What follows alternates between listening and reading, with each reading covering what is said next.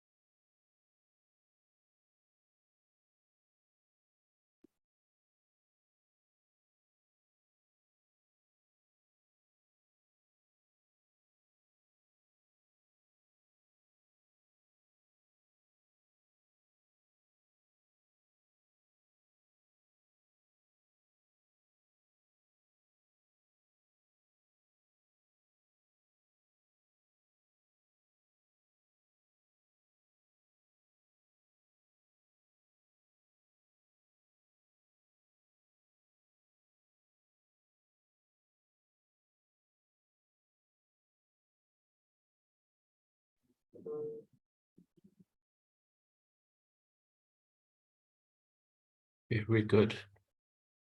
Good morning, everyone who managed to join us online today. We are here as Kagiso Trust to share with you the journey that we have had with the districts that we have worked with. And we wanted to share our work with the entire country.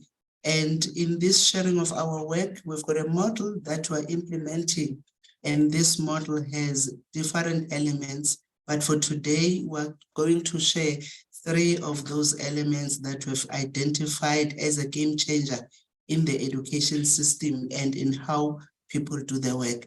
Before we indulge you on what we're going to do for the entire day, let me allow our CEO, Ms. Mankodi Miyitse, to welcome you all. Thank you, Caesar. Thank you, our esteemed guests. Good morning, everyone. Our esteemed participants, hopefully you are having a good morning, good Monday morning. Allow me this morning to welcome you all to the inter-district webinar designed to equip all of us, school management, leadership, with the tools of knowledge that we all need to lead effectively in the 21st century. We coined this under a topic, embedding change in the education system in South Africa, from planning to action. Education leadership has become more important than ever in this world today. Effective school management and leadership are critical components in transforming education in South Africa. This webinar comes at a crucial time where we all grapple with the challenges of poverty, inequality, unemployment. All these issues, education and its management need to address and do so effectively.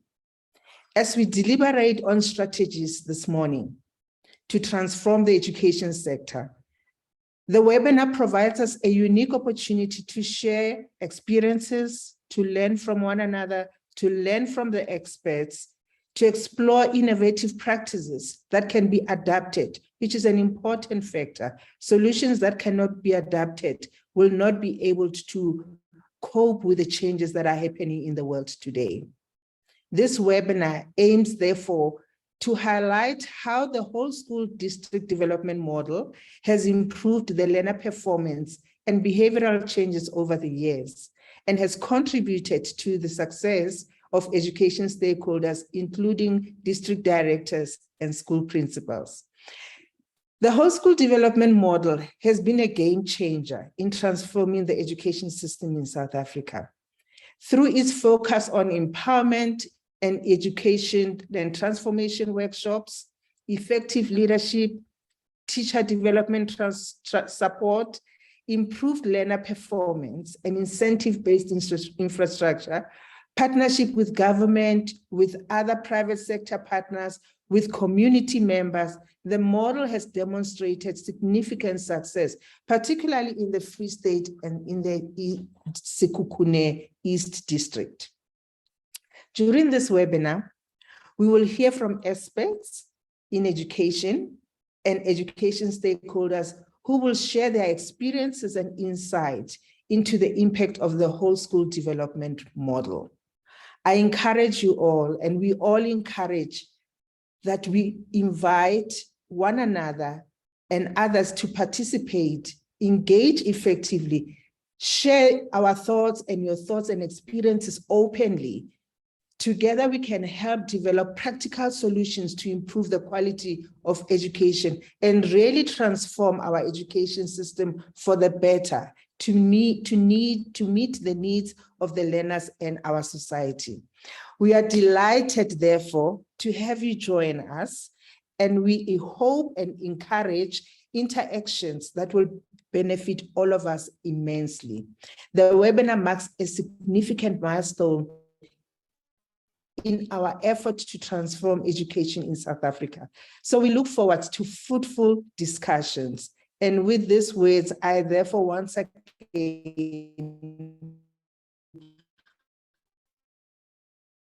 welcome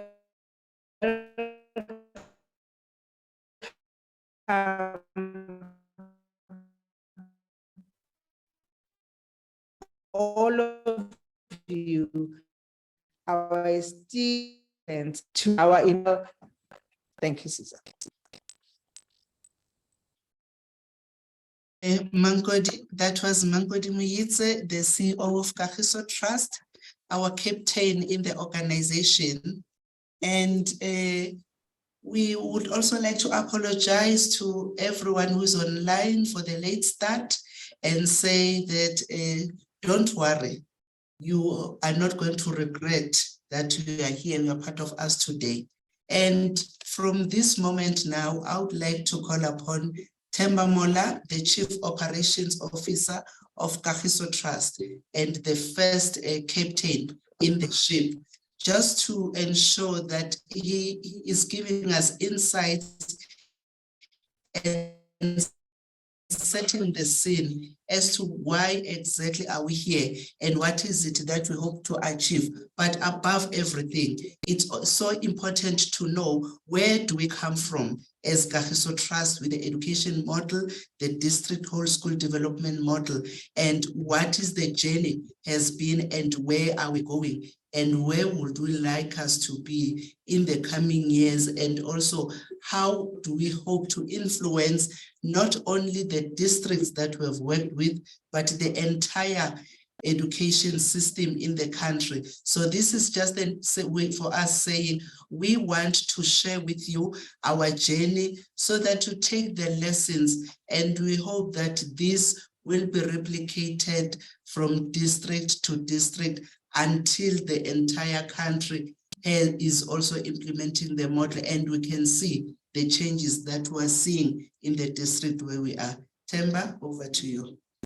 Good morning, and thank you very much for this opportunity. Very excited to, looking forward to the conversations that are about to happen. We have invited the practitioners, people who have first-hand experience on how the program has worked. It's always important that those who have a lived experience can be given an opportunity to talk about that lived experience. The education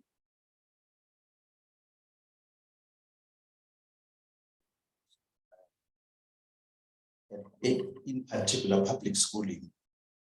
And this vested interest is informed by the fact that there is a significant number of South Africans who depend on public schooling.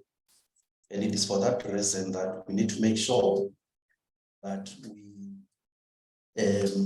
work with all the challenges that the public schooling system could be confronted with. We designed a model several years ago, which is based on a partnership with the Department of Basic Education, where together we invest in the program to make sure that there is resources available to public schooling. And over a period of time, we work with respective schools. I think our focus has always been the district, because a lot of schools are supported by districts. And it is for that reason that we work with the district. We spend a bit of time to appreciate that are confronting public schooling.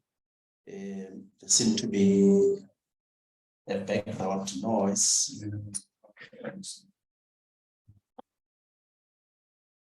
Yeah. So we would spend several years with respective districts. We started in Fitsanyana in Kwakwa some years ago. And happy to say that since that inception, the district has been performing exceptionally. We then went to Moteo and visited Derby, spent a period of 8 years dealing with various elements in the education pipeline, teacher professional training, leadership development, infrastructure development. These are the elements of the district school model, which are implemented over a period of time. And happy to say, and this is evidence available, that the Free State has been performing exceptionally well, in particular the very districts that I've mentioned, visited in Moteo. Subsequent to that, we moved to Sikupune in Limpopo, and we are beginning to see very encouraging signals of success. And we are still building. This model entails putting a lot of effort in making sure that we transform the system. We improve the efficiency and functionality of the pipeline so that our children who are who go to these schools are given a competitive chance in life, because schooling is quite imperative. And we are really excited that we can today, with the partners, really begin to reflect on the successes that we have achieved over time, and also to appreciate the challenges that these successes are intended to resolve. On that note, I want to hand over to Caesar to proceed with the discussion. Thank you very much. And I can safely say that we are in motion. Now that we have set the scene for us, we are ready to travel with the different specialists, beneficiaries, people who have walked the journey with us. We sat down as the organization and said, we've been telling our story.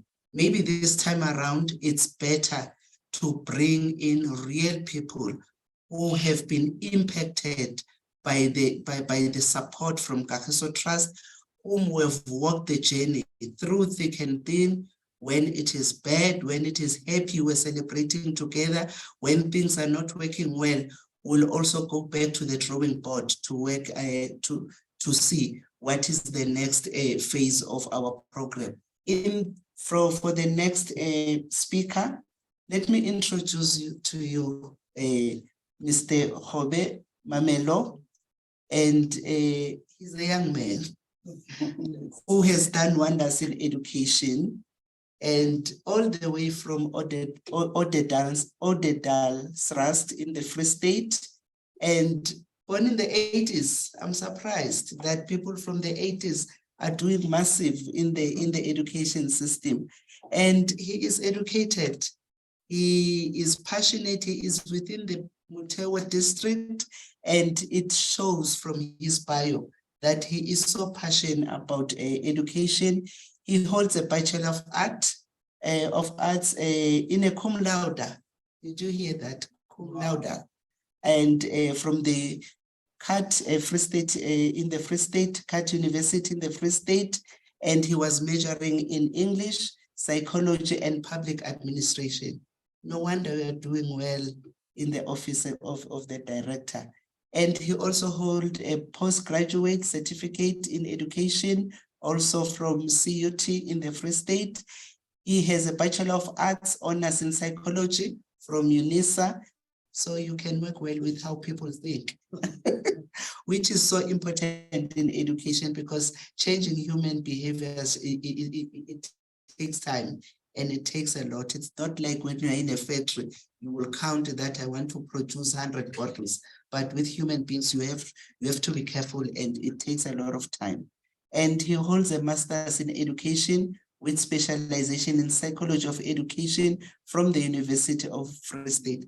Currently, he is studying for a PhD in education with specialization in psychology of education with the University of the Free State. His occupation, he is the Deputy Chief Education Specialist in the Office of the District Director in Mutewa District, and he is interested in debate and public speaking. And Mr. Mukhulo will take us through today to share with us how the ETWs, at your time, we were calling them the retreats, and that name of the retreat still is fixed. So now they are called the Empowerment and Transformation Workshops. We want to know how the ETWs transformed the system in the district and the school support, improving how you support schools as district officials, and what are the opportunities to embed to the Empowerment and Transformation Workshops in the system. Dr. Mokhoba, over to you. Thank you so much, Caesar. Thank you so much, Abiti Temba. But I really just want to pass the apology of the district director and Tatemulo, who could not be with us here today, as he's engaged in other prior district and provincial engagements. He really wanted to be here. We also had a long discussion with him yesterday during the night. Just in preparation, he's happy. But then I guess, you know, the challenge of leadership with Temba is that one should be able to produce leaders whom, you know, can take the data and can run the race, because eventually none of us are going to be here forever.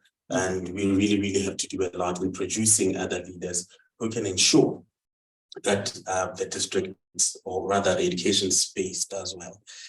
But before I continue then to talk about the retreats or the empowerment and transformation workshops, I also just wanted to share with you the Mutewa Education District profile. We are one of the 5 districts in Mutewa Education District, whom, you know, we are one of the 5 education districts in Mutewa Education District in the Free State Province. And as we will say, or as the district director would say, we learn so much from our sister districts. We have learned so much from Thabo Mofetsanyane. We have learned so much from Feziledadi. We have learned a lot from Lejoni Putswa and Harib as well. So we are a product of all of that, of our sister districts, lessons we learn from them. And they also are not shy to tell us where we are doing wrong and where we are not doing wrong.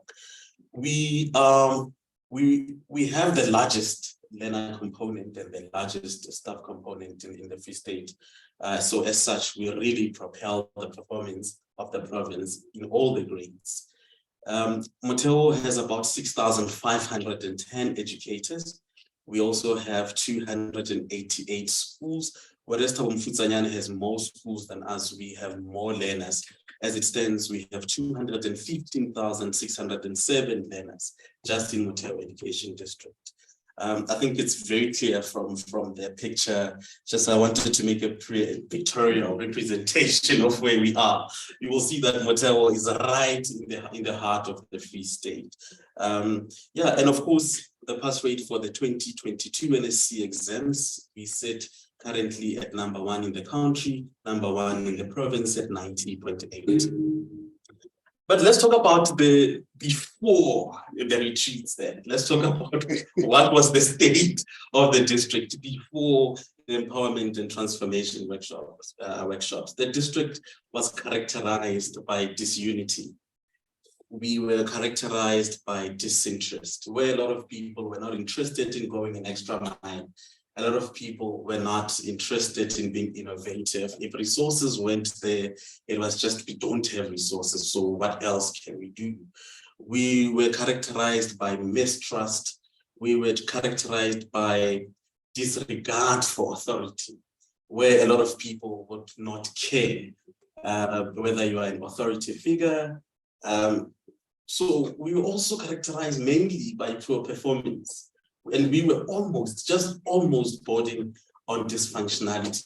So that was Motero before the empowerment and transformation workshop. But then thank God to the late former MEC for Education, Dr. PHI Mafeme, so rest in peace, because it was in 2016 that he said, you know what, this giant that is Motero, he cannot be this big and not become really influential in the performance of the province. And then he said to us, you know, verbatim, that this sleeping giant should really wake up. So it was at that time that we were taken for retreats. We were taken for the empowerment and transformation workshops, which really demanded a lot from all of us. It demanded a lot from all of us. Moreover, the product of the retreats, we were able to come with the district motto or the district mantra. We then said, we are the district on the rise to greatness. And that surely wasn't easy, because at the time we weren't really performing. And a lot of people said, what greatness are you talking about? We then also ensured that in order to ensure that there's unity and that there's uniformity, all of us, we then had the district colors, black and lime. I think Motero Education District in the education space now is known for black and lime. But that ensured one thing, that ensured that the team spirit was there, because this was the product of the retreats, where we were able to identify ourselves as a team. Uniformity was there and there was unity. The retreats were able to give us the spirit of camaraderie.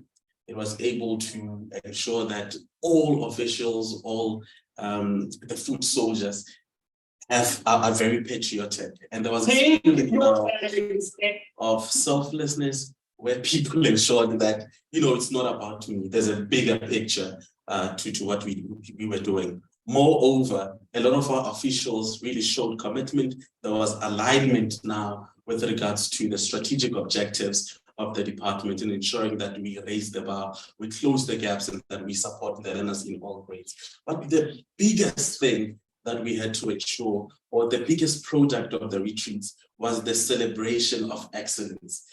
The district, there were small pockets of excellence there and there, and we had to ensure that we celebrate excellence. Even if it was an improvement of 2%, we had to celebrate that improvement and ensure that we rally everybody behind that. So the current DMT took over the district in 2015. And when this DMT took over, led by the district director, Mr. Moloi, we were performing at 74.8 pass rate, with bachelor's 28.9. And it's safe to say that today, the district is sitting at 90.8. So that's a great leap for the current DMT. And, you know, then KST walked the journey with us. And it's safe to say during that time, it was very turbulent. Those were turbulent years. But moreover, or rather interestingly, just a moment there.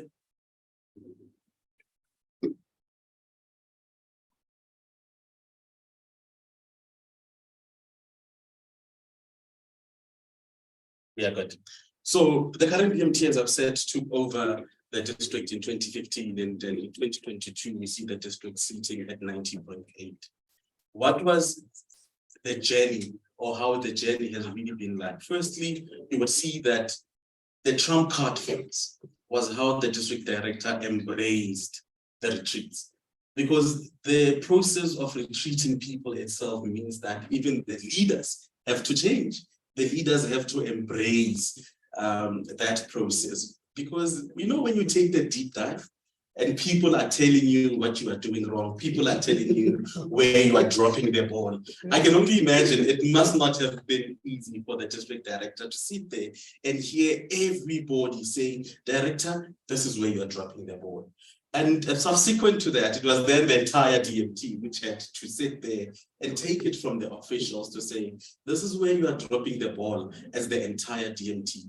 That required us to be honest with ourselves. It required all of us to take that and not treat ourselves as holy cows. So the trump card or the secret in how the retreats actually work is that they should be embraced even from the leadership. The leadership should not see themselves as holy cows, where they cannot be told where they're dropping the ball, where they cannot be told where they're doing wrong. But then the shift in how the retreats then came to say, okay, it's fine. It's often very easy to tell people what they are doing wrong. But then can we point that finger at the self and say, Hobe, this is where I am dropping the ball. That in itself allowed all the officials to look at themselves critically, to say it's okay to point out other people's mistakes. And it's often very easy to criticize when you are doing nothing. But when you are in the arena, when you are getting your hands dirty and you are facing the mud and you are dealing with the mud, often then taking that hand back and saying, this is where I am failing. Moreover, the journey has been so great that we allowed ourselves not only to become a grade 12 district, but then to look at the whole system. This is why, as we stand, we are the current ranking #1 in the country based on primary school support and learning outcomes, as announced by the Minister of Basic Education at the National Education Excellence Awards in April 2022.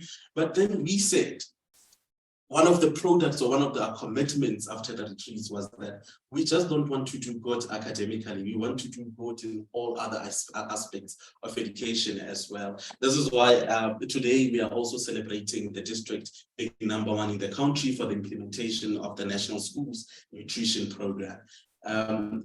We said it cannot be just in academia, in all aspects as well. We have to do well. So it has really been a good story to tell. In that, then when the district took over 2016, we then went to 85.5 pass rate. 2017, we dropped 82.5, which was very painful at that moment, because once you have tasted a bit of success, and now you are experiencing the downhill again, it starts to you often even question yourself as to were these strategies working? Was I even right in making certain decisions? However, it's very nice because then you were there with us through the whole entire process. It was then again in 2018 that we went back for another retreat, just to ensure that we have a statement of commitment, that we reaffirm the commitment, because even more like motivation, it is really more like it's like a roll-on. You need to apply it once again, over and over again, such that you are relevant to the system, you respond to the challenges of the time, you ensure that the strategies that you have now are aligned, and that the commitment of all the officials is still very relevant. And then of course in 2018, we improved to 85.1, and that's when really the celebration of small pockets of excellence. We were very hard as the DMT with the director leading that to say it really does not matter, even if it's an improvement of 4%, even if it's an improvement of 2%. The fact of the matter is that this presents an upward trajectory. This presents the commitment to the officials, the food soldiers of the districts, the principals, and the educators have really dedicated to ensuring that we live to the mantra of ensuring that there's greatness. In 2019, then we went to 87.9. 2020, surprisingly, the results dropped across the system. However, this is when Motewa came into the top 10 in the country in 2020 at 85.4. 2021, we were sitting at 87.9, and 2022, which was the biggest for us, we were sitting at 90.8, being #1 in the country. However, now comes the real challenge. And this is when Abu Ditemba, the district director will say, when you have your 40 seconds, ensure that you use it profitably.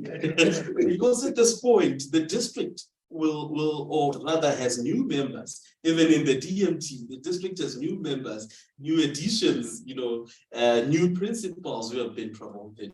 And I think it is more critical that at this time, we be retreated such that the commitment, it's there even for the new members, that the new members can also align themselves to the team spirit.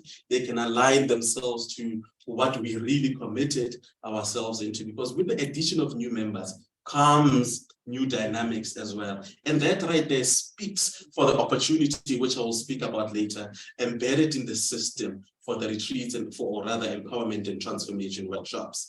I'll speak to that later. But moreover, as I have said, this could not have been an easy process. There was resistance to change.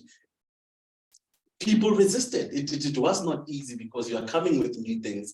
You are asking me to be selfless. You are asking me to be more committed. So it really needed us to create some kind of organizational awareness to say, who exactly are we as Motero Education District?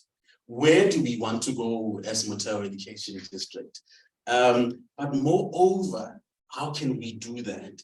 This needed individual and team character affirmation, because a team is comprised of individuals. So the retreat allowed us to go down to the level of an individual to say, look, this is how the district director Moloi is, this is how the CES Memagadla is like, this is how the CES and the Demotalamadi is like.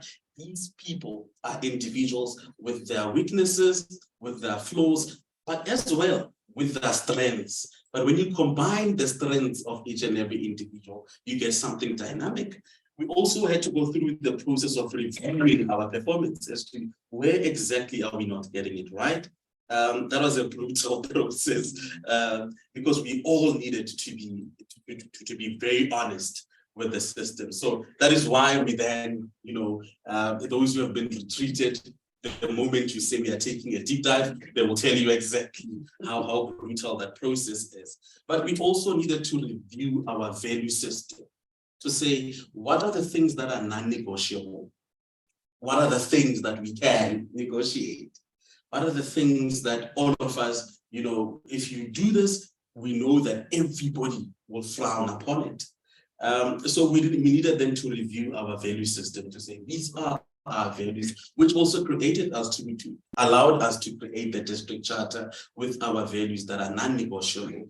But moreover, we visualized change. We said this is where we want to go, but that will not become possible without even itemizing that change. We then said, these are the things that we needed to stop. These are things that we need to continue doing. And these are certain things that we needed to start doing. So it was a good process of allowing us to even itemize that change.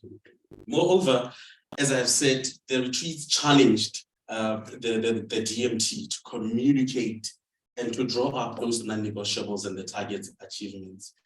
It allowed us, or rather instilled, team spirit and organizational unity of purpose in the broad management, subject advisors, circuit managers, section heads. Every official could now say, this is who we are as Motero Education District, this is what we stand for. But moreover, the continued, because being retreated is one thing, but then how do we sustain that motivation? Coupling it with PILO as well for leadership, for mentoring, for coaching, that right there was the trump card in terms of the empowerment and transformation workshops, because it allowed constant motivation, such that when the motivation levels were fluctuating, PILO would come in to say, okay, remember the commitment you made at the retreat. So that was quite excellent.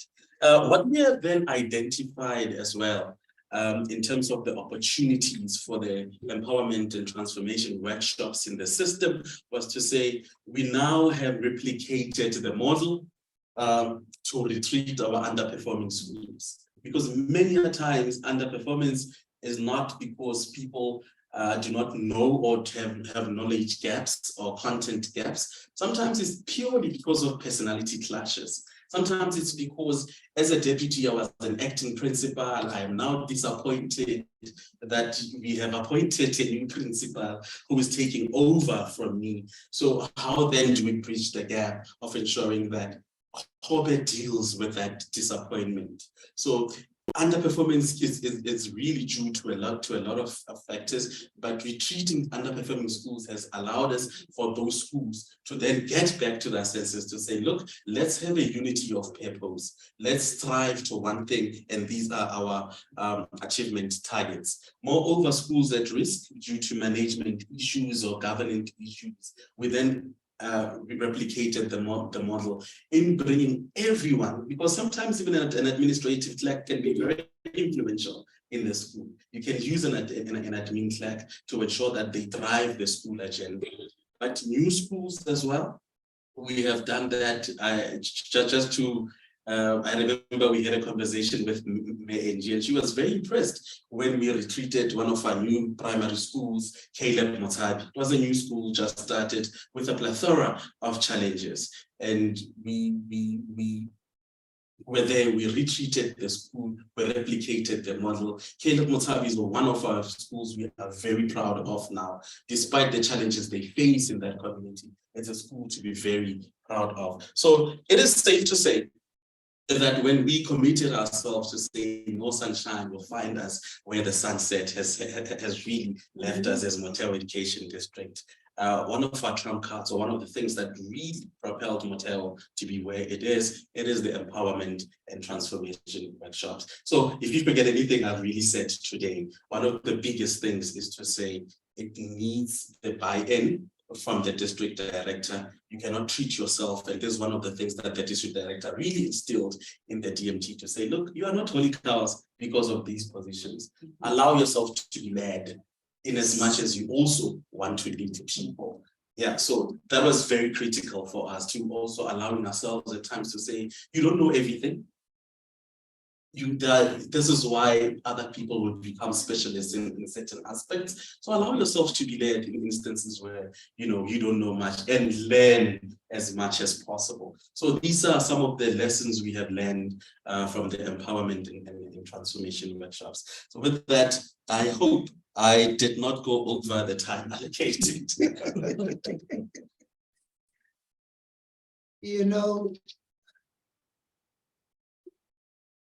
I don't think you've gone over the time allocated, because what we have shared, it's not even the end. So it's for everyone who would like to know more on Montero.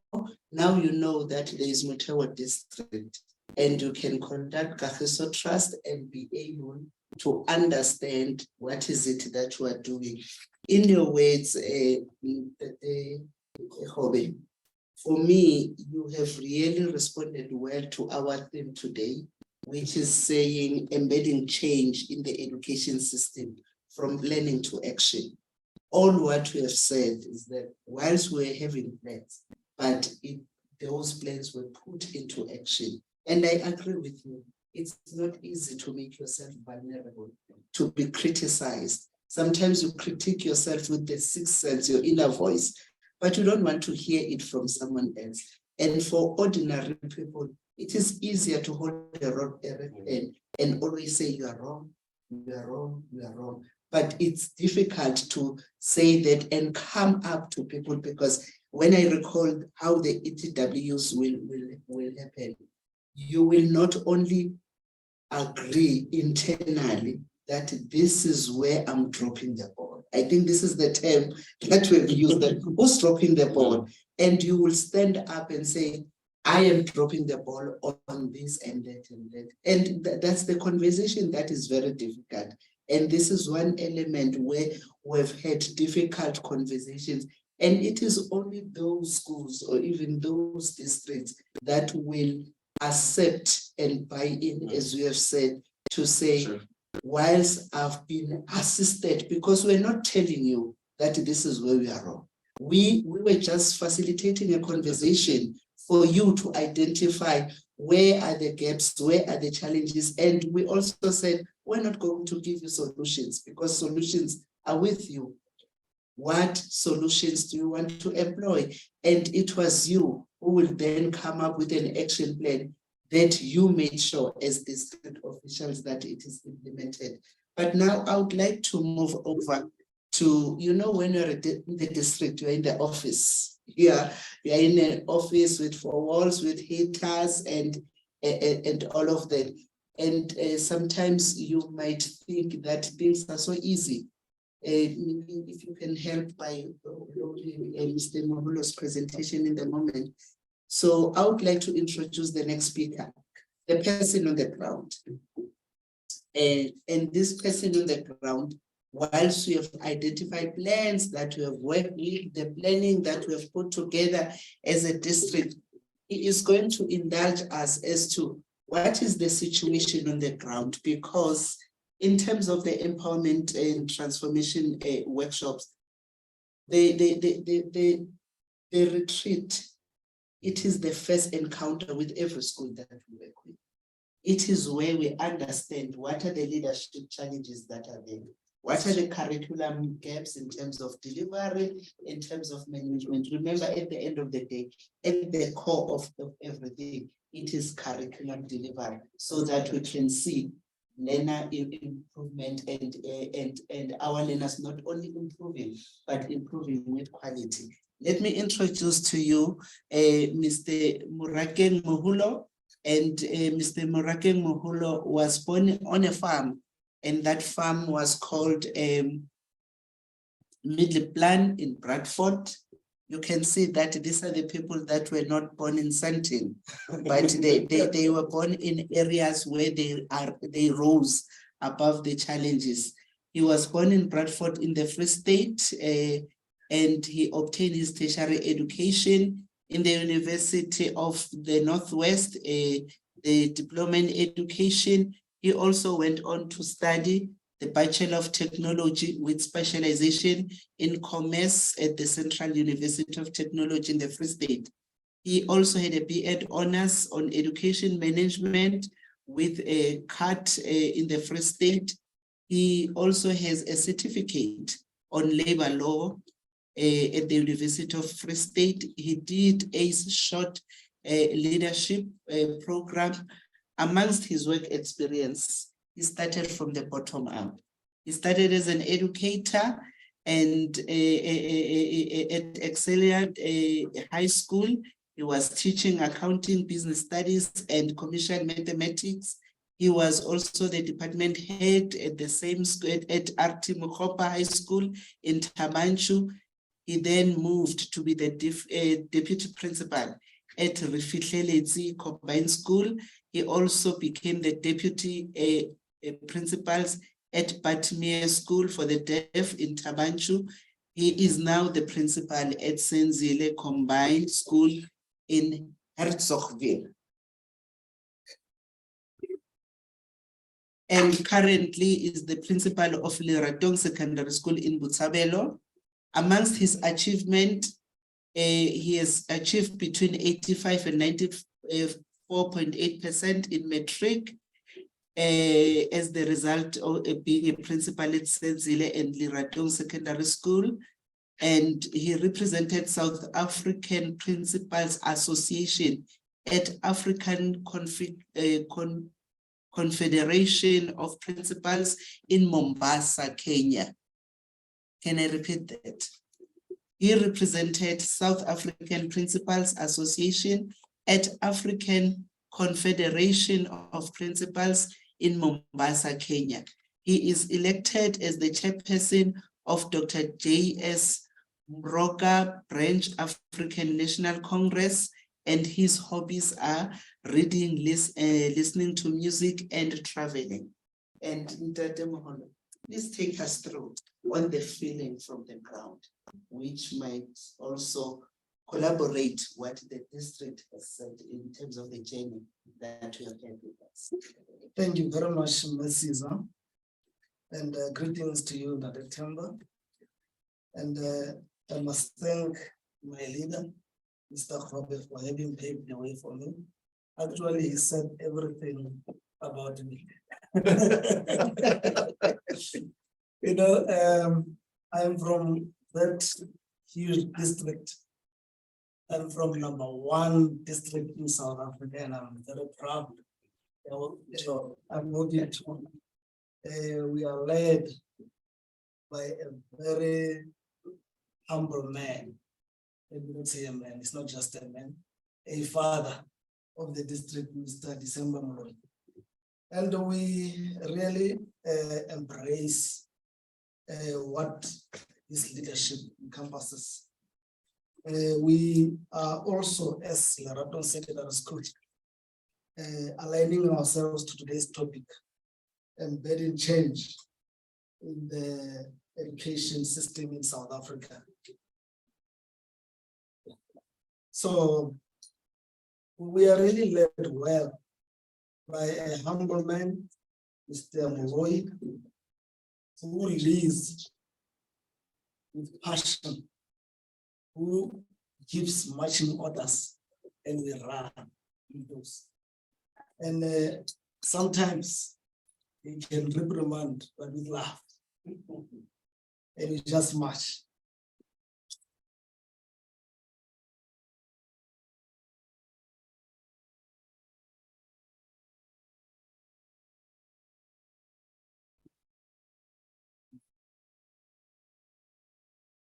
Yeah, but then as I've said, I come from that district on the rise to greatness. And as a school, in the Leraton Secondary School, we believe in our district mantra that we want to really rise to the greatness. And then this year, we also align ourselves as a school with the theme that we consolidate, we improve, and we make sure that we redefine the greatness we talk about. So as we have said, I'm Rakem Moholo, the principal of Leraton Secondary School. Our school is situated deep in the rural middle of the Free State, in a town called Butsawe. And then the motto of our school says, we strive to succeed. Then I would like to share work and insights of what has happened with us along with KST. Let me first give the background of how the school was before KST came to us. We are actually a Section 21 Quintile 1 school. The school was established in 1986. Then it was called Flonaman Secondary School. And then it changed in 1996 to Leraton Secondary School. I arrived at this school in 2017. And then they told me about Flonaman, and I asked why did we change? They said the name was bringing bad things to the school. It was learners dying, teachers, and then they said, let's change, maybe it's the name, because rural Flona. So then it was a place of love. Well, the roll this year is 1,584 learners. We've got 51 educators and 7 support staff members. Our poorest performance was in 2015, where we got 62% pass rate. So you can see that coming to Leraton was a mountain to climb for me as a leader.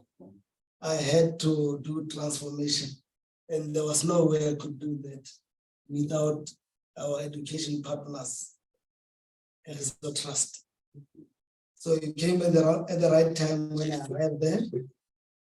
So the highest that the school achieved was in 2019. And this was a record % pass rate ever since the inception of the school, where we got 94.8%. And I must tell you, this came immediately after we had a retreat by KST. So currently in 2022, we dropped to 86.5%. But you know, in the Free State, when you have 86.5, you are a well-performing school.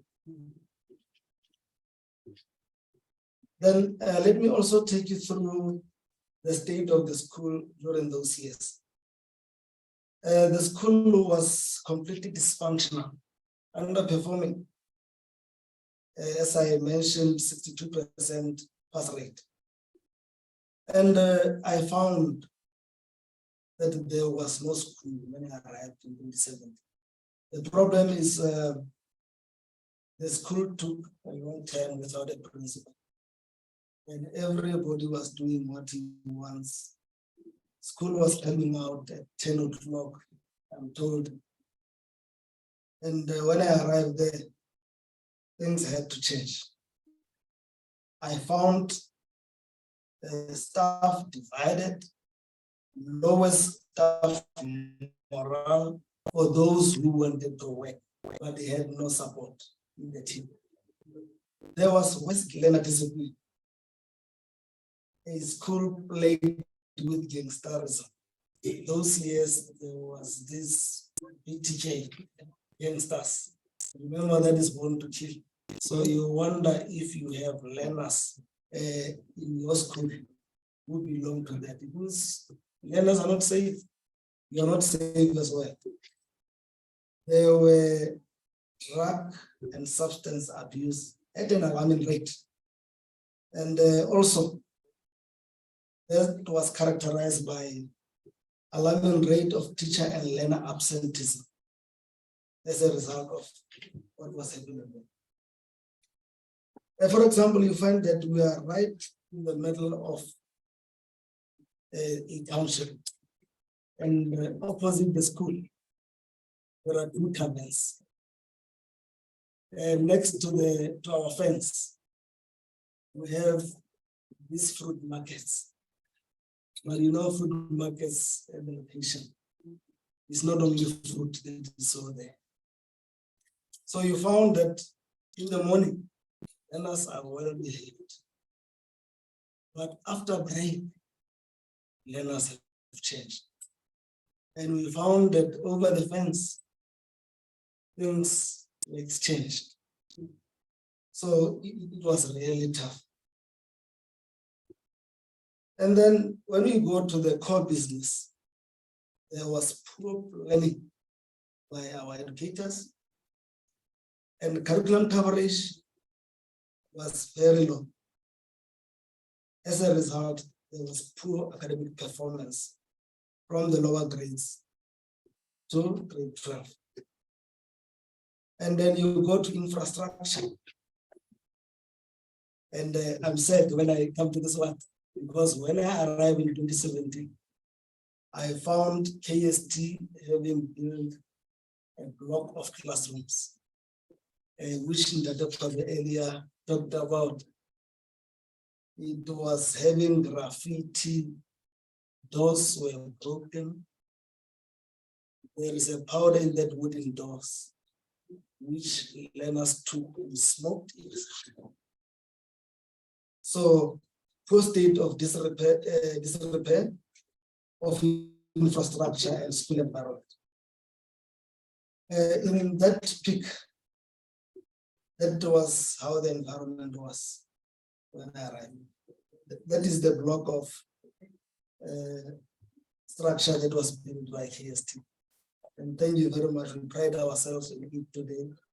It even has bigger classes than our previous classes. We hope that will come again. Because you see now, when these classes were built, there were 1,200 learners. And then last year we had 1,660 learners. This year we have 1,594 learners. I don't talk about staff, they have nowhere to sit. 51 of them plus those 7 support staff members.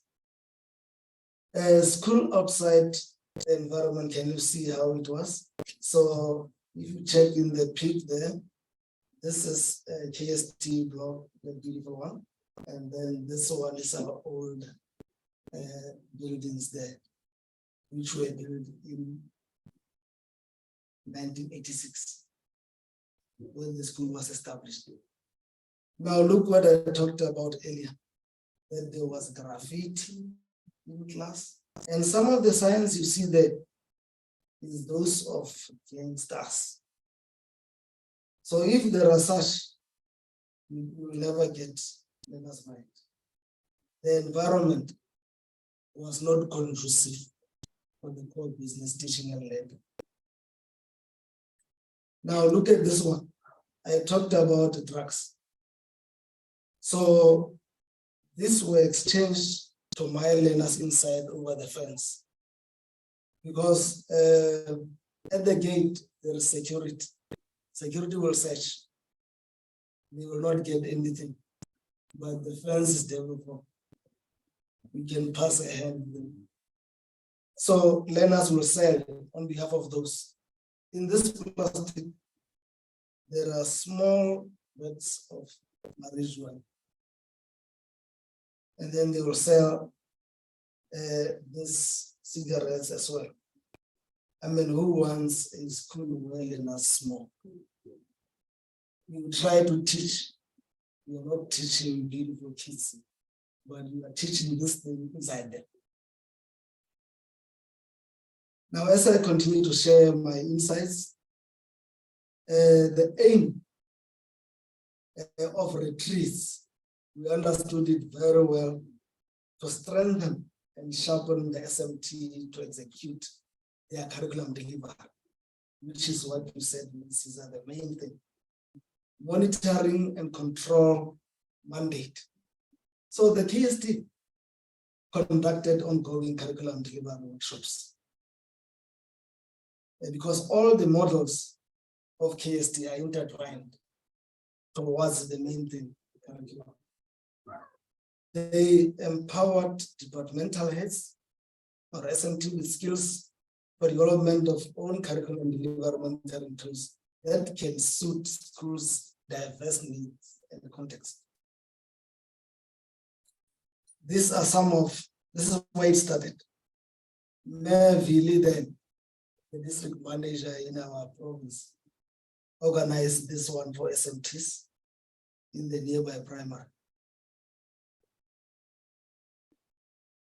Then this was also to help address the challenge of staff divisions that we had.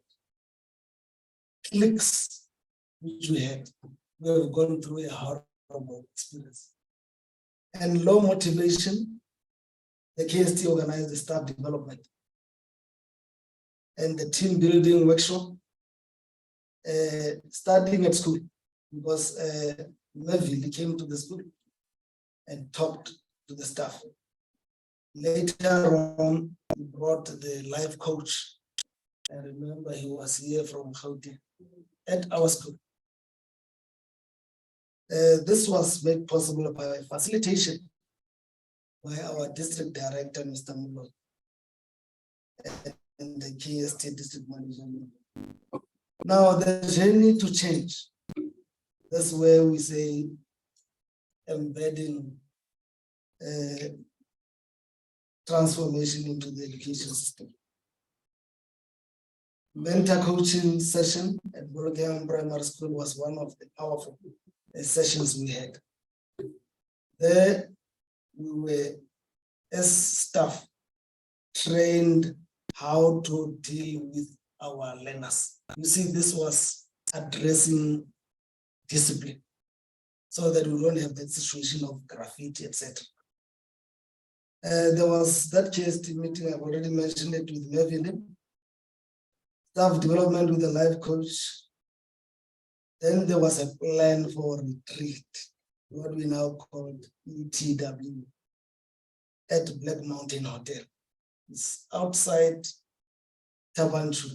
It's at the outskirts. When you are there, you can only hear birds singing. So you can think there. You can read cook yourself.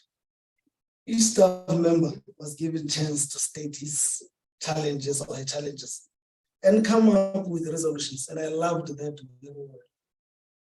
The motivator, the person who was facilitating this team building, said as much as you put your challenges, you must come up with resolutions. And this was a very emotional process. Some of us were shedding tears as we related how things used to be and the things that we like and things that we don't love about ourselves.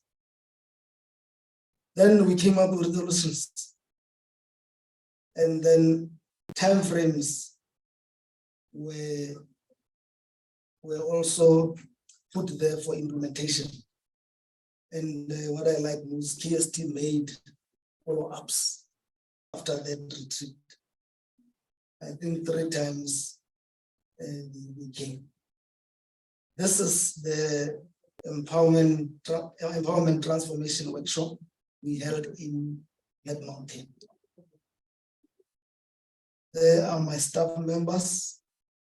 We were making those resolutions. Now, I want to relate, on the impact of this exercise. When we came back, my staff was united in song. We were singing, we were saying, we are going to the war, we are going to make it. And I must also state that not my whole staff went there.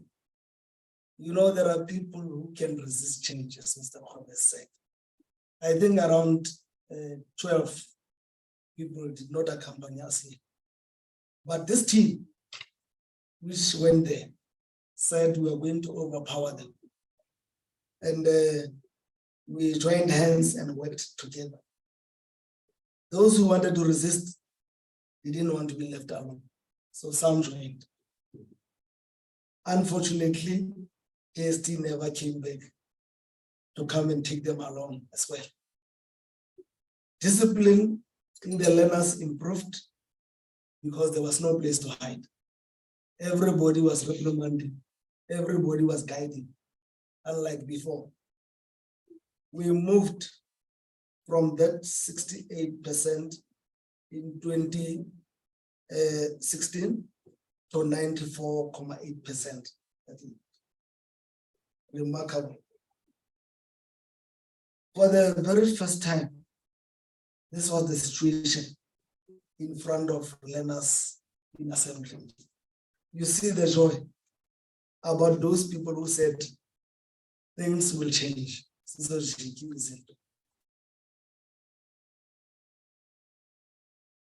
There is our teachers changed their attitudes with pride. Now, the importance of empowerment transformation workshops. They fix behaviors. Hence, we talk about embedding change in the education system. Systems changed. Practices in schools were also bettered. It brought unity and esprit de corps in the staff. We wanted to work together. ETW bring productivity, which leads to improved performance. At the moment, we talk of improved performance. Our meetings for parents, SMT, staff, we talk performance, just like our district team. Learners become ultimate beneficiaries of well-functioning school because there is effective learning and teaching, which is the core business of the Department of Education. And it creates a well-managed school by SMT. The state of our school now, there is upward trajectory on academic performance. We know that we'll never go back. Staff unity, safe and sound school atmosphere that promote teaching and learning can be seen every day. There is improved learners and educators discipline. Remember, in this case, not only learners were ill-disciplined, but staff as well. Improved curriculum delivery, monitoring and control is happening at my school. If you look there, this could not be the scenes at my school. It was filthy, papers around, but you can see that there is life there and there is a conducive environment for education. You can see there. Now, this is one of the KST classes, which when there was full of graffiti on the walls. But look now, concentration is core business first. We concentrate now on academic matters. Mathematics in my school is also becoming fashionable. Here in term 1, we had these learners who excelled in mathematics, and we put it outside so that everybody can see it, as well as on our Facebook page. There is a star there, which you must expect to see her with NG when the results are announced. Lerato Masole, who got 100% in mathematics. Now she got 100% in physical science in term 2. And you go down in grade 11, learners achieving 99% in mathematics. Grade 10, grade 9, youngsters like Tata Khade, they are coming there with a love of mathematics. So this is what is inculcated by a staff that has changed its work ethic. In conclusion, ETWs, I believe, should not be events like with what happened with me, but must be ongoing process in our schools.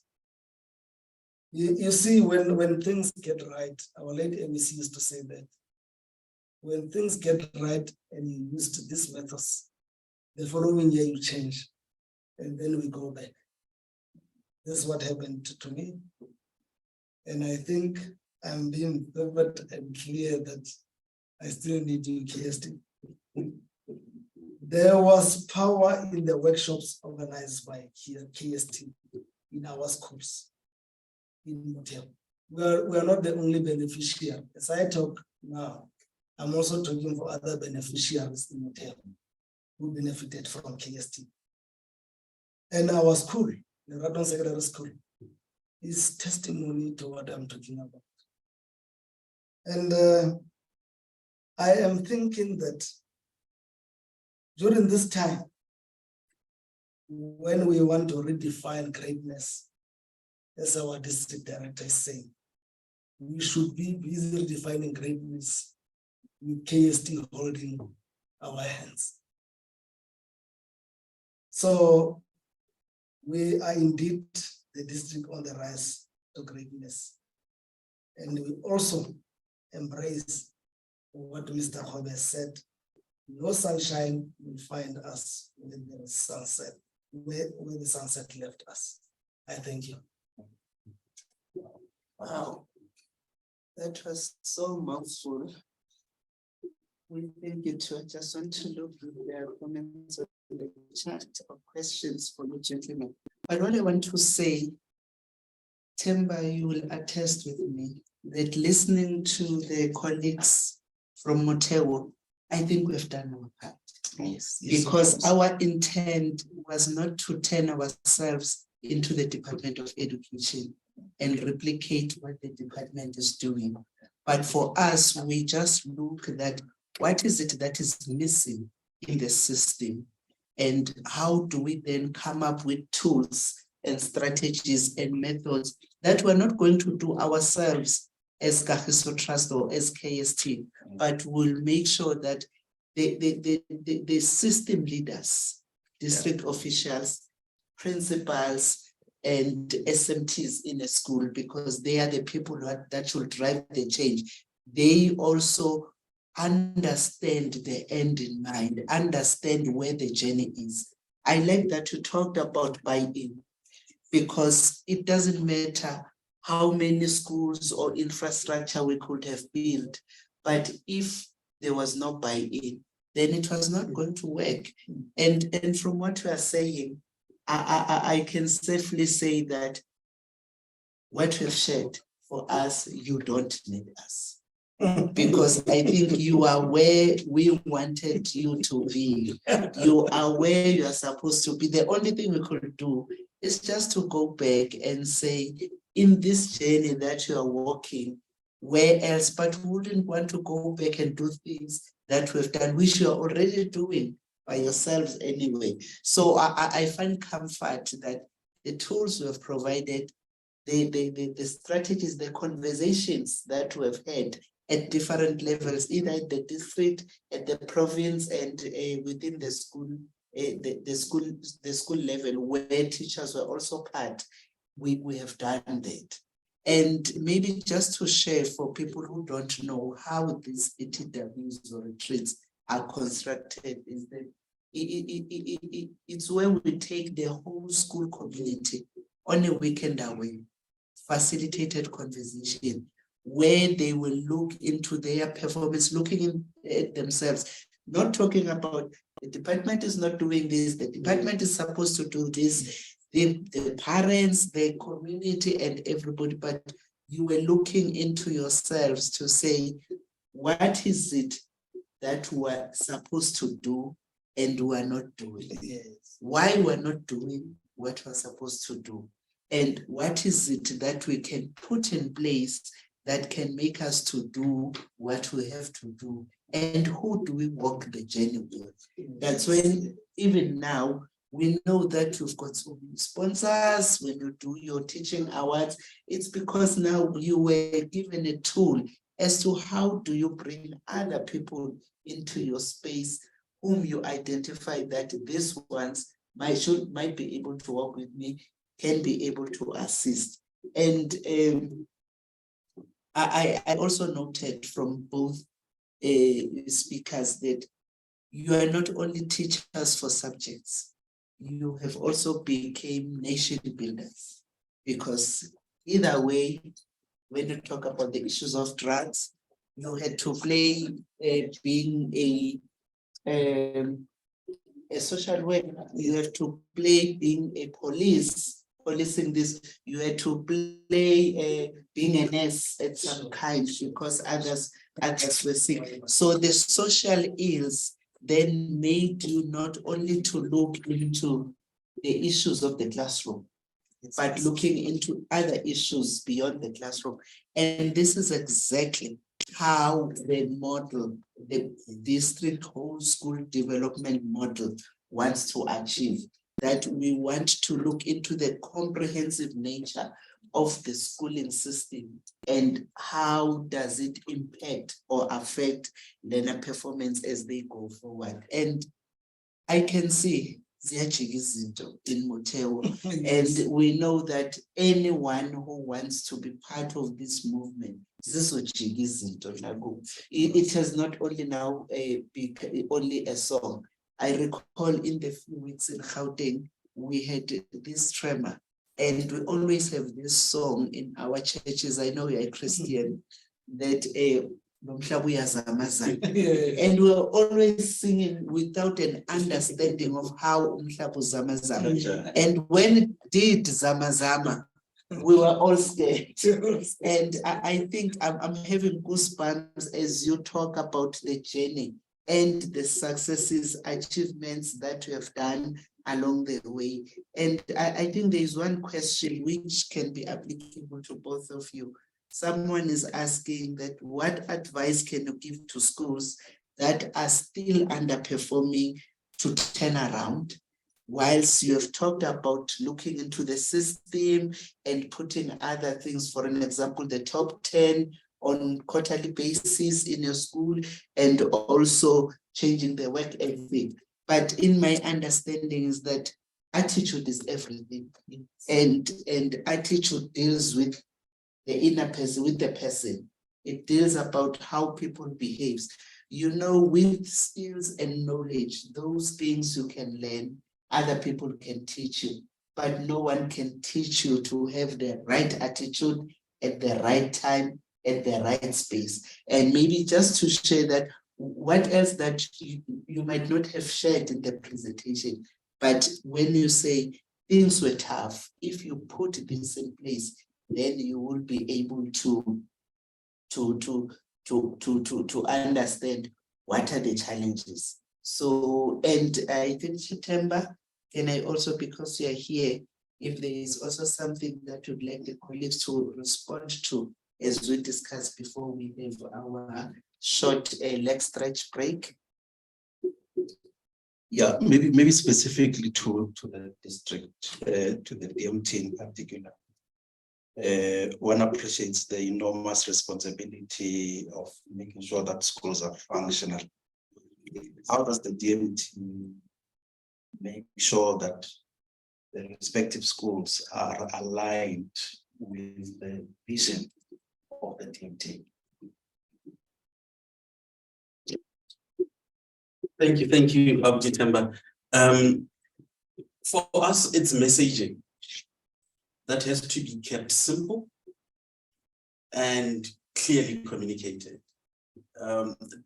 Quoting the district director verbatim, he would say, you cannot over-communicate. So, for an example, how we started with the district mantra, the district on the rise to greatness. We had to say this over and over and over again.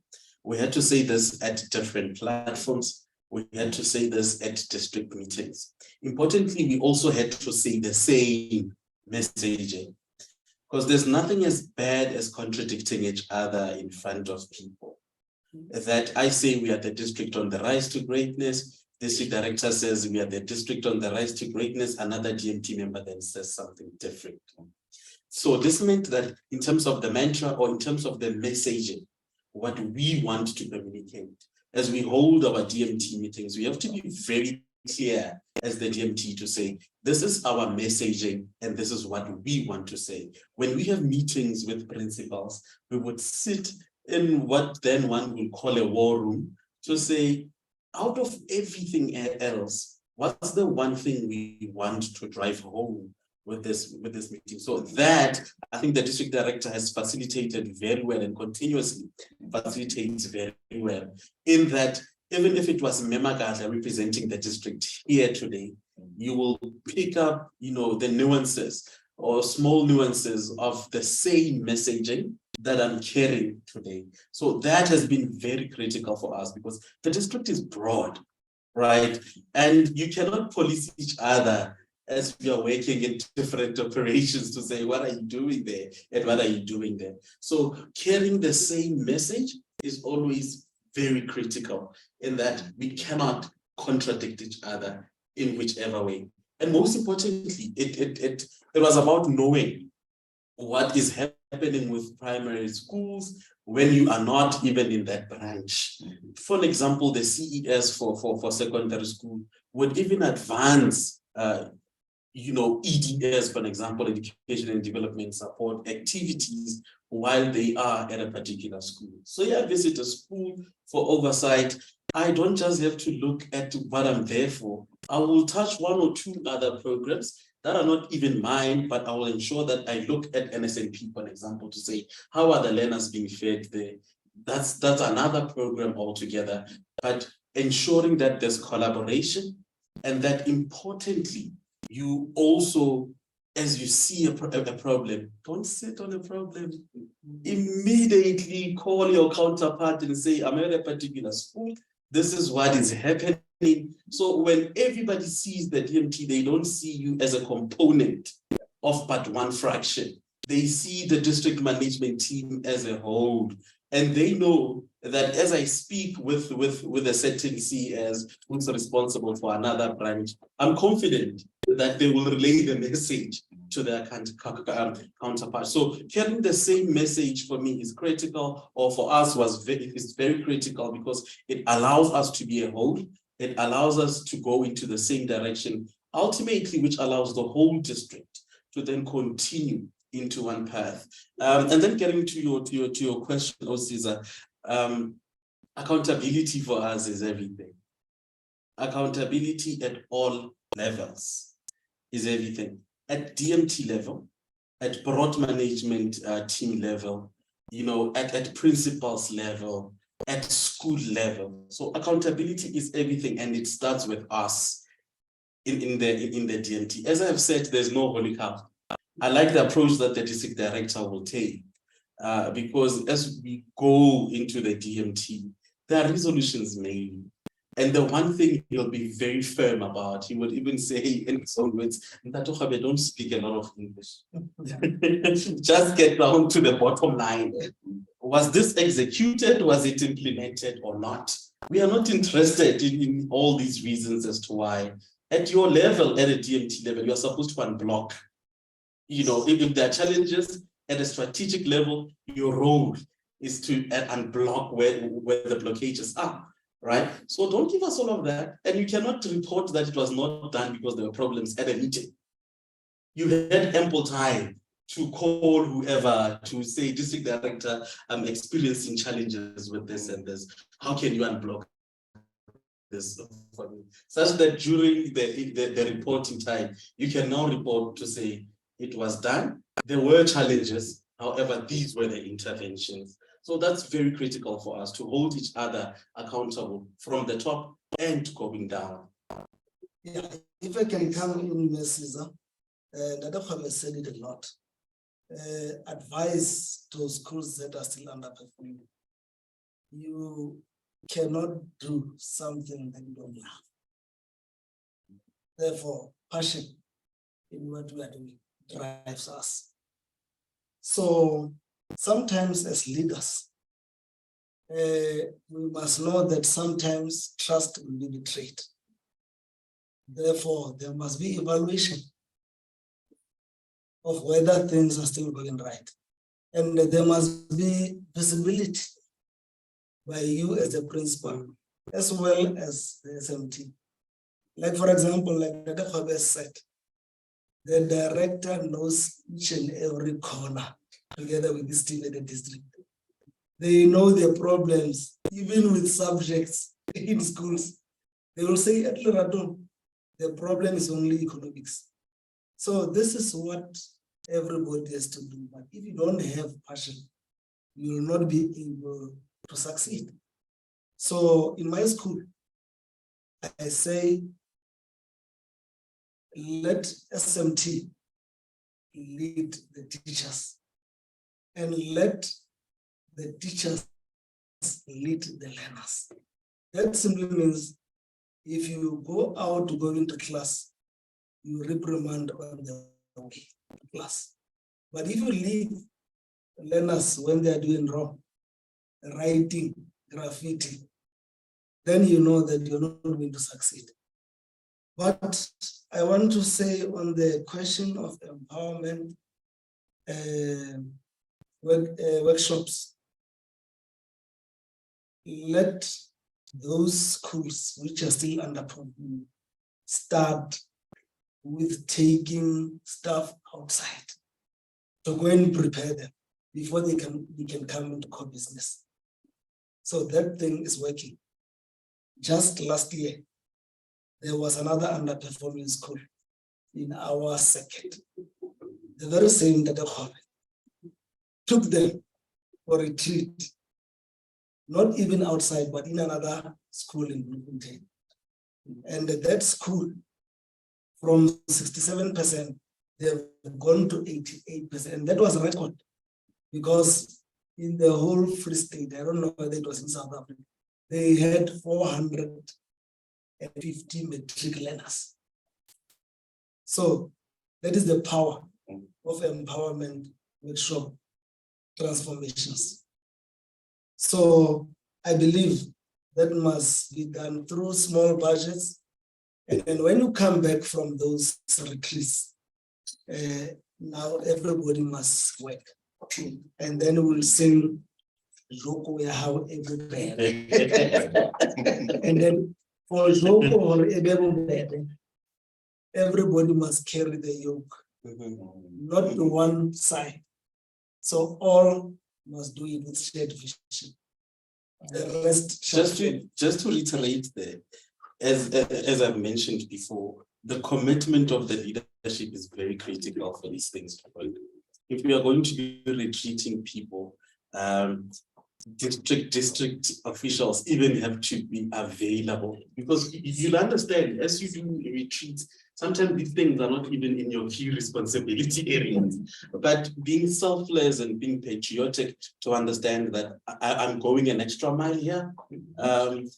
Because in the example that he's making, I remember I did not have a budget, but I asked the district director to say, look, where can we find the budget? Who can we call? Which strategic partner do you think will perhaps agree to funding this? And he made the necessary calls, and one Samaritan said, no, I'll pitch it. And then it was made possible. So we even have to go an extra mile in ensuring that leadership is committed to these kind of interventions, because they have proven to work. They work. There's another question for you from the chat. Okay. It's from Sepo Mashiko. He wants to know here's the question. What is the percentage currently of attendance versus absenteeism for both educators and learners? Wow, that is very, very important question, Sepo. At the moment, we are registering 96% average attendance by staff. That is remarkable. Fortunately, I've just checked it a few days ago. So when you go to attendance by learners, there is a template that we use to track learners' attendance. For each and every grade, every day, we have admin clerks who go to different classes.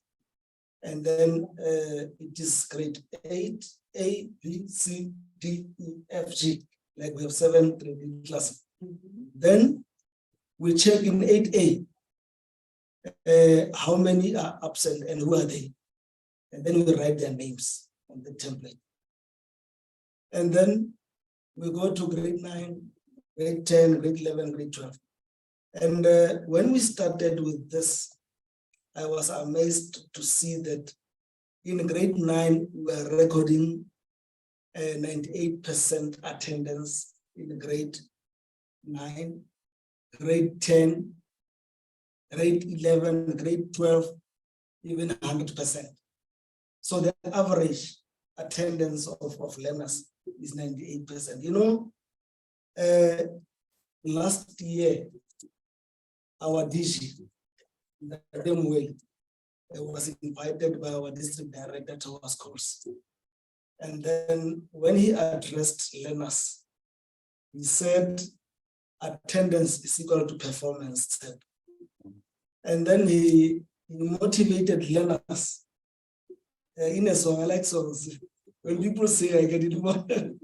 And then DG was saying, come to school every day, come to school.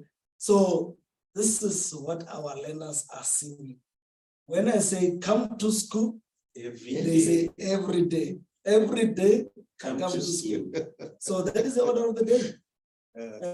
At the moment, in term 2 results, we have 92%. Wow. And then that correlates well with attendance of my grade 12 learners. Thank you. Very amazing. And I know that usually your term 1 results predicts the end of the term results. Especially us at Lerato. Yeah. If we get 90 in term one, Yeah, it's 90 throughout. throughout. I've seen that. I think another question from Tembelihle. Tembelihle, this is for us as Jahiso Trust. We partner with the Department of Education in the province. We wanted to know, how does a district become part of the ETW? However, now that we are taking out the work that we do, you will see the information when you go to our website at info@Kagiso Trust.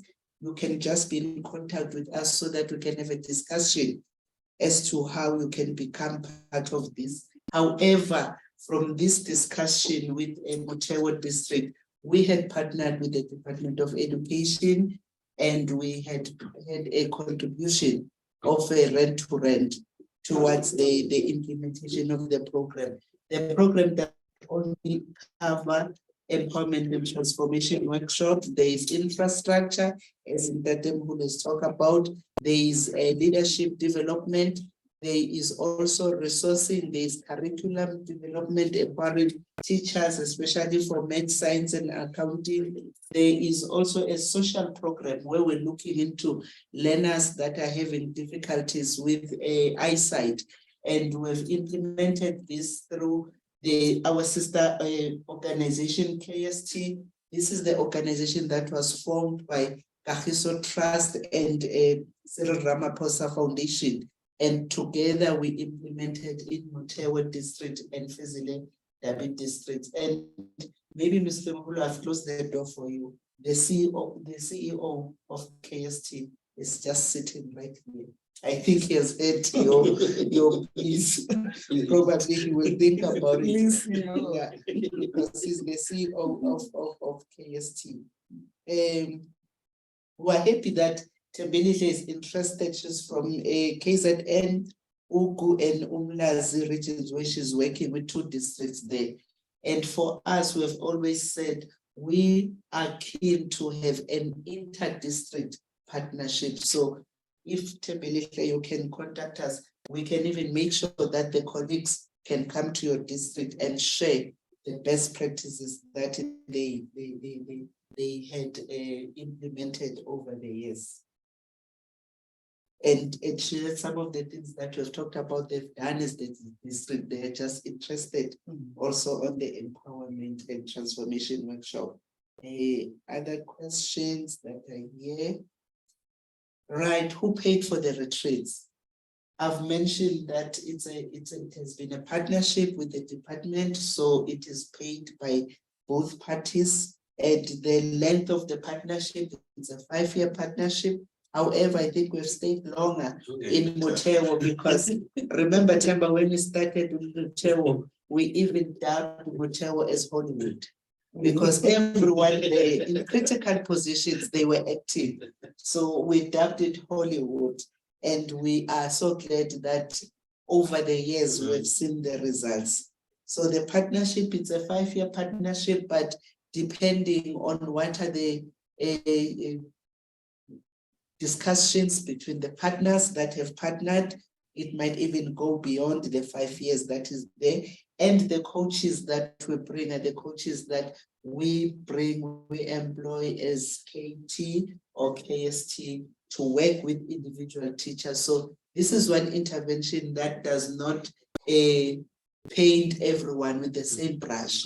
We scratches where it itches you most, not where it itches everybody most. And I also invite people online to continue sharing your questions on the chat. I know that we've been sitting for some time now, almost 2 hours. Let us just take a 5-minute before that. I'm interested in what Tembelihle is saying. And I want to encourage her to cry and write to Mrs. and the CEO that Temba here. Let me also say, when we go to this retreat, everybody leaves his car. Common transport in a bus. So we become together. from Friday, Saturday, Sunday. When we come back there, you will never be the same. Thank you, Mrs. Thank you so much. Thank you for sharing that. And that we do it intentional because we want to start this teamwork to start as you are going there. We know you always go with your car, you are in your office, this one is in the staff room. And that's where you get to know each other better, more than what the person does in the school. And can we just take people online, please don't leave us. It's just we want you to go and quickly make coffee and come back, and we will be starting again at 11:15. Yeah. Thank you.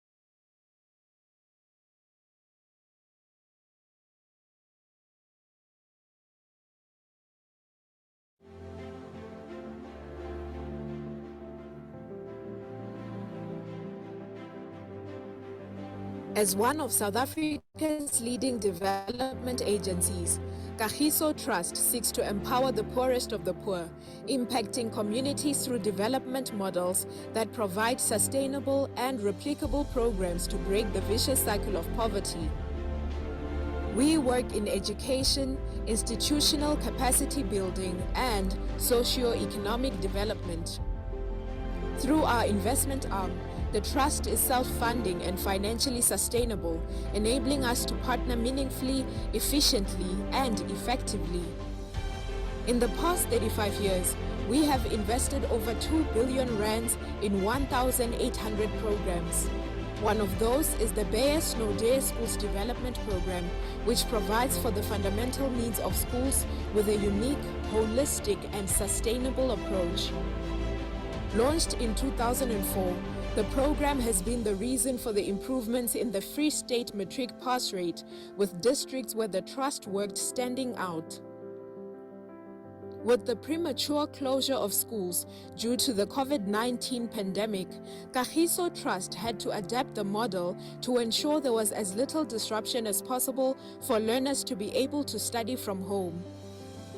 We overcame a lack of access to data by partnering with radio stations to broadcast grade 12 radio lessons. We also hosted study camps to prepare the matriculants for their final examinations. As we empower learners to become productive members of society, so too do our socio-economic development programs help transform the trade and industry market. We assist Black entrepreneurs through a platform to help develop financially sustainable SMEs, as well as market access and technical support. To date, we have created more than 3,100 jobs and invested over 50 million rands in small businesses since 2002. We are committed as ever to playing our part in creating a prosperous, peaceful, equitable, and just society. There is more to do, for as Nelson Mandela said, as long as poverty, injustice, and gross inequality exist in our world, none of us can truly rest.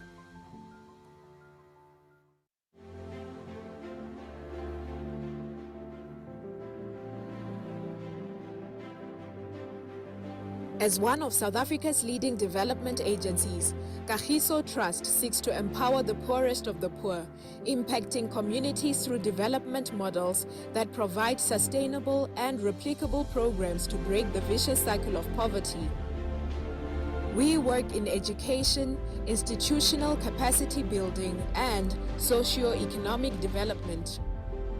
Through our investment arm, the Trust is self-funding and financially sustainable, enabling us to partner meaningfully, efficiently, and effectively. In the past 35 years, we have invested over 2 billion rands in 1,800 programs. One of those is the Bayes Snowday Schools Development Program, which provides for the fundamental needs of schools with a unique, holistic, and sustainable approach. Launched in 2004, the program has been the reason for the improvements in the Free State matric pass rate, with districts where the trust worked standing out. With the premature closure of schools due to the COVID-19 pandemic, Kagiso Trust had to adapt the model to ensure there was as little disruption as possible for learners to be able to study from home. We overcame a lack of access to data by partnering with radio stations to broadcast grade 12 radio lessons. We also hosted study camps to prepare the matriculants for their final examinations. As we empower learners to become productive members of society, so too do our socio-economic development programs help transform the trade and industry market. We assist Black entrepreneurs through a platform to help develop financially sustainable SMEs, as well as market access and technical support.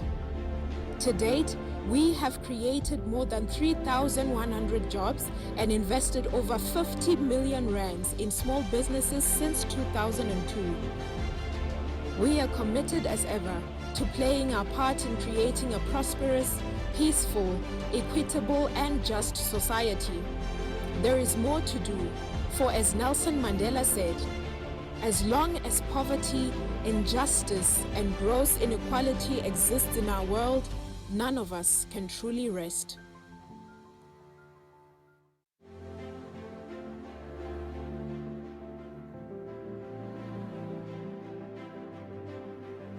As one of South Africa's leading development agencies, Kagiso Trust seeks to empower the poorest of the poor, impacting communities through development models that provide sustainable and replicable programs to break the vicious cycle of poverty. We work in education, institutional capacity building, and socio-economic development. Through our investment arm, the trust is self-funding and financially sustainable, enabling us to partner meaningfully, efficiently, and effectively. In the past 35 years, we have invested over 2 billion rands in 1,800 programs. One of those is the Bayer Snow Day Schools Development Program, which provides for the fundamental needs of schools with a unique, holistic, and sustainable approach. Launched in 2004, the program has been the reason for the improvements in the Free State matric pass rate, with districts where the trust worked standing out.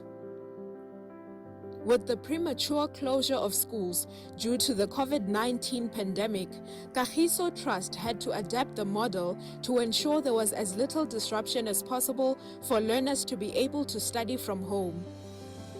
We overcame a lack of access to data by partnering with radio stations to broadcast grade 12 radio lessons.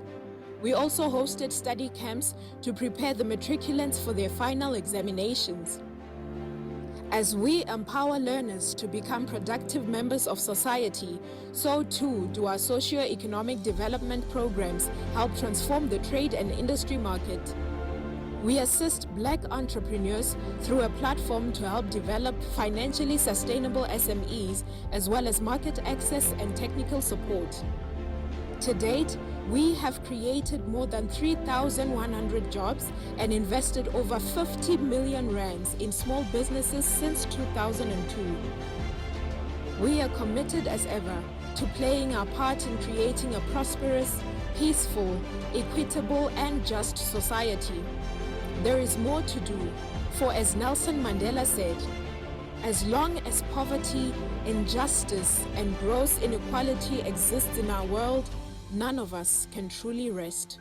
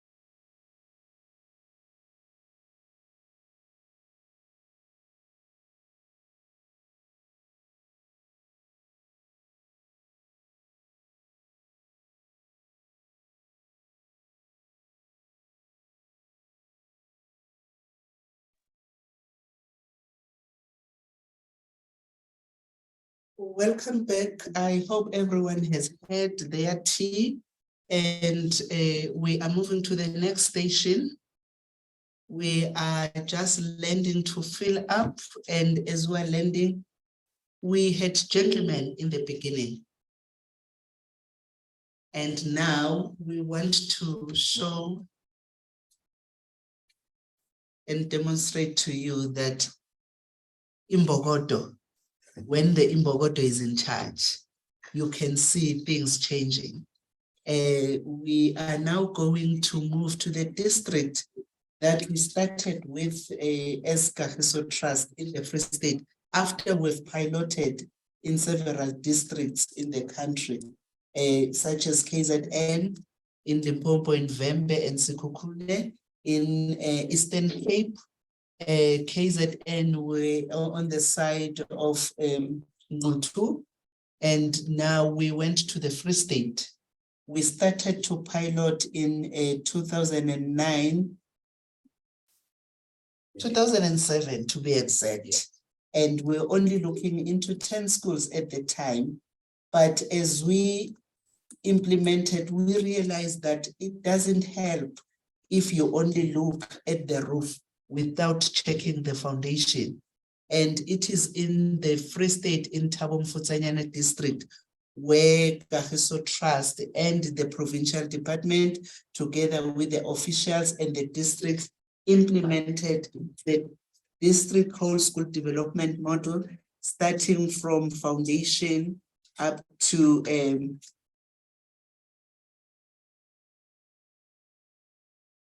post-schooling or exit. And now the person who is going to indulge us, it's going to be Mema Baso. Mema Baso, she studied at the University of the Free State. She also started from the bottom. And she also did the master's diploma in curriculum studies. She did her B.Ed honors on curriculum studies. She also did the BSc education in 1991. And her leadership roles. You know, we've got gems here that are not only leading from up, but it is a bottom up approach, like the value of Kagiso Trust. She started as a subject advisor for life sciences. She also became the provincial subject coordinator. She was once the chief education specialist for curriculum delivery and support.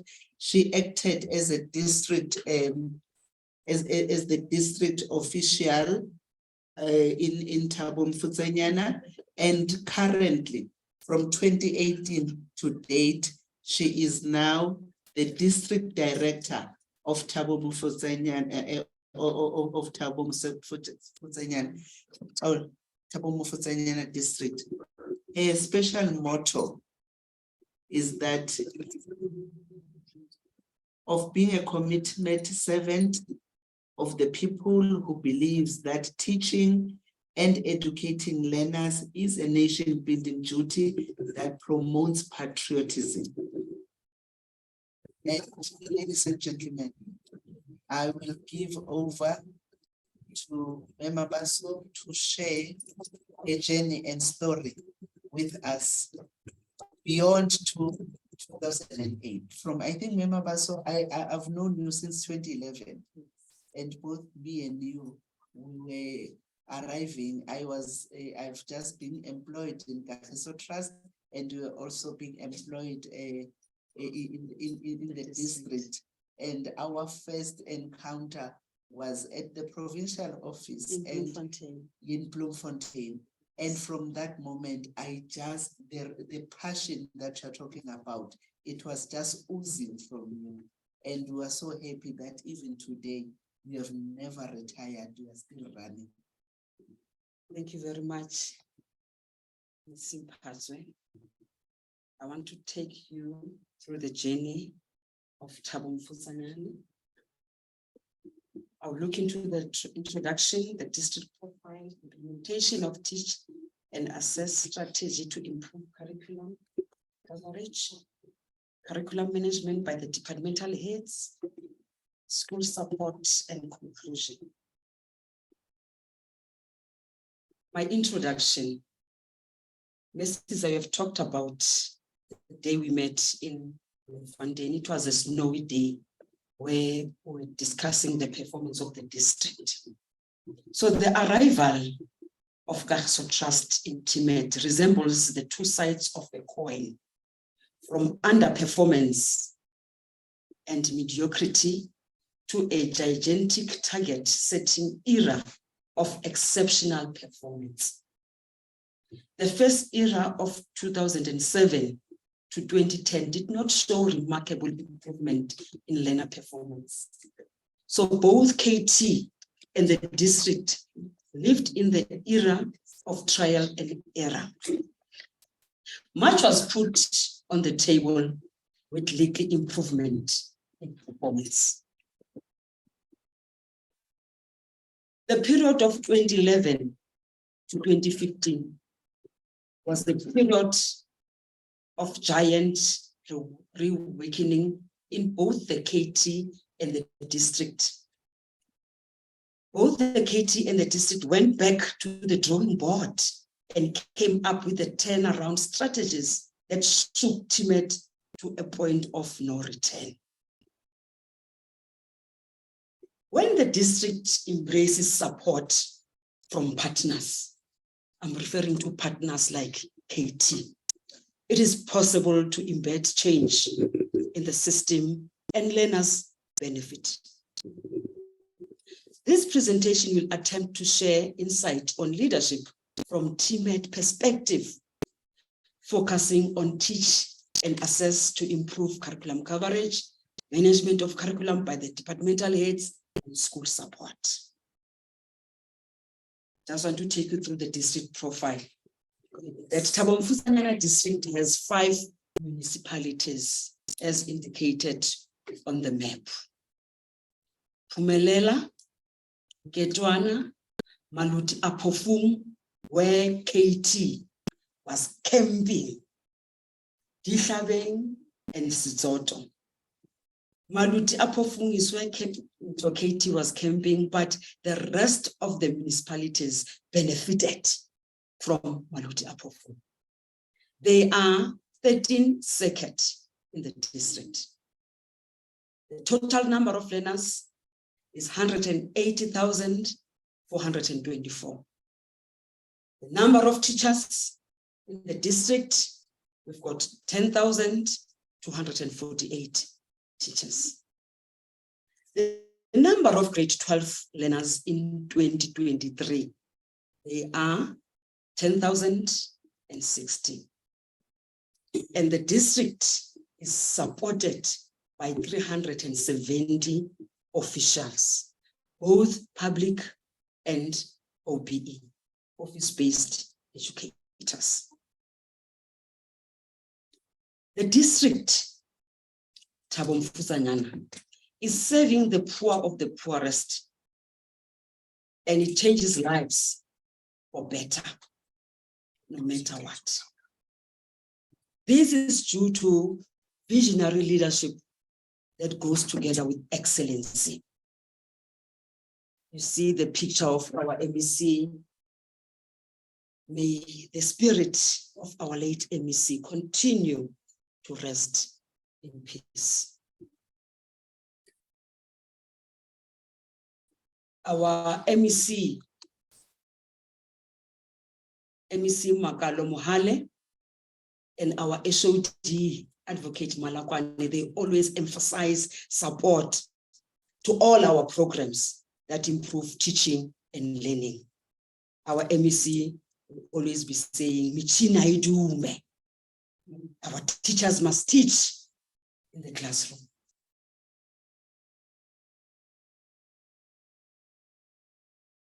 Implementation of teach and assess strategy to improve curriculum coverage. This is the strategy that has been adopted not only in the province, but in the whole country. The strategy is having 5 pillars. Pillar number 1, quality of the daily activities, frequency of the daily activities, marking of the daily activities, corrections of the daily activities, monitoring and control by the SMT, with special reference to the deputies and the departmental heads, and oversight that is being conducted by our principals. And B, only the relevant knowledge should be used in teaching and assessment. We emphasize that. I just want to unpack now each pillar to demonstrate to you how this strategy has assisted the province, assisted the district to improve performance. Pillar number 1, quality of daily activities. So the use of previous question papers together with all other resources, they assist teachers to come up with quality activities. So teachers are trained on the setting of papers of acceptable standard. So you are referring to the low, medium, and high order thinking questions. That's Bloom taxonomy. And we make special arrangements to teach essay type questions, especially scenario type questions. Learners are taught to understand the key words and the instruction words. So with quality of daily activities, we are tracking curriculum coverage in line with CAP's document, examination guidelines, moderators, and diagnostic reports. Moving to pillar number 2, frequency of daily activities. Teach and assess immediately after the lesson. We are saying to teachers that they must not teach and give big chunks of content only to assess days later. We give weekly informal tests based on all content taught during the week. And teachers must provide immediate feedback while the assessed content still rings in the mind of the learners. We are saying to our teachers, do not assess content that is not taught to learners. Done with pillar number 2, moving to pillar number 3, marking of activities. We are saying to our teachers, all assessment given must be marked and not the business as usual way. A robust approach to marking should apply even where learners exchange their books to mark themselves. We're saying here the teachers must take a lead to ensure that learners mark correctly. All informal tests should be marked by the teacher and not learners, because this gives a feedback to the teachers of the work done during the week. Feedback and remedial should be given early to reinforce content taught.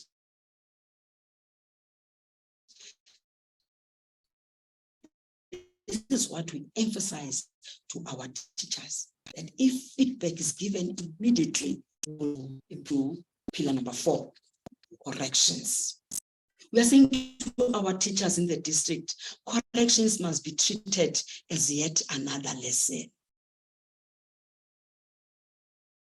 Learners must write down correct answers during corrections in their answer books, because the very answer books are used to study. So if answers are wrong, then which means learners will be studying wrong things. We are saying as a district, corrections must be marked the item to indicate that they are correct. We don't encourage one big mark in the correction. So we are saying teachers cannot come up with just one tick. Each item must be marked, and learners must be shown what are the keywords they are looking for. If the performance remains poor, reassessment must be done until learners master the content assessed. Correct corrections. Make sure learners keep only the correct answers in the booklets, as I've indicated earlier on, that learners must have only correct answers in their books. That will assist learners during study time. Done with pillar number 4, coming to pillar number 5. Pillar number 5, monitoring and control by the departmental heads. The departmental heads must monitor and control all the 4 pillars and guide both the learners and teachers in case of need. We are saying to departmental heads, they must encourage teachers to come up with item and error analysis to identify topics that need reteaching and reassessment. The departmental heads should guide and lead. That may include a call for deployment. The need rises in order to close all the gaps and with the learners. That the departmental head must encourage differentiated teaching and assessment approach at all times in order to cover all the learners. We are referring to progress learners, learners who are at risk, struggling learners, even the high flyers. They must be given attention. Curriculum by the departmental heads. The Kagiso Trust, through school management teams development, increase accountability on curriculum management by the departmental heads. We are still continuing holding our departmental heads, deputy principals accountable for learner performance. So we are saying to the departmental heads, they must conduct regular classroom visits to provide support and development to our educators. We are saying to the departmental heads, monitor class attendance by educators and learners, control educators' work, check lesson preparation, quality of tests, marking of tasks, etc. We are saying to the departmental heads, moderate learners' tasks by checking books regularly. Assess performance of educators on regular basis and provide feedback. We are saying to our departmental heads that they must manage underperformance. This has been taken from the collective agreement because we are also emphasizing the importance of implementing policies in the department. This is collective agreement number 2 of 2022, that is 17 September 2020, quality management systems, QMS for school-based educators were taken for the departmental heads. The implementation of this policy will really assist to improve performance in all our schools. We are saying to the departmental heads, organize workshops and training sessions for educators, display good planning, monitoring, and evaluation of skills. We are saying to our departmental heads, take full responsibility for decision taken, and the decision taken must be honest and decisive.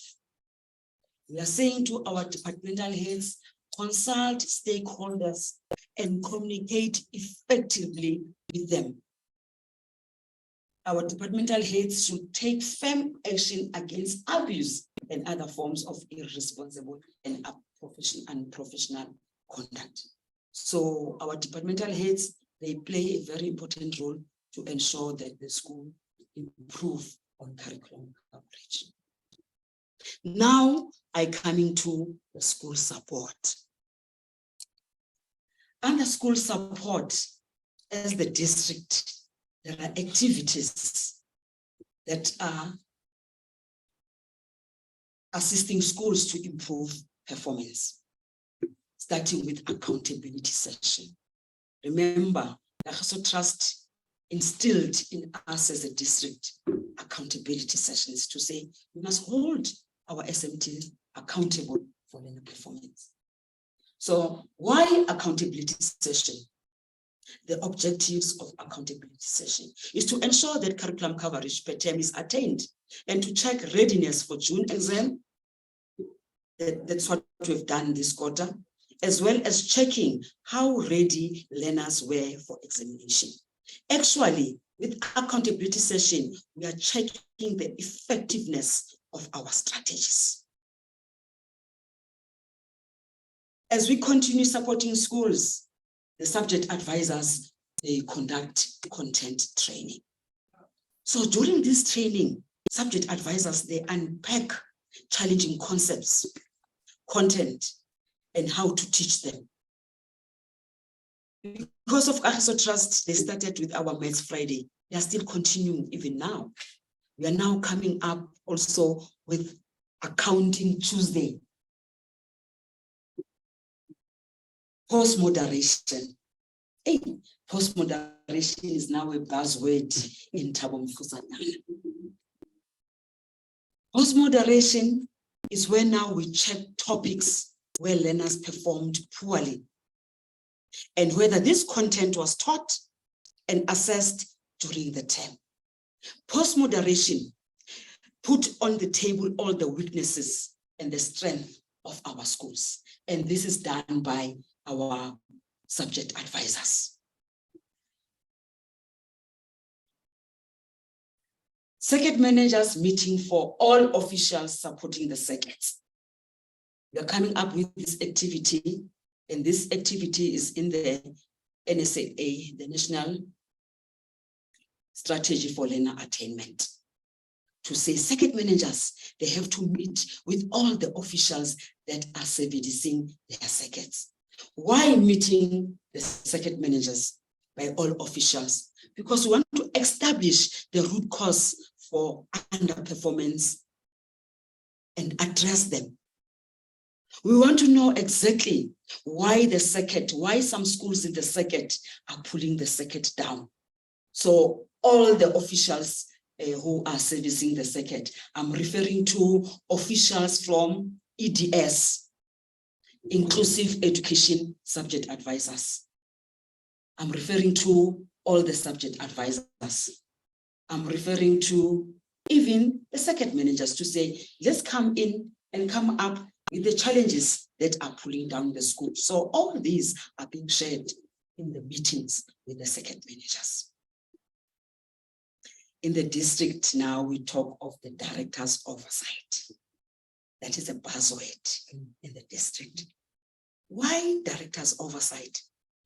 During this session, we hold our principals accountable for learner performance. And we provide a way forward to our principals, our circuit managers, even the DMT, so that they know exactly in which sections where we need to strengthen. During this session, the district director is with the circuit managers and the DMT. They are providing direction to all our schools. And in this session is where now everybody in the district is talking the same language of learner performance. And in this session, we advise schools, if there are challenges, to go and establish the functional PLCs. So functional PLCs emanate on the director's oversight, where there are subjects that are still challenging our schools. So these functional PLCs is where now we are saying they must provide targeted support to all our progressed learners, learners at risk, struggling learners. Even the high flyers are given that special attention. So we are so proud at the district that the PLCs are driven by the circuit managers and the principals. They are the ones leading the PLCs. I wanted just to summarize curriculum management and monitoring system by our schools. That at the lower level, we've got the teacher who must teach learners from different backgrounds and be able to come up with clear strategies to assist all of them. You could see in the picture that there are different learners in them. Some are with spectacles, some are without. So the teacher has to come up with a differentiated approach to assist all these learners. Coming to the second level, there is the SMT. So you could see the head of departments. The head of departments, they are asking their teachers, how can they support them? As I've explained earlier on, the role of our departmental heads. And then moving to the deputy principals. Deputy principals are now addressing their departmental heads. They're asking questions. Have you been assisted? Your teachers by organizing individual or group interventions where necessary. What support have you sought from the district for these challenges? Can you see now the deputy principal is holding the departments accountable for learner performance. And then you see now the principal. The principal is asking the deputy principal, how are you supporting your departmental heads. So if this cycle can happen at our schools, no learner will be left behind. As I come to a close, I want to share the district identity. Thabo Mfutshanyana. We are a district that believes in excellency no matter what. We don't worry about the background of our learners. We focus on their potential. We subscribe to the franchise mindset. We are saying in a circuit, there are primary schools and secondary schools. They must all perform the same, even with the secondary schools. We don't allow a situation where some secondary schools are performing, others are not performing. We are saying to the circuit managers, as we are leading all the schools in your circuit, make it a point that they all perform the same. We are guided by our mantra. Our mantra is saying, all the principals and the officials, they must take charge, pay attention to detail, and provide direction. And we are a value-driven district that is driven by honesty, support to all our schools, sacrifice, going beyond the call of duty to support our schools, integrity and accountability at all levels, including performance-driven. We want to turn all our schools in Thabo Mfutshanyana into centers of excellence. We analyze data to inform our next move. Our next move is determined by the analysis of data. Data prove that this evidence-based monitoring and support is really needed. So it's important that our data is always accurate from the schools. Systems should reveal weaknesses and strength in all our schools. Then we are saying tactics and strategies used should yield expected results and attainment of our targets. If no, indication of what needs to happen should be done. So we are saying as a district, sound leadership by our principals, supported by both the district, the province, including the partners, should ensure enhanced results. Clear vision and mission should be articulated to propel the school towards the desired level. Thank you very much. Wow. Thank you, Mema Baso. I'm just taken aback. As you were outlining the pillars, for me, as the person who was a teacher before, it just brought back that going back to the basics, the teaching principles. And you were sharing that nothing beats making sure that as a teacher, when you teach, you also do assessment. Yes. You also do remedial work. Yes. And you reteach and reassess where it is necessary. Yes. But also the system that you have put in place for me, which both addresses your approach and the methodology that you use. We used to say when we're in a district, don't paint the schools with the same brush. And I can see even here from the support from the district, you are really bringing a differentiated approach. Yes. That is not only looking to one challenge and thinking it will solve everybody's challenge. And one of the principles from Katie in terms of this partnership is that the solutions that we are bringing, it is of the social context of each school. Sure. So we cannot say something works in Thabo Mfutshanyana, then it will work in Sekhukhune. But we look at each district and each school in terms of its challenges that they are experiencing. I also like that you shared that part of what we want to improve, not only as an organization and not only you as the district, but is a countrywide cry that maths numbers or maths results are very low.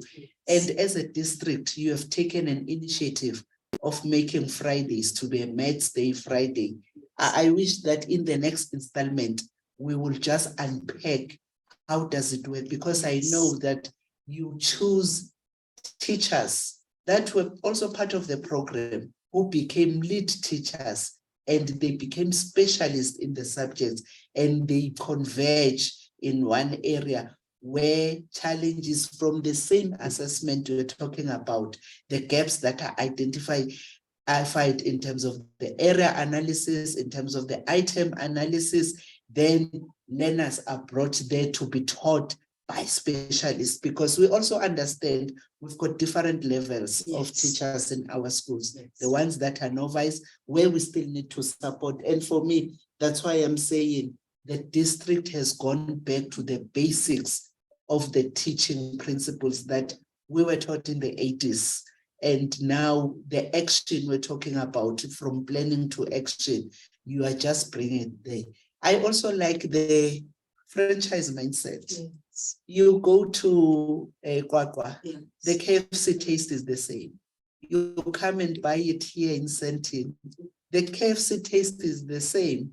You go to Sikukune, to Limpopo, the KFC is the same. Yes. So, you know, that thinking of a franchise mindset, it doesn't matter where you are, but what we want to see in our schools, it's the uniformity and it's the same.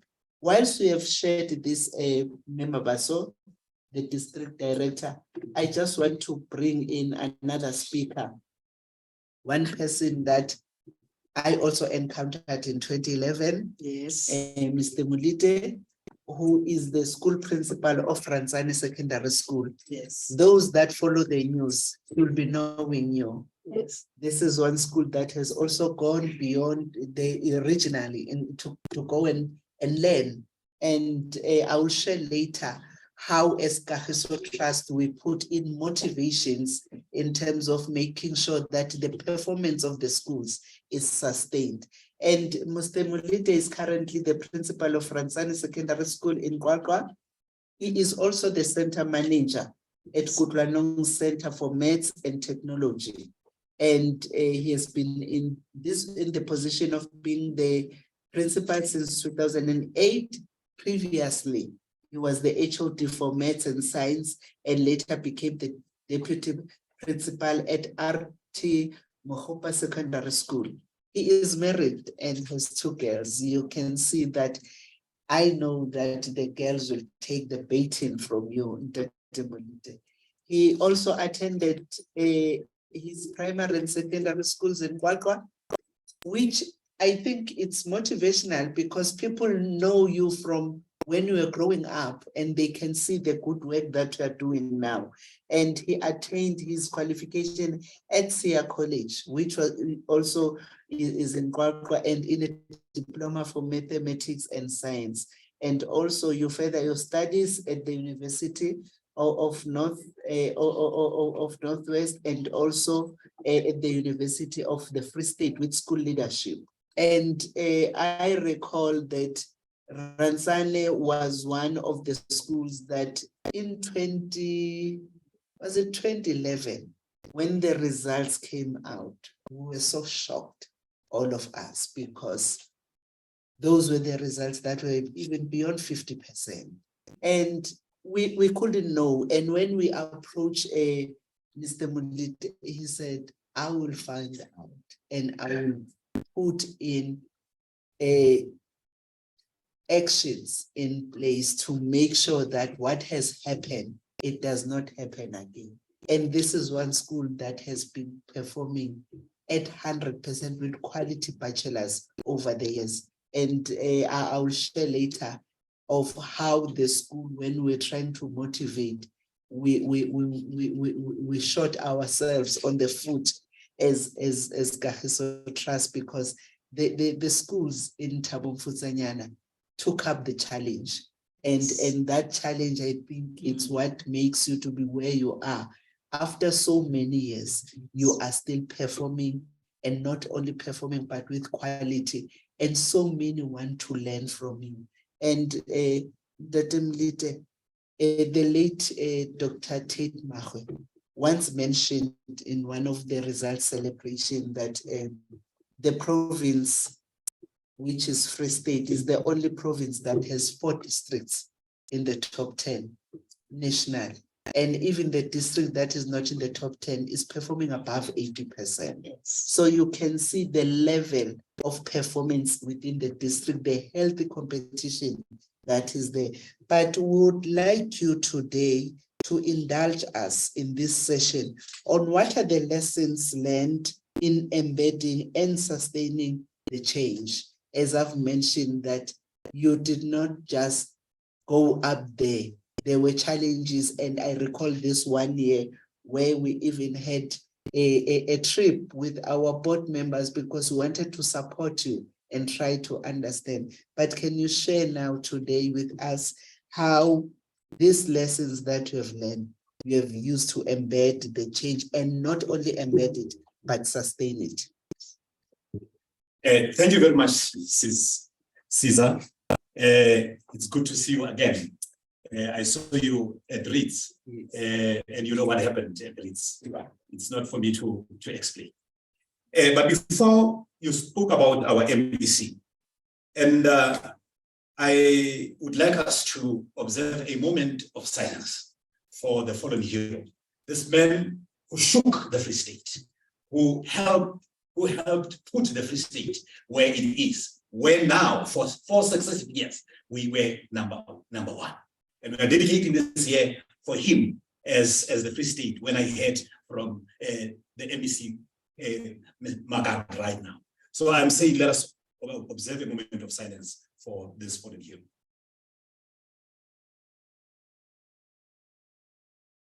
May his soul rest in peace.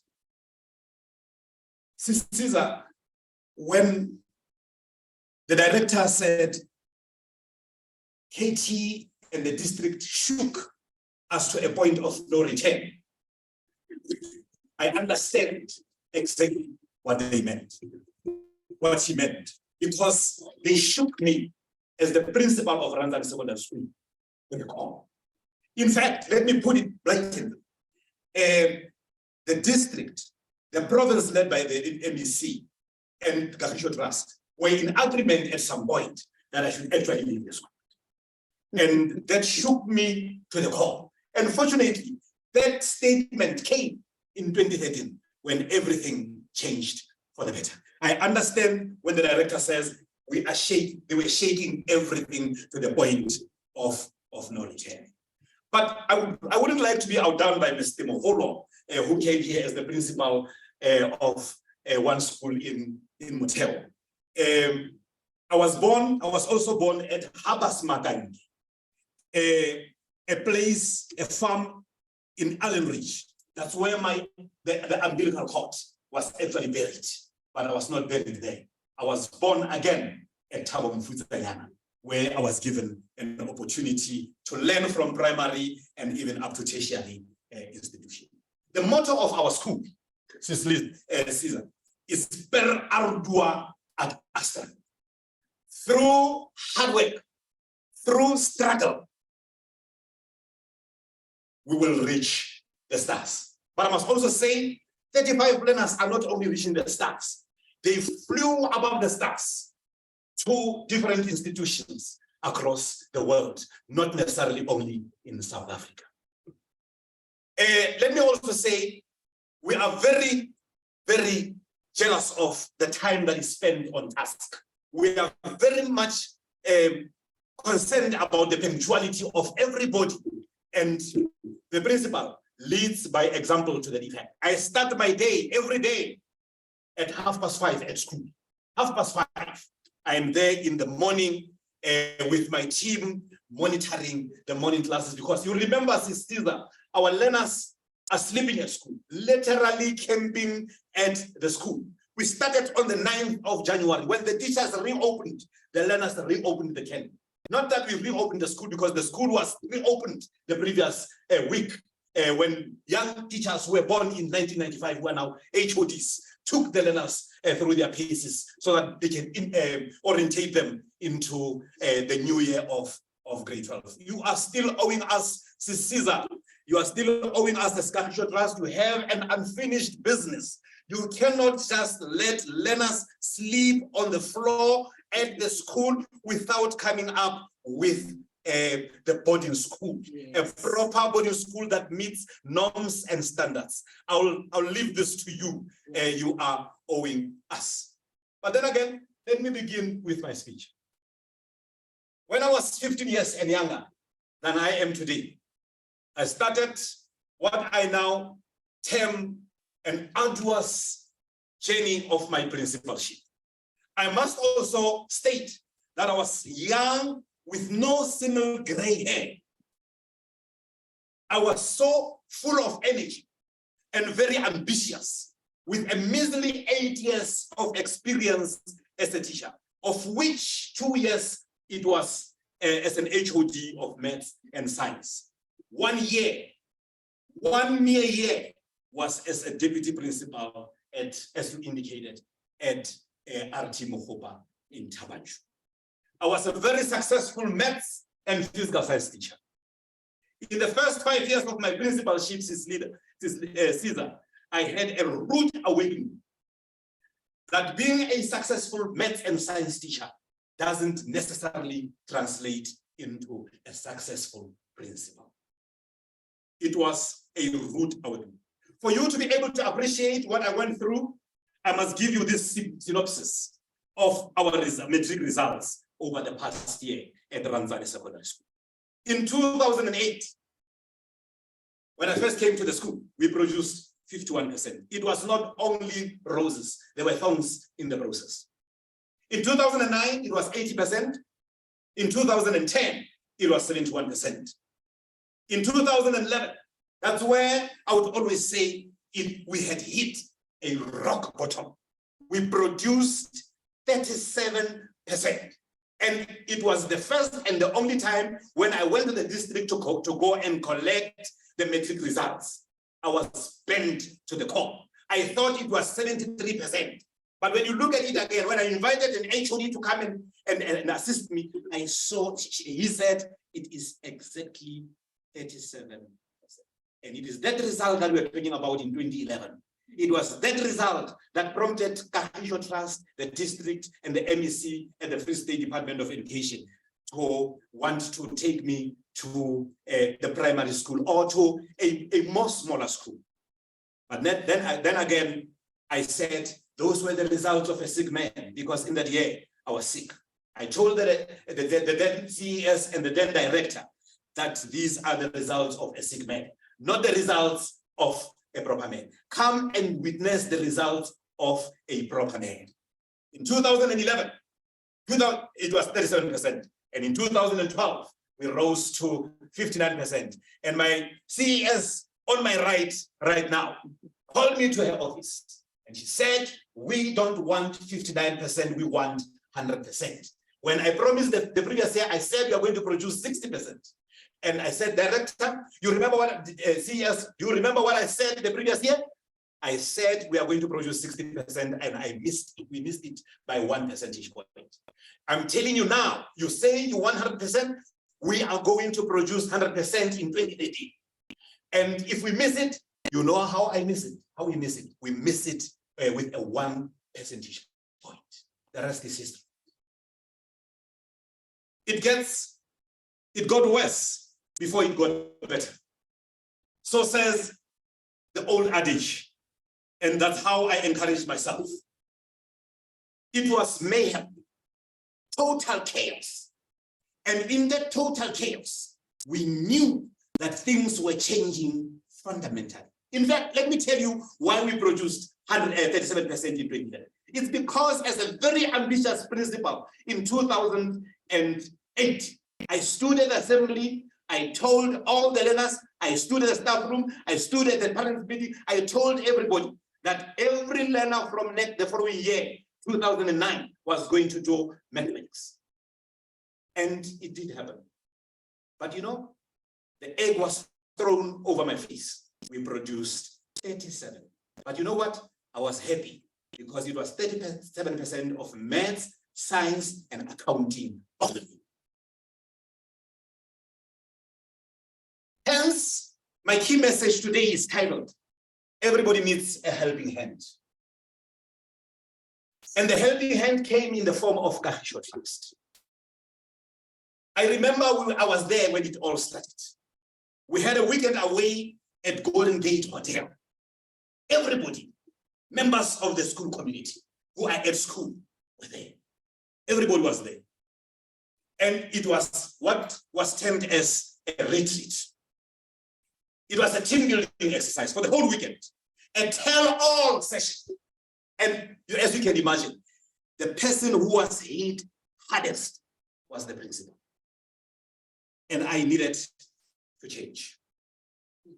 Everybody needs a helping hand. And that tell-all session changed everything at Ranzani Secondary School. And then we wrote skills and personality tests, where for the whole day from 8:30 up to 4:30, we wrote those tests. And the findings revealed that I was resilient, but not a team player.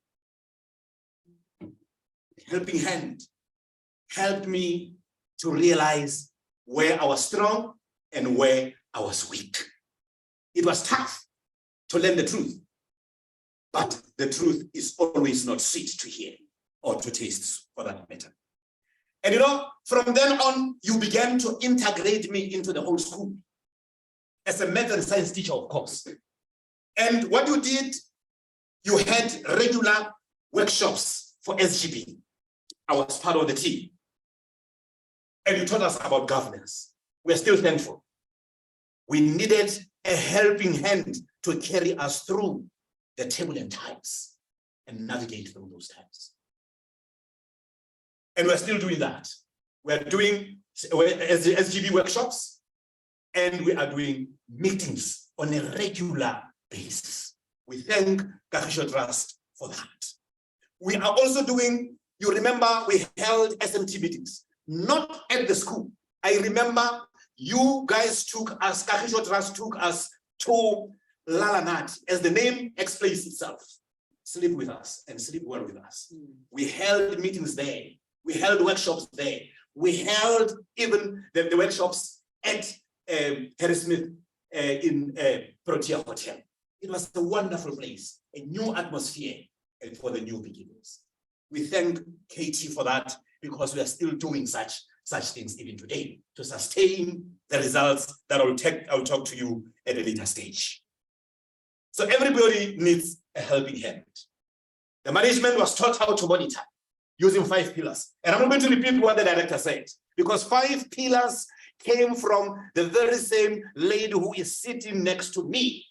When she came as a curriculum specialist, as you indicated, she was a subject advisor, a provincial coordinator, a CES. And she came with 5 pillars, and I attended all her meetings, and I learned a lot from those meetings. And because of Katie, you had also helped her in that regard, and the district grew. I'm not going to repeat the 5 pillars. Content and methodology workshops. You remember the accounting. You remember physical sciences, mathematics, economics. That's where you all started. And we translated that into other subjects. That is why I'm saying in the morning, we are there with my team of teachers, not only focusing on those subjects, but focusing on Sesotho and English and life orientation. For these learners to be able to pass and pass very well, we must focus on those 3 subjects, 3 other subjects. But it is through your intervention that we have learned to translate that into the whole thing. And we are thanking you for that. Everybody needs a mentor, a helping hand. Teach and assess strategy. I am not going to overemphasize it, because it is the passion of my director. She actually explained it very well. I can only give fresh daily activities of quality. The quantity and quality is actually needed.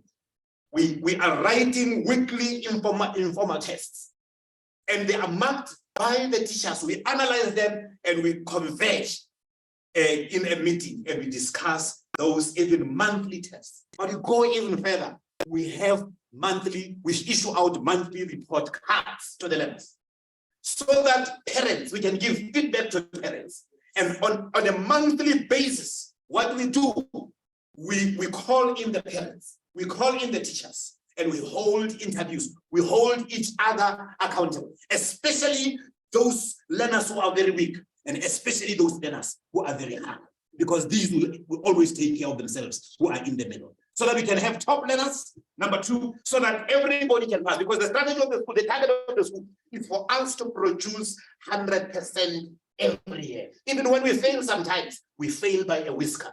And we come back and analyze everything. But informal tests are very important, and marking, we help each other. In fact, the subject advisors are having centralized marking, where we come with scripts and mark these quarterly tests. They are helping us a lot because some teachers are inexperienced. And in fact, some of the teachers who started with the program 15 years ago are no longer there at Ranzani. But we still convey everything and we still produce same and even better results because of the contribution of subject advisors and the curriculum specialists who are sitting in the other room for FET and for primary. Mr. Mbogotwani as well as Mematam. We are appreciating their hard work. We are having 3 CES specialists. The director is the former CES, curriculum. And 2 curriculum specialists are there in another room. And they are, if you were there in the room, you could see that there is teamwork. And because in a team, we are told, together everyone achieves more. Everybody needs a helping hand. We are looking at corrections. We are looking at correct corrections. It's very important. We are looking at ATP. Even though I don't know accounting, I will sit here. The HODs will sit here. I will say, I'll look at the ATP. I'll look at the bullet. Show me where cash flow is. And if they are not telling me the truth, I'll be able to see because they are not. You can sense it in their faces. Yeah. And we would go with my deputies, with my HODs, with my staff, everybody through the bullets so that we can see the curriculum coverage. Not only that, but because we also want to see the performance of our learners, so that we can give feedback to the learners. Because curriculum coverage does not only mean covering the bullets, but it also means covering the learners passing. We have monthly celebration of results, as I indicated. But very important, the director touched on this as well. We are classifying learners according to performances. Because I cannot teach 100% learner in the same room with a level 1 learner. I would be doing an injustice to both of them. The slower ones will be retarding the faster ones will be accelerating there. But they cannot be in the same room. And teachers, we place teachers in those classes who have a fatherly love, especially the last class, who have a fatherly love so that they give them fatherly love or motherly love. And then these learners are going to succeed. In fact, some of them were in that last class called Tataiso. Oh, wow. Yeah, it was called Tataiso because learners will always label each other, isn't it? Yeah.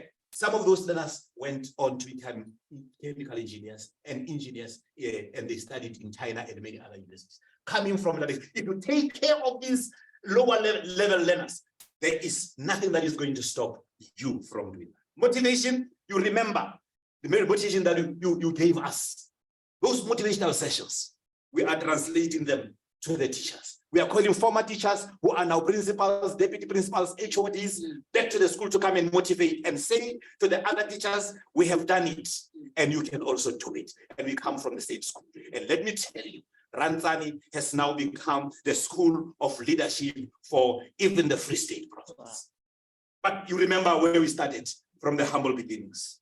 So the former learners are coming so that the 6th year medicine student, Refiri, who was number 3 in the whole province at some point.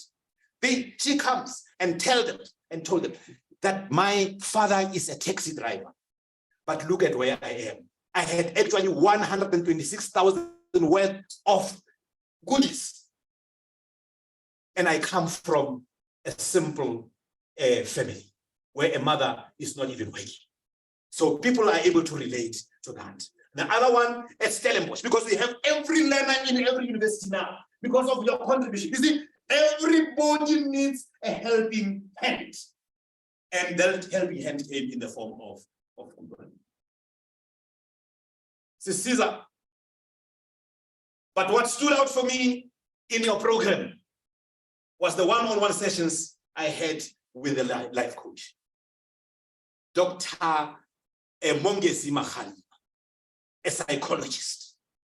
That man, when you brought him to me and other principals in our district, that man changed the way I looked at things. I never believed in psychology until I met him. I realized that you can always start from simple to complex. And that man, I remember the director used to fight me for that you must believe in that. But you see, sometimes you need a foreign voice for you to be able to understand what is happening. But because of all that, we are working with subject advisors as I indicated. We are working with Mr. Stat, my second manager. Very humble but disarming man. We are working with my CS as I talked to you, and the district director. Our district director is only a phone call away. And she phones me even at 12 o'clock, preparing for something. And she wants me to provide her with information because I'm the principal of Ranzani as well as the principal of Kubano in the district. I always say to her, I'm the CES and the SIA and Ranzani. Yeah. So we have a very cordial relationship, but we are always, she's always criticizing where she finds fault and supporting through everybody. Your recruitment, you remember, you advised us as commissioners. You see, my message is everybody needs a helping hand, and that helping hand came in the form of Capital Trust. And you taught us to actually recruit good HODs and good deputy principals. We have never lost that advice, and we are still using it. And I've even fine-tuned it by saying there are 3 things that you need to. If you want to be promoted at the school, I preach it in every platform because the director and the MEC were using me throughout the province to motivate for mathematics and science and other schools so that they can come to where we are today. But I was always saying in those meetings, when you want to apply at Ranzani, you must produce results. When you go to class, you must not go past learners who are outside of the class. You must discipline those learners and let them go to, you must not only care for the learners that you are going to teach, care for other learners as well. 3, you must be able to go for extra mile. For there are people who went for extra mile, and the extra mile sometimes was being exiled to outside countries. The extra mile, they were killed in war. People like Mandela, they were killed in the process. They sacrificed. Mandela was actually jailed for 27 years. So let's sacrifice. That is why one of the values of the district is to sacrifice. And we embody that a lot at the Ranzani Secondary School. Incentives. You remember the computer lab that you gave us? You remember the educational trips. Wow. That's what sustained our performance, and even now. We had a decade of excellence ever since you came into our life. And you could not carry us for the whole year because for the whole time, because you needed to go to other districts. But we still have a decade of excellence up until last year. We have produced 100% over the last 10 years, 7 times, 99% twice, 98% once. So it's because of the helping hand that you extended to us as Kagisho Trust. Everybody needs a helping hand. You remember math, science, and accounting that I talked about earlier on? You know what happens? We are the only school in Tabunguda. I'm not marketing it, I'm telling the truth. That has produced top 10 performances in mathematics, physical science, and accounting. Those 3 subjects since 2013. That is how the helping hand has always been. That is why I'm now asking you, boarding school has to be there at the Ranzani Secondary School. You have an unfinished business. You cannot help us with everything, but we need a helping hand to be able to go even further. But like a child who is taught how to walk, you're not going to praise us forever. You're not going to support us forever, but you're going to give us minimal support, at least, of having a proper boarding school. We have a minibus coming from you guys, a hall. We are the first school that you built a school for, a school hall. You remember those days, educational trips. I remember Devon, where I used to wear hot pants in the midst of my teachers. You remember all the staffs. We remember all our spouses. My wife today is able to release me. My teachers' spouses are able to release us at home and go and sleep at school. Why? Because you took care of them by going twice to Devon, because we produced 100% for success here. But you remember we are the only school that produced, but you remember Ranzan was 37%. We are the only school that produced 300% for 3 successive years. And you took us to Cape Town.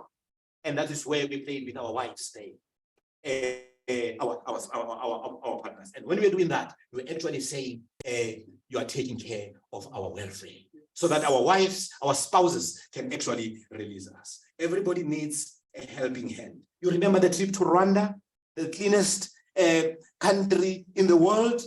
You remember that? It was through you, Kagisho Trust, that motivated us. And how are we extending this now? We are taking our teachers, all our teachers, to the World Function in January every year, and they sleep at the hotel 2 years, because we are winning 100,000 every year of mathematics. Wow! So we take them there for motivation. Where does it come from? It comes from Kagisho Trust, the helping hand. Top 100 learners are taken there. The most improved grade 11 and 8 up to 11 learners are taken there, and it's because of the fruit of your toil, the helping hand that you extended to us. Everybody, the parents of those learners who are in the top 100, they are also going there, and it becomes a wonderful experience. Let me conclude and say, because of your helping hand, you know what happened? On the 17th of May this year, our school security guard was shot dead in the school premises. And you know what? Because of the parental involvement that you taught us when you extended your helping hand, I called the parents. We closed the camp for 7 days, but the parents say, the learners must come back. And parents are the ones who are actually security guards, who are taking care of the safety of their children. It is because of the seeds that you planted, but you have an unfinished business of a good school. We need a helping hand. Thank you very much. Thank you, Ntate Mulite. There you are, even online, you've heard, you know, when we're telling stories as Kagisho Trust, we always believe in the beneficiary, the real person who is a recipient on the ground, to understand what does it mean. And you are right, Ntate Mulite and Mema Baso, for Kagisho Trust, affirming people, it's key on our agenda, but not only affirming, but also motivating, incentivizing. Yes. You know, issues of incentives. We know that it does not need to be millions or hundreds or thousands of money, but the very same fact of saying you are doing well. And maybe here's a token of appreciation, a certificate. And I know we usually do that, the result celebration, and we're so big on that. We also want to encourage, especially where we are now in Sekhukhune, that you can see when you perform, there is a reward, there are incentives, and we're not joking about it, because sometimes we tell them about these things and they will think, it's just a story. But they've heard from you how the incentives have changed how you work, how the incentives has motivated your teams where you are working to work better, and also to do better than what and use the minimal resources that are within their disposal to make sure that they extend them, or even you plan how those resources could be used. And I just want to say the aha moment to me when you talked about Ranzane, it reminds me of the story of the Titanic. How important it is that the captain works with the team, because we wouldn't have had the story of the Titanic if the captain was listening to the other team members when they say they see that ahead things are not looking good. And I also like that you appreciated the feedback that we gave you to say, whilst we are good, Mr. Mlete, it won't be good enough if you are not bringing in your team members, if you are not taking yourself, infusing yourself within the team members of the school, and the resilience that you have shown over the years, we can see the results. That is what took your school to Rwanda. And it's the only school that went to just learn the best practices. It was due to your performance, because we have done all the incentives that we have put on the table, and we thought, let us take you out regional to learn from other countries regional in Africa. How are they doing it? And in a country that is not seen as having the better economy, or even within the same economic status as us, but they are far ahead when it comes to 4IR and other technologies that are there, even the strategies that they are using. And we're happy that you learned from that and you came back and implemented. I can safely announce to everyone that Ranzane is now a pure maths and science school. No learner is doing maths lit in that school. Every learner is doing a pure maths, and the enrollment, it did not drop or affect. In fact, they are having challenges of people overcrowded because everyone wants to be there. But let me check on the chat if there are questions for you that you might share. I think we have shared a mouthful in terms of what is it that people could do, but also just to say to our attendees that the presentations and the recording will be available. It will also put it on our website as Kagiso Trust, but you can also email us at info. If you have not received it, we will make sure that everyone gets the recording and the presentations that were shared today. I just want to say something. Yes, ma'am. You know, when the team leader is saying everybody needs a helping hand, that is very important. But what is important, Mr. Leader, is that the support that was provided to us by Kagiso Trust was really embraced by the district. What an exciting journey on learner performance we have with Kagiso Trust. Yes. It's mind-blowing. You know, I really want to thank Kagiso Trust because they've instilled in Thabo Mfusanyana the prioritization of learner performance. You know, Caesar, even the new teachers, new principals coming in, we don't have a problem in Maluti Apofung. You know, I don't know really what Kagiso Trust did with Maluti Apofung, because things there, I remember last week, my DMT member, Mr. Kagiso, he said to me, in Maluti Apofung, all the principals, they know exactly what they have to do when they deal with learner performance. We are so thankful to Kagiso Trust. You know, Kagiso Trust, my DMT members are so grateful that you came to our district. You know, even if the contract ended in 2014, 2015, they continued with the incentives. Talking about the well done function support, Mrs. As DMT, we are so grateful for the support. Since 2015 in the DMLite, we are still getting vouchers from Kagiso Trust. We are so grateful that you still think about us. We haven't forgotten about us. And we are saying we're not going to let the support of Kagiso Trust down as Thabo Mfusanyana. We are so grateful. Thank you very much. Thank you so much, Beba Baso. We are moving to a close. We'll have our last three speakers, including the the 3-4 speakers, including the vote of thanks. We won't keep you so much. We are almost there. Just wait for the last sharing of the experience or the story, all the way from Sikukune in the province of Limpopo. However, before they come through, I would request that my team plays the Kagiso Trust video.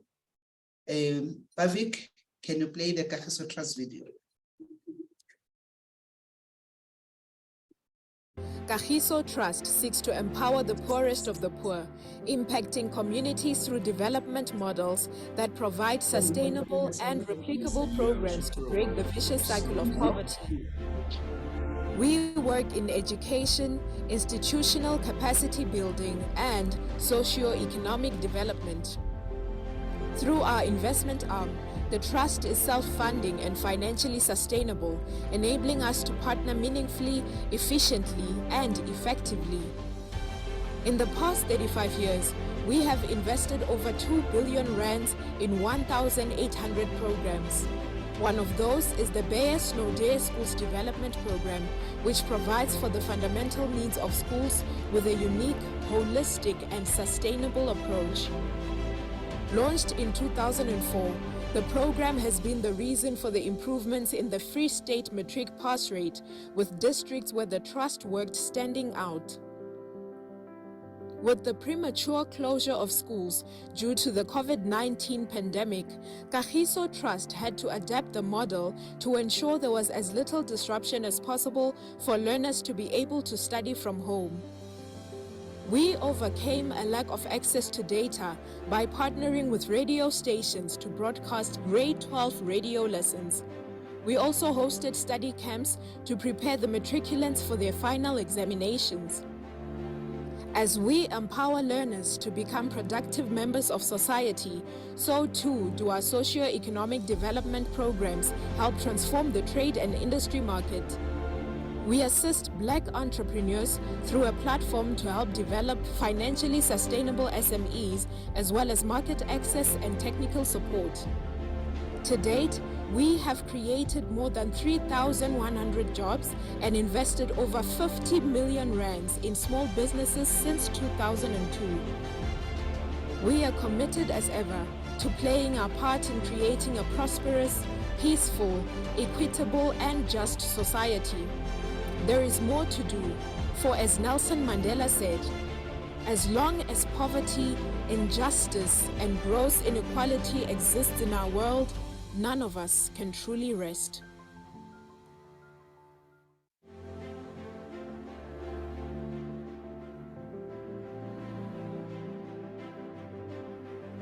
As one of South Africa's leading development agencies, Kagiso Trust seeks to empower the poorest of the poor, impacting communities through development models that provide sustainable and replicable programs to break the vicious cycle of poverty.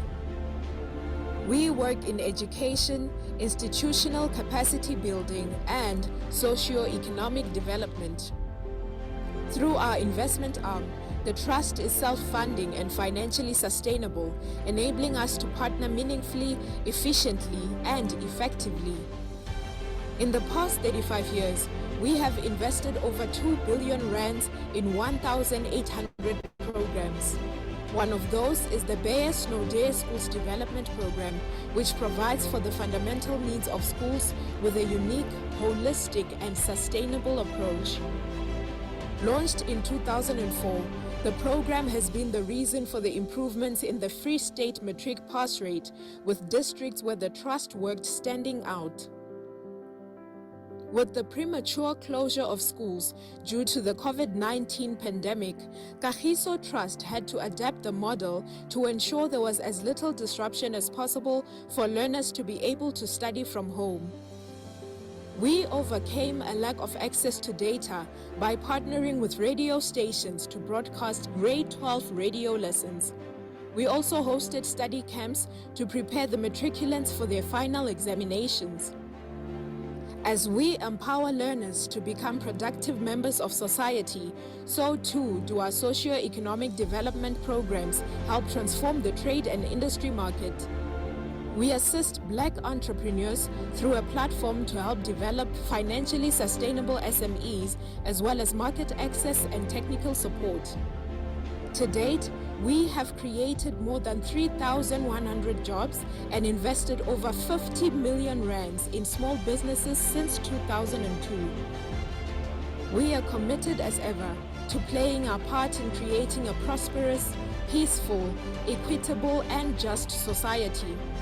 There is more to do, for as Nelson Mandela said, as long as poverty, injustice, and gross inequality exists in our world, none of us can truly rest.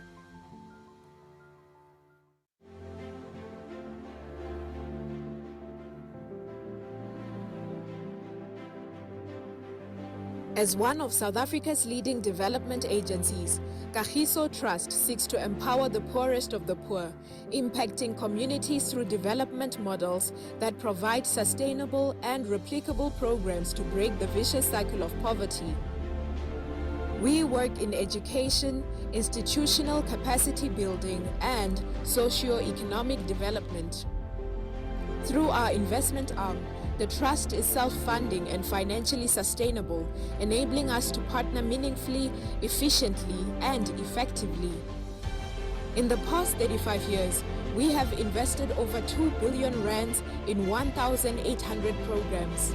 One of those is the Bayer Snow Day Schools Development Program, which provides for the fundamental needs of schools with a unique, holistic, and sustainable approach.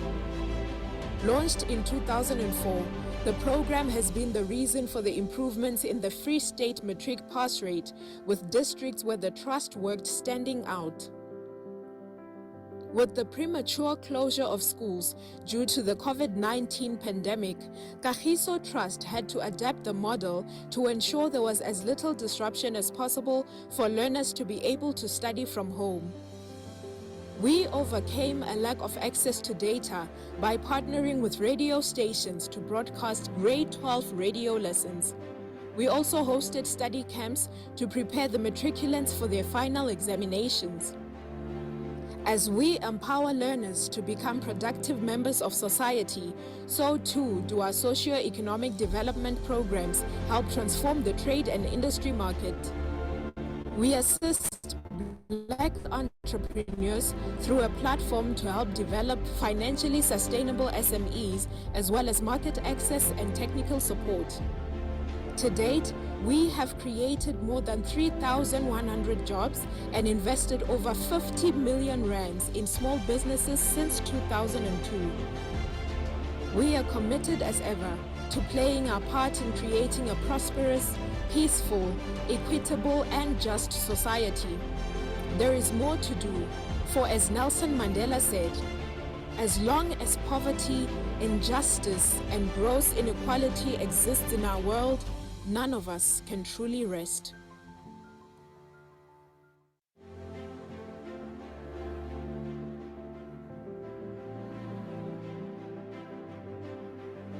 As one of South Africa's leading development agencies, Kagiso Trust seeks to empower the poorest of the poor, impacting communities through development models that provide sustainable and replicable programs to break the vicious cycle of poverty. We work in education, institutional capacity building, and socio-economic development.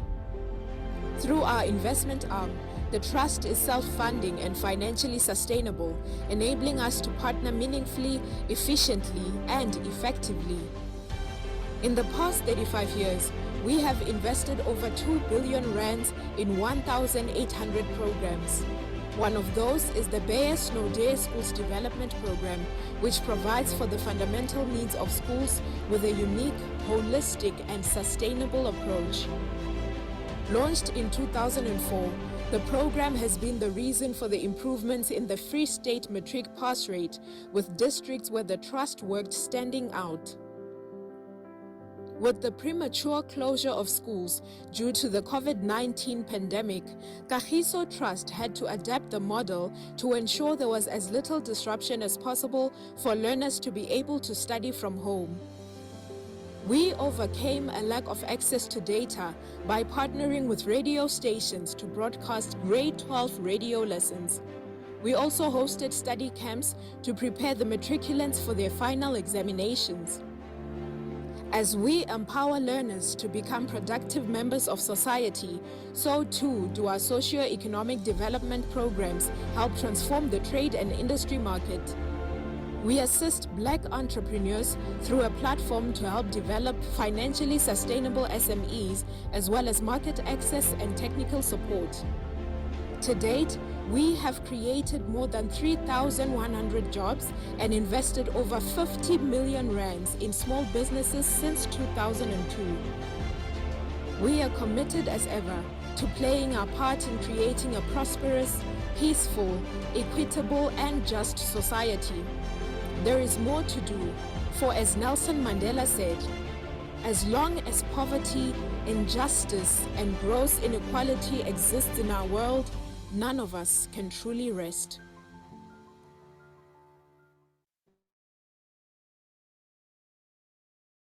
Now,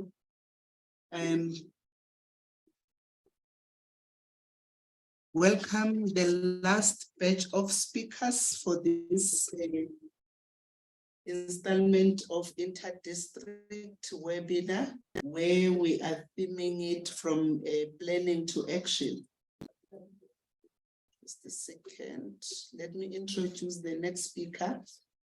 The next speaker that we have is Dr. Mohofe. Oh, I'm learning. It's so intimate, the language. And he is an educator and academic, deeply passionate about the field of education, especially science. He holds a PhD in education from the Nelson Mandela University. He has dedicated 20 years of his life in teaching physical sciences. And he is passionate about imparting knowledge and help students discover the wonders of the world through scientific exploration. Currently, he is the acting principal at Makwesa Secondary School, where he strives to create an inclusive and nurturing learning environment for the student. In addition to his role as the school principal, he is fortunate to work as a part-time teaching assistant at the University of South Africa, UNISA, which allows him to share his expertise and contribution to the development of aspiring educators. Throughout the career, he has actively contributed to the academic community. He has had the privilege of publishing several articles and presenting at a conference paper, all of which has allowed him to explore and share new ideas in the field of education. He's very young, at the age of 46. He is driven by a strong desire to shape the minds of the future generation and empower them through education. It is a responsibility that he takes to heart, and he finds immense satisfaction in witnessing the growth and success of his students. Each day, he strives to inspire both students and fellow educators alike, leaving a lasting impact on the education community. He is excited about the endless possibilities that education holds, and he's committing to making a difference in the lives of those that he encounters on this educational journey. Together, that's what he says. I will quote it. Together, let's create a brighter future through the power of knowledge. And Dr. Mohofe, over to you. Oh, thank you, Sizakel. I also can pronounce your name properly. And as indicated, I'm the acting principal of Makwesa Secondary School, located in deep rural section of Mabulani Seket in Skupine district, district on the rise, as we say, or as we call it. And the area has high level of unemployment, and we're experiencing a lot of social ills like teenage pregnancy and substance abuse by our learners and our learners' parents. We are also having a problem when it comes to network connectivity. It's very poor. When I'm there, you can't contact me. It's very difficult to reach me when I'm at that particular place. But it was difficult before the intervention of Calcutta. But they came, then everything seems to go well now. And our grade 12 learners achieve an average annual performance of approximately 60%. We are not going up, we're not going down. We only had a mad principle, as the previous speaker was saying, in 2013, where we obtained 34.5%. But after that intervention of cultural trust, we're just rooming at 60%. Then again, the area is we experience inadequate parental involvement because of how we were managing the school before cultural trust people came to our place. And again, prior to cultural trust intervention, we experienced fragmented curriculum management systems, and we were not managing the curriculum properly. There was no plan. Plans were not there in place to say we're going to do 1, 2, 3 in this particular day. But after their intervention, as I will indicate, you'll see that there are changes. Then again, there was no accountability. Teachers would fail to give enough written work as indicated or as agreed or as the policy requires, but no one was going to be holding them accountable. But we will see things have changed in our school as I'm speaking after the intervention of cultural trust. Then they came in 2020. They came in 2020 to our school. I don't know how they navigated through to our school because the area in which our school is located is a cul-de-sac. There's only one access road. And we were wondering how did these people locate our school? But it doesn't matter. When they came, they took us to a team building workshop at a nice place. We talked, everyone's weaknesses were revealed. Everyone's challenges were revealed. Then we started planning a new life after that retreat or a team building workshop. And they also built ICT infrastructure in our school. We are having Wi-Fi connectivity. They are having Wi-Fi, even if there is no network that side, we are able to communicate with the world outside our school. Unlike previously before that Wi-Fi was brought into our school. Another thing that is there that they brought is smart board. We're having a smart board, although our teachers were not trained properly. We are looking for them when they are giving them. I indicated down there that they are also training our teachers to provide them with the necessary PCK so that they can teach math and physical sciences. But I'm saying they must also provide us with, or them with TPEC, technological and pedagogical content knowledge, so that they can be able to use that technology with confidence. For now, they are just driving without a license. And that is what is the main. I think Cultural Trust people are listening to me. They will just introduce another program where they'll be training these teachers.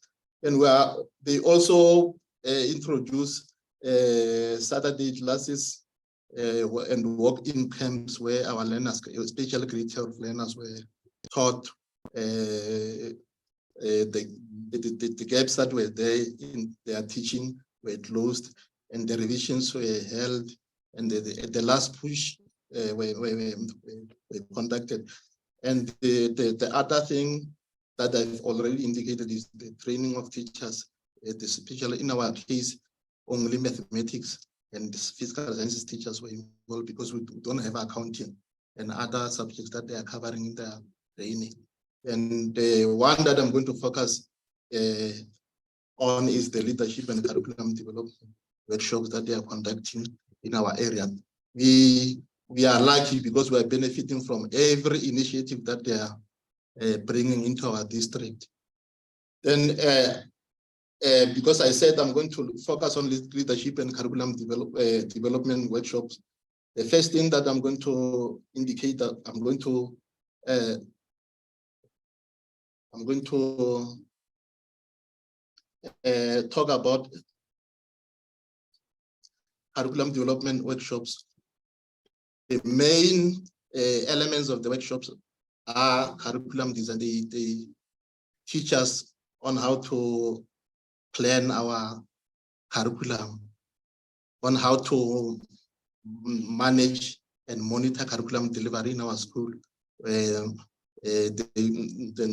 The main thing that I learned is at the beginning of the term, we must sit down and count the number of teaching days, how many a day, discounting the number of days that we're going to be assessing the learners so that we can know how many days we're having, whether we're going to be able to cover the ATP. And the other thing that they are teaching us is alignment with national legislation framework and the instructional strategy that we can employ in order to achieve good performance. Then after those workshops, they come to the schools. They make sure that we implement whatever they said we must implement or whatever is required.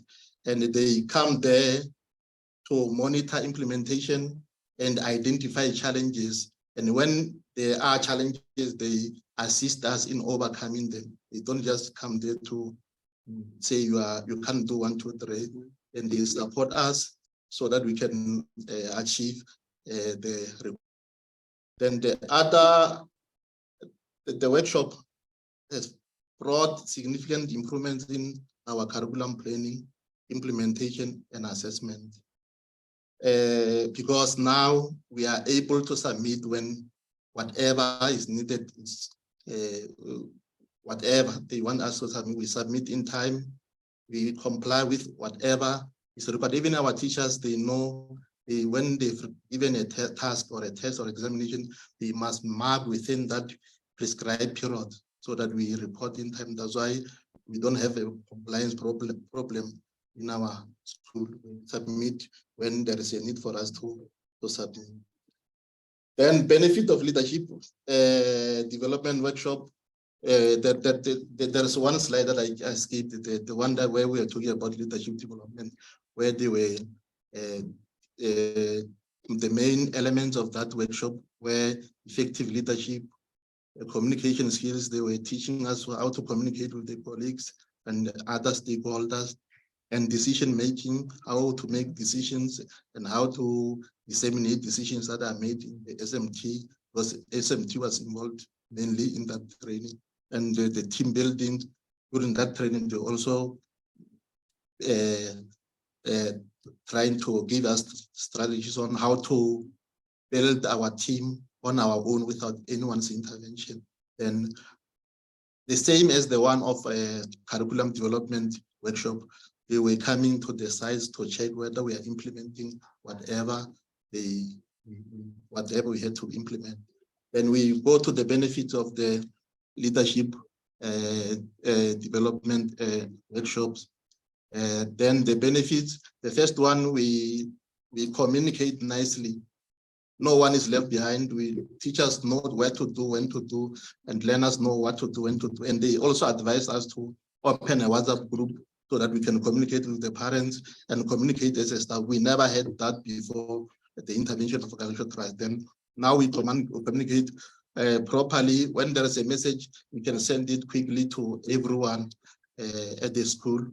Then we are also having improved learner engagement. Learners are involved in decision making. Some of the decisions that are involved in, which was never done before. We're just taking it as a SMT and involving teachers and maybe parents, and never included our learners in our decision making. And we are also having an enhanced parental involvement and other stakeholders. They come to school, they check classwork books, which was an advice from the Cultural Trust training workshop. Then we are moving to benefits of curriculum development workshop. Results are now quality, where I said at the beginning that we are still underperforming, but we are better than before because learners are passing well. Cultural Trust came to our school in 2020, And after 2020, let me just say in 2020, after their results, we took the first learners since the existence of the school. In 2020, the school was around 26 years old, but their intervention made us to have the first learners registering to study Bachelor of Medicine and Bachelor of Surgery. One is at the University of Cape Town, and the other one is at the University of. We never had learners going to UCT before, but for the first time when they came, that magic came. Then we're having those learners at those universities, and we're having also teachers using multiple approaches in their teaching in their classroom. Then another one is enhanced learner engagement. Then we talked about that one. I talked about. Then another one is consistent production of top performers in the circuit in mathematics and physical sciences. Every year, our learner from our school, since your intervention in cultural trust, every year we are having #1 learner in the circuit. Then another, in conclusion, we are saying empowerment and transformation workshops are working for our school. Our school exemplifies strong educational institution. One principal came to my school last week when we were having load shedding. He saw our, it was break time, he saw our learners, he said, your learners are very beautiful, because all of them were wearing uniform. We were saying, your learners are very beautiful. How are you able to do this one? And I told the principal that we are working as a team. Everyone is concerned about discipline in the school. That's why you see learners, we treat every transgression seriously. That's why you have seen these learners. They were even tagged, all of them are tagging, because we're also saying if the learners are not tagged, we're not going to tolerate it.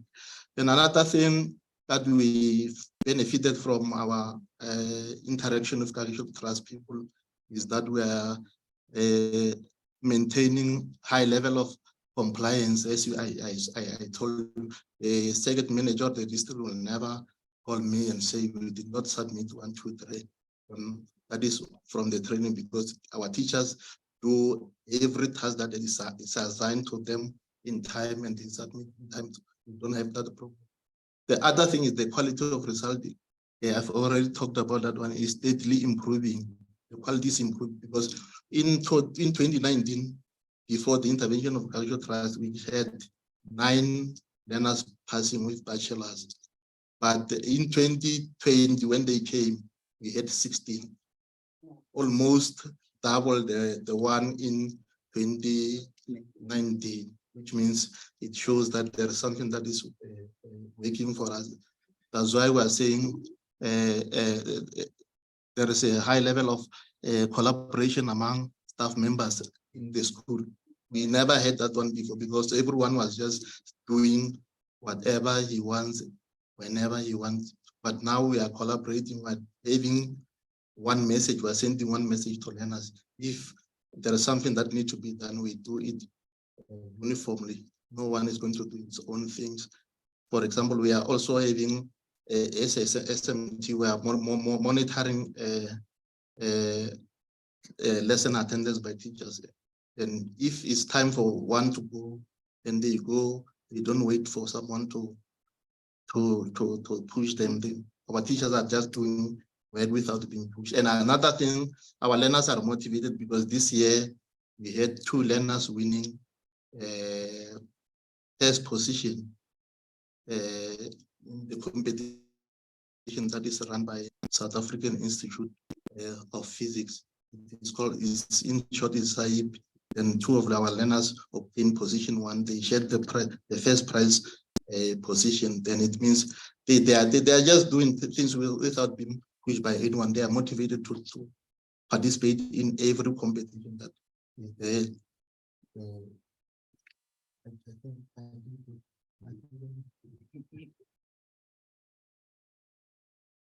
Oh, before you intervene, then we think we wouldn't achieve what we are achieving, the little that we're achieving, if it wasn't for the contribution that Kahiso Trust is making into our schools and into our learners and into the education of African learners who need it the most.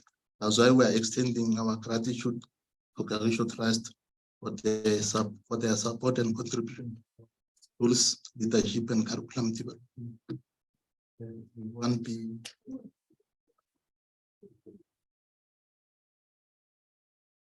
achieving this. Thank you so much, Doc. I always say people who are so learned and are doctors, sometimes they don't want to be called that. They downplay it. And if it was easy to take it, I would. I recall when I was a teacher, there was a lady that once came to our school and he said, "Can you please borrow me your academic regal?" I said, "No, what do you want to do with it?" Because I knew this person does not even have grade 12. I said, "No, I'm going to a function of graduates." I said, "But you can't take mine and go there." You guys, you think you are better off than us. So it's something that no one can take away from you. And this is what the young people, the learners that were working with our clients, as the district director calls them, that the learners, the parents, they are our clients. This is what we want to instill in them and ignite in them, that education, it's one thing that no one can take away from you. And you have shared with us the experience on the school's benefits when it comes to leadership and curriculum development. What is good about Sekhukhune is that unlike the two districts that we've just had, you guys are still on the running track, on the race. So you're still running, they are just there cheering you. And part of what we've done, bring the inter-district, because we want you to collaborate amongst yourselves and start to share the best practices. And you have heard where they are coming from. Now that the story is good, no one can believe that they were also starting from the bottom. And because of the buy-in, which is critical for me, and the change in human behavior and the change in how people are affirmed and see that what they are doing, it's not only for the principal, it's not only for the district director, but it's for them to impact the entire schooling system, but also the entire district. And next to follow, we are noting your questions, keep them coming so that we can be able to respond now. Even if we don't respond now, we'll make sure that through our channels that we have in the organization, we'll continue the conversation. We'll issue also send out a survey just for you to share with us what are the other things that you'd like to know going forward. Now we're going to call Mr. Makula, who is the district director in Sekhukhune. Before I tell you what Mr. Makula will be sharing with us, let me give it to you. Who is Mr. Makula, the director of Sekhukhune East District? And he is also having about 30 years in education. And I just load the presentation for Mr. Makula. Maybe someone can help with that. Loading the presentation once I introduce Mr. Makula. He has more than 30 years in education.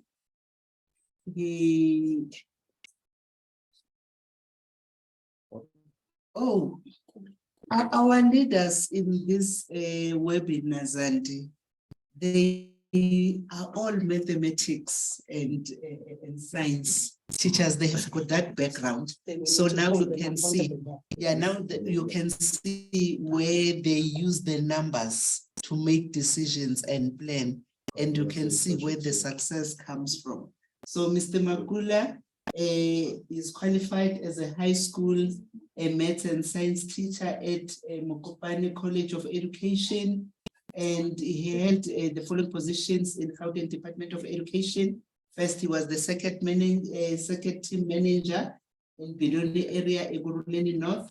He is also the chief, he was the chief education specialist at the e-learning and curriculum support programs, the deputy chief education specialist e-learning as well, and the deputy chief education specialist for physical sciences. He served as a teacher, the HOD, and deputy principal. Surely, Mr. Magula, you walked all the phases of the management within the education system. And currently, he's the district director responsible for Sekhukhune East District in Limpopo. Before it was called River Cross, and now it's Sekhukhune East. And he is passionate about the improvement of lives, especially those of young people. And Mr. Magula, we will hand it over to you once the presentation is loaded. And give it to him to put it on the presentation. All right, thank you, Caesar, for the introduction. I'm actually excited that I'm part of this webinar. What excites me even more is having to listen to other districts presenting, and especially the district from the Free State. The one district, for instance, Motel, which I visited previously, and thanks to Cahiso Trust for even facilitated a visit. And I usually say it's one visit that one has learned a lot from, and I call them our role models, because I remember vividly so some of the lessons from the visit. The visit coincided with the district retreat, the Motel district retreat. And then when I say the learnings, one of the things, for instance, some of the excuses that I heard for non-performance, which I thought, I mean, it's normal. And that's when I realized that, hey, actually, I should be embarrassed to be talking about certain things that I'm not able to do for in that district. There has not been an excuse in terms of doing certain things. And also just exciting to be sharing with Dr. Mohofi, the acting principal of Makwesi.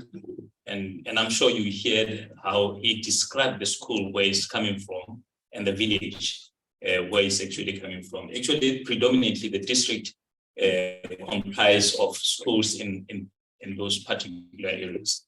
The areas which are characterized by the description that Dr. Mohofi has alluded to. And the presentation is going to be very short this way, but I'll be talking to you about how the empowerment transformation workshops, what we refer to as retreats, and the capacity development assisted in transforming the district, our district Sekhukhune East. It is a journey that I want to share with you. And just also as a way of outlining how the presentation is going to go about, it's more sharing.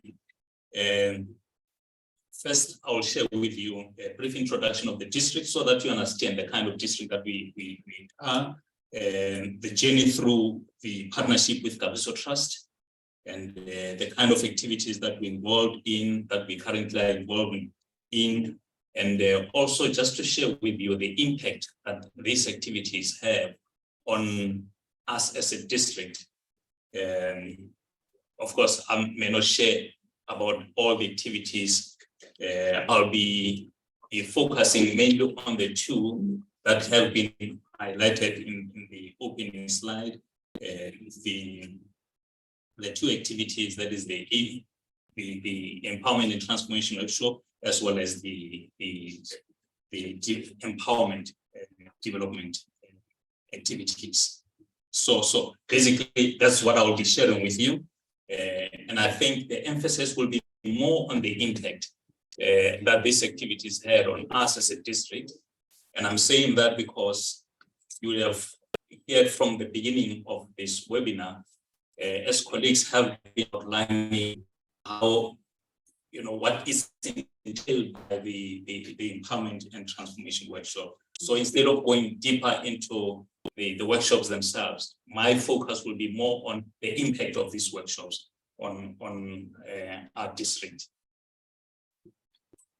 Who are we? Just as I said, it's important that I indicate to you so that you understand the kind of district that we are from.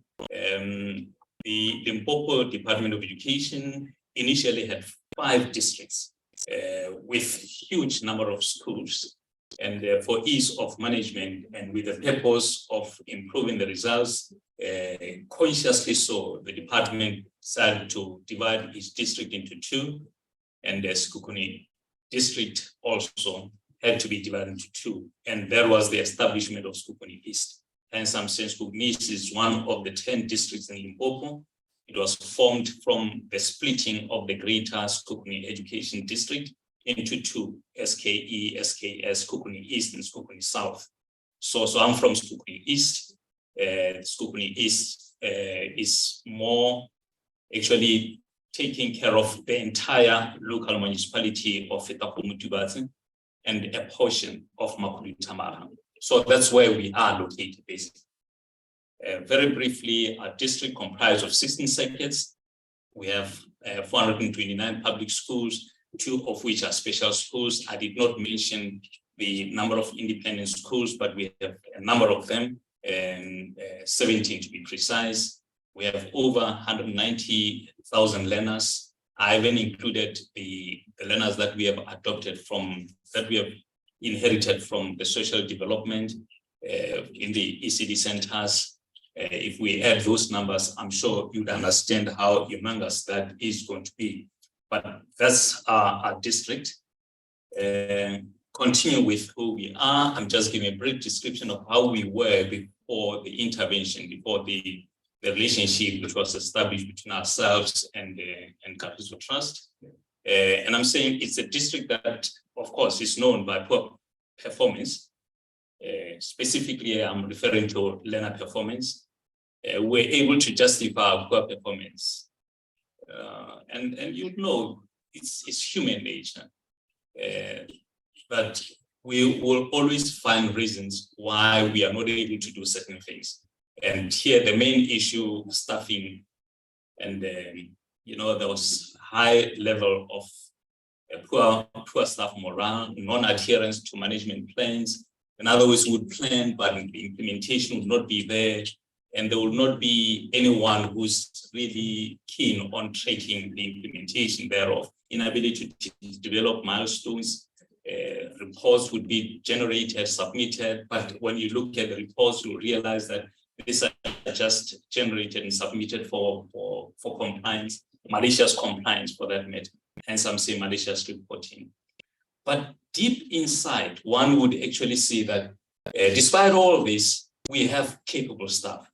And it's just a matter of digging the capability out of individuals within the district and see how we maximize the benefit of such capability. And this was seen, like I indicated, the level of staff, for instance, which characterize our district. But I've seen that people were prepared to do more than what their job description was dictating to them. And that to me was, I think this is something that one has to capitalize on. And, when one joined the district, one joined it with high ambitions, thinking that would immediately get the kind of percentage that one would be proud of. I remember saying that the first year we must get 75% pass rate, and people were saying, "Are you crazy? What percentage are you at now?" You know, you need to set realistic targets. And I was saying we are allowed to dream. If we don't dream, we'll never realize that which we want to achieve. And, you know, but ultimately you get humbled. Prior to that, one actually said, no, this district must be the best. And it's not going to be the best in the province, it's going to be the best in the country.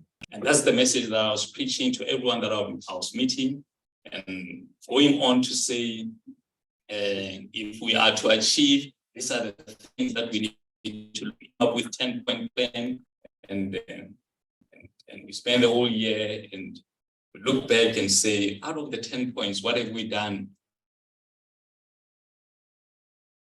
You know, and we came together and started really looking at ourselves and our strategic plannings. We came up with plans, but the implementation wasn't okay. Then after the visit to Motel, I really said, we need empowerment workshop. We need a retreat for the district. You know? I was fortunate that our schools actually attended the retreats first before the district, and I was able to visit those retreats. I wasn't able to sit in the entire session in each school, for each school, because they were running concurrently, but at least I was there and I saw exactly what was happening, and I realized this is actually a great opportunity for us as a district. Let's not leave it for schools only. I think we need it as a district. And now I started pestering DWSD Trust. Hey, we need this. Hey, we need this. And remember giving the date that we're going to have it on this day. And Temba, the COO, said, no, you can't have it then. Have it later. You know? And I was like, no, but I think Temba is wasting our time. We need to have it immediately. You know? But later on, I realized, no, actually Temba is well experienced. I shouldn't have argued. I should have just listened. And ultimately, we had it at the time when DWSD Trust actually suggested, and everything went well.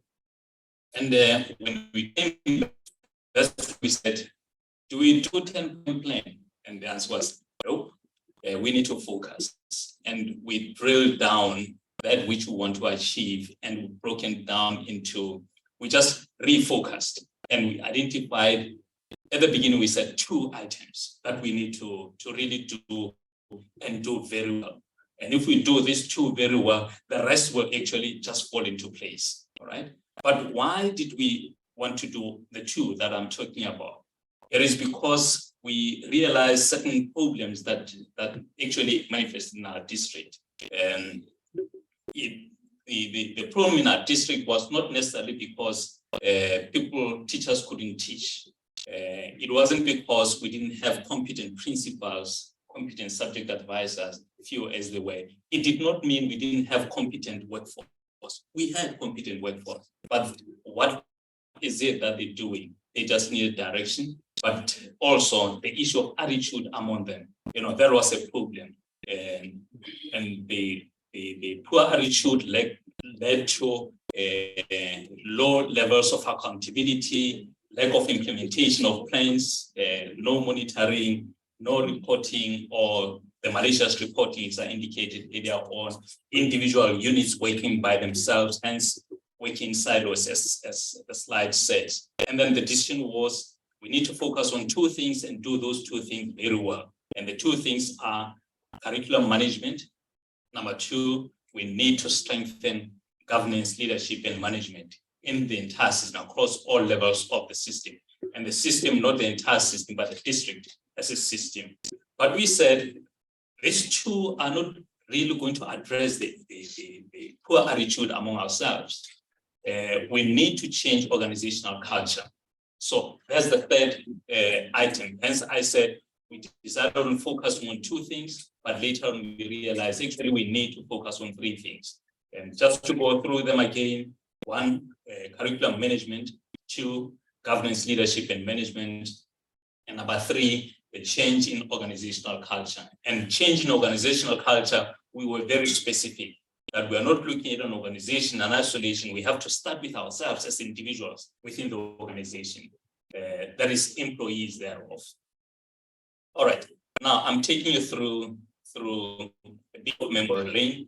In 2019, we were the partnership between Limpopo Department of Education and Kagiso Trust was launched. I remember it was the 6th of March, 2019. And the PSNOD Whole School Development Program was introduced to us, and we had to start implementing. And these are just some of the activities, not all activities. These are just some of the activities that we had to engage in. 1, empowerment and transformation workshop at the retreat. 2, capacity development. And I did not mention everything about capacity development. So these are the 2. And even when at the start of my presentation, I indicated that my focus is going to be on these 2, empowerment transformation workshops, as well as capacity development. And not necessarily to go in details about how these were carried out, but to talk about the impact that each of these had. So with capacity development, these are just some of the elements which were implemented. 1, instructional leadership, principals, and SMT, and Dr. Mwafes actually elaborated on that. Teacher development and mentorship program. Mentors were deployed in our district. We had support for technical high schools in technical subjects in partnership with Sasol Foundation. This is a partner which was brought by Kagiso Trust also for the provision of resources and capacity building with regard to the technical subjects teachers. And there's also direct learner support. Now, for these are just talking the same thing, but in numbers. 70, there's the number of learners, so number of schools, that have attended the retreat since 2019. 61 secondary schools and 9 primary schools. And you'd also understand this, that while this partnership was formally launched in 2019, 2020, that's where we were hit by the pandemic, and that affected how the activities of the partnership had to be rolled out. 68 was the number of schools benefited directly from instructional leadership trainings and support through the contracted service provider PSA. And the 68, that is 60 secondary schools and 8 primary schools.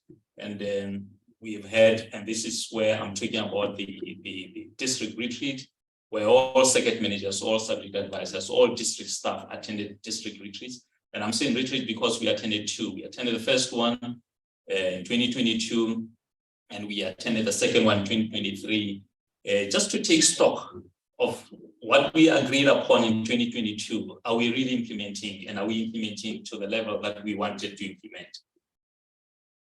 So these are, I think I've gone past this, just to talk about the impact of the activities that I mentioned. And the impact I'll talk from 2020 to date. Post-retreat, I've given you a picture of our district before, and now this is how our district is post the retreat. And I'm talking about post the first retreat, and this was further strengthened after the second retreat. I've now, and I'm quite happy to say that individual employees now know and are able to carry out their roles and responsibilities without any doubt. The SMTs are able to execute their respective duties. There's continuous improvement of human behavior, and that translates into the whole organizational culture change positively across all levels of the district. I've seen, and the conversation have now changed. When you communicate with individuals within the district, you can feel the level of assertiveness from individual members of the district, members of staff of the district. There's acceptance of constructive criticism, which in the past, you give criticism to an individual, person gets offended. You could see that the person actually gets angry. But now people are embracive of such. So there are low levels of defensiveness. People are not defensive anymore. We can get better, and we are getting better. It's a journey, of course, employees are now able to identify their own weaknesses. You know, they no longer wait for people to come and say, hey, you are not doing 1, 2, 3 well. People are now able to say, hey, I think I need help here. You know, at times they're able to start sorting out those problems themselves, or they are able to approach and say, please help me.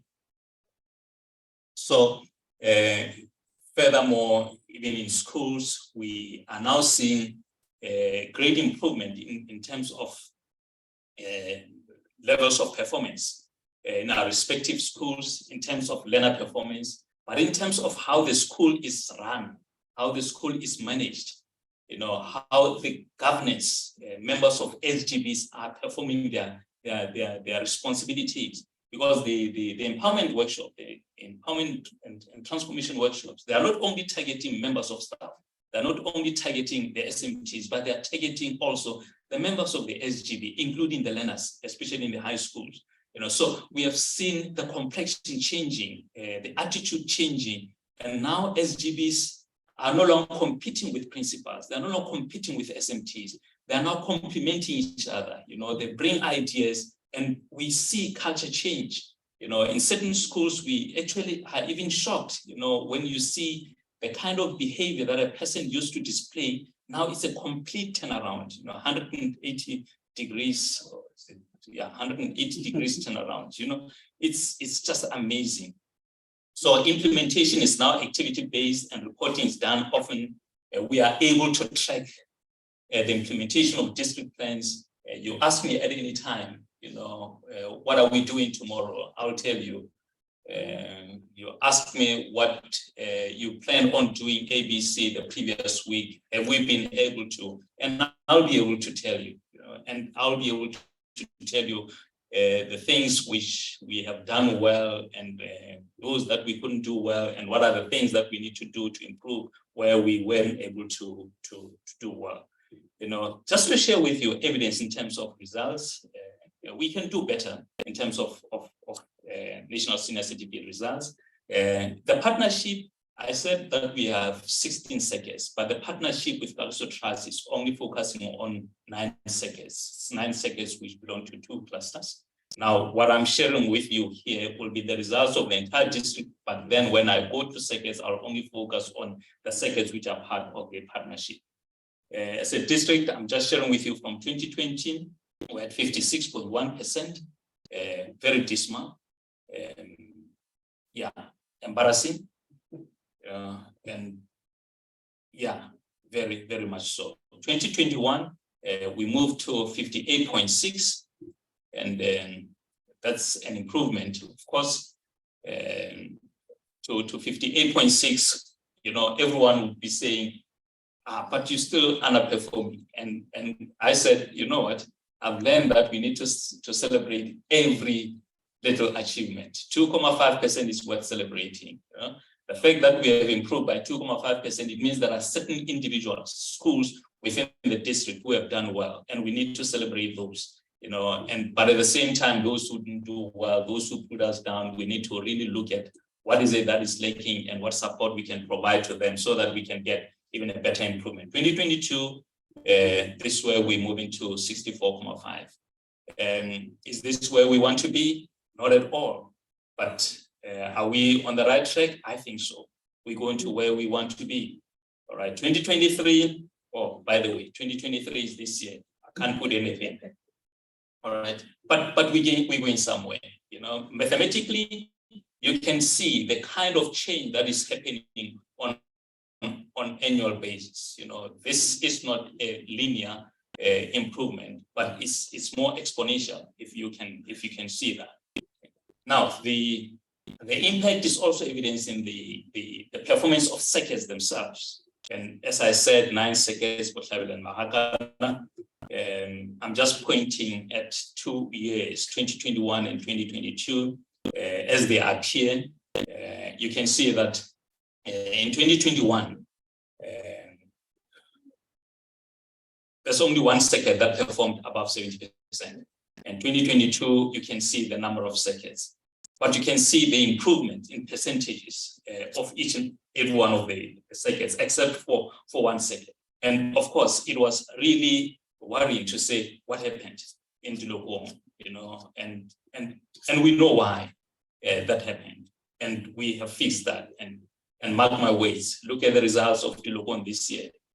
We'll talk about it. Okay. This is just, I think, graphically it will show nicely. That the blue, that's the 2021 results, and the what color is that? Orange. Orange, yes. Yeah, orange. That's the 2022. You can see that 2021, the blue, all the blues are below 70 except for the first second. All right, and all the orange, that's 2022, are at 70 and above except for 3 seconds. And that to me is quite a good story to tell, right? So we're going somewhere. We don't want this, we want all of them to go above that. Okay. We, of course, have lessons learned, and the good thing is our district is the last to enter this program out of all the districts which participated in this program. So we're not only learning from ourselves, but when we see certain things happening, we go to the other district and say, hey, how did you manage this? And they tell us, no, it's normal, you know, and we're able to manage that successfully. So we have seen some principals, for instance, not acknowledging their mistakes during the retreat, being defensive, and at times they just do stonewalling. But when we went back to schools, instead of embracing the resolutions that they have taken, the statements that they have agreed to, now they start, for instance, polarizing the staff, and now the divisions start happening in those schools. There were 2 schools, for instance, which experienced that, and we quickly picked that up and we're able to manage it. All right. So that's just one of the things. And some schools, employees were not even honest and speaking out their challenges, but we can pick it up immediately that, hey, here people are hiding, you know, same information, and we're able to manage that also. District staff, especially, you see, the problem is not only in schools, but even in ourselves, you know. District staff, especially some of the subject advisors, not ready to identify real challenges, especially because if you identify them genuinely, you will find that actually you don't have to point a finger elsewhere. You are responsible for that kind of a challenge. But if you don't, if you really do that, it means you'll be exposing yourself. And those are just some of the things that we had to manage, you know. But all in all, I want to say it has been a journey. It is still a journey, and we love traveling this journey. It's a journey that we're learning throughout, but what excites me is this is a journey of improving lives. This is a journey of improving lives of young people. And this journey of improving lives of young people doesn't stop now. This is a never-ending journey. And so I'm not only talking to Kagiso Trust, I'm not talking to my colleagues back at the district. I know that they are participating in this webinar, but we're talking to everyone, the community, the society at large, that let this be our responsibility to support each other. Let's support the district to ensure that no child is left behind as we build this district. We have, of course, adopted a motto from as early as 2019 that we call it ourselves District on the Rise. And indeed, we are the District on the Rise. After the results of 2020, dismal as they were, we decided consciously that we are now, while we are District on the Rise, but we said we are rebuilding Sekhukhune East. And this is a journey of rebuilding Sekhukhune East. Thank you very much. Wow, Mr. Makula. What a journey, and it resonates well with what we are trying to do in terms of being on the rise and rebuilding Sekhukhune East District. Ladies and gentlemen online, we are about to land to our destination where we're going. Our Captain Mangodi has been flying us very well, and the cabin crew has also been taking part very well. Now, I am going to request 2 cabin crew members that makes me smart, to look smart in the organization, because these are the ladies that I work hand in hand with. As I thank you, gentlemen from Sekukune, to allow them to come this side. And these are the ladies that are assisting us in ensuring that what we do with schools, and in terms of the support, in terms of the engagements, they are the ones that are driving it. And these are the last 2 speakers in the program.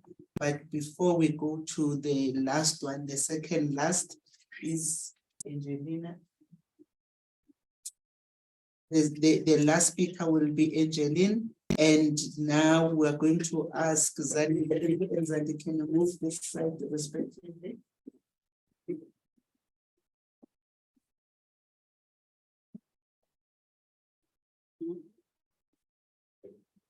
As they are coming through.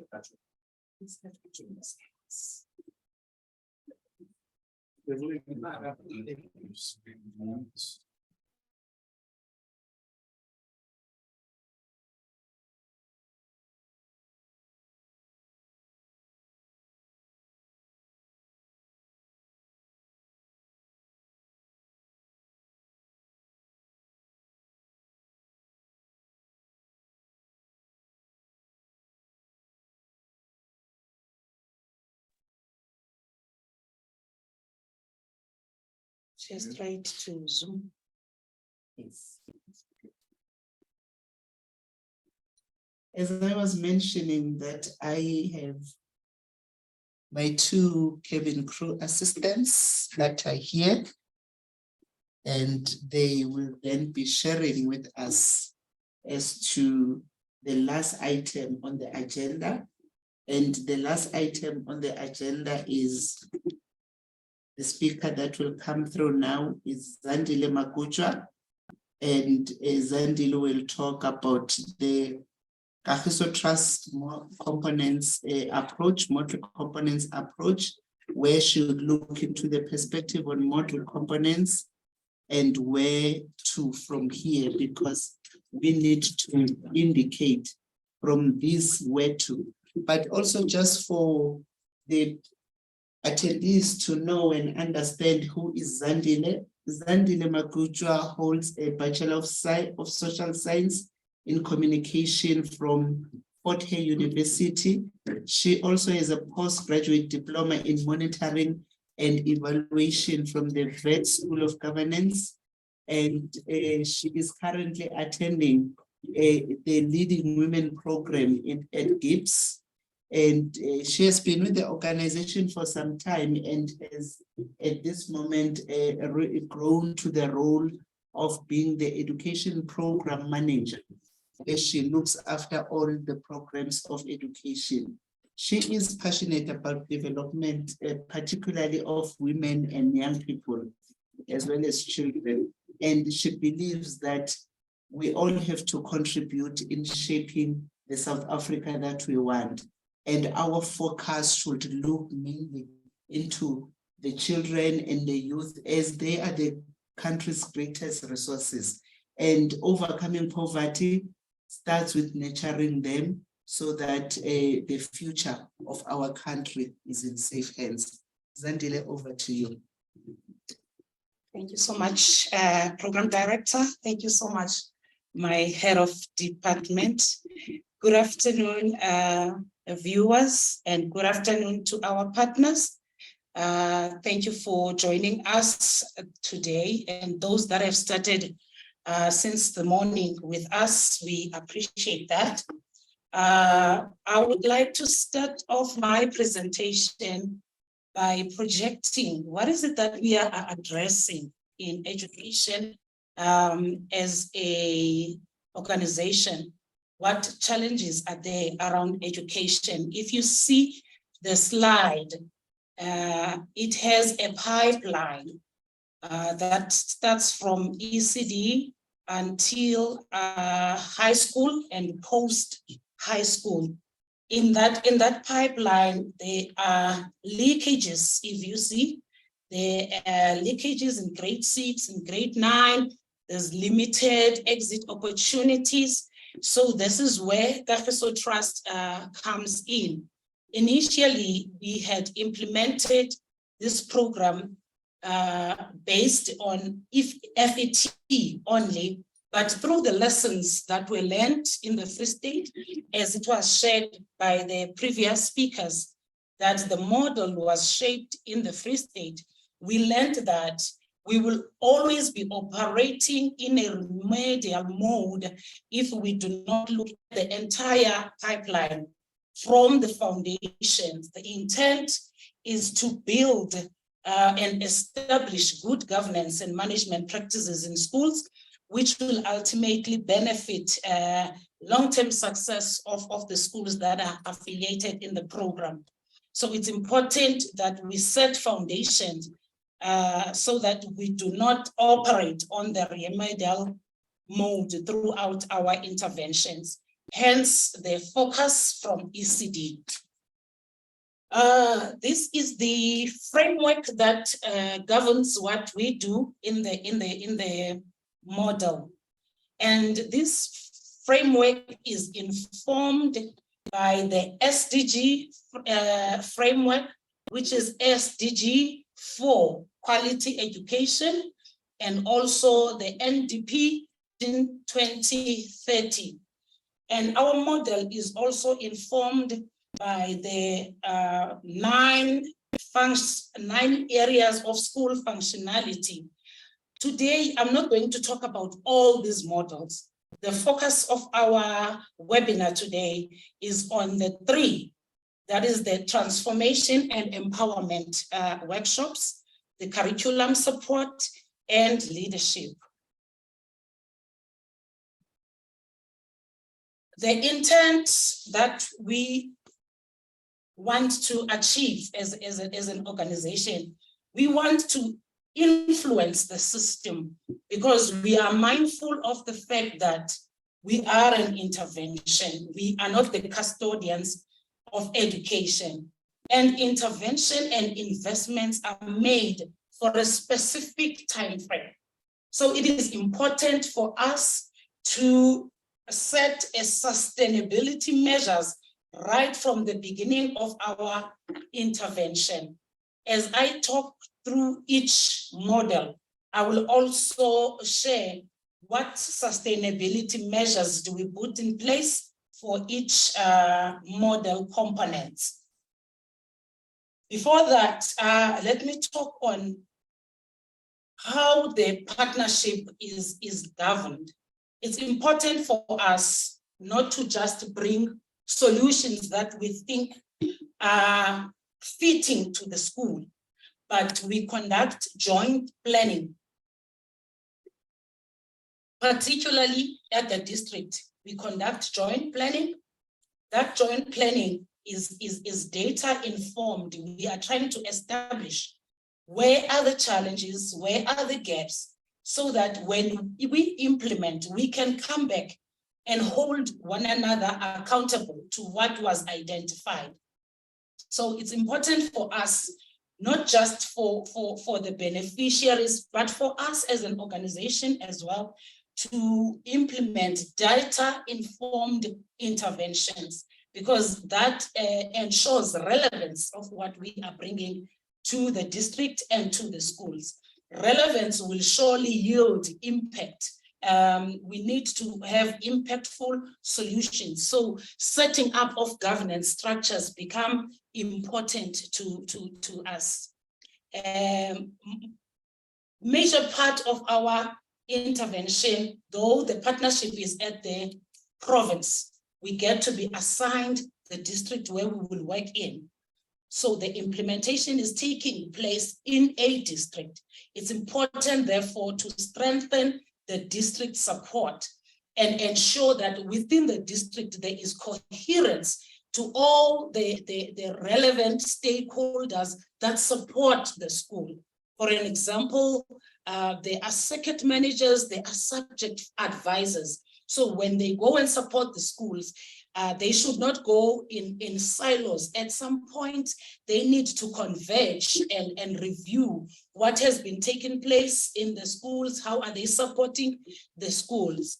So the first component I am going to be speaking to is the empowerment and transformation workshops.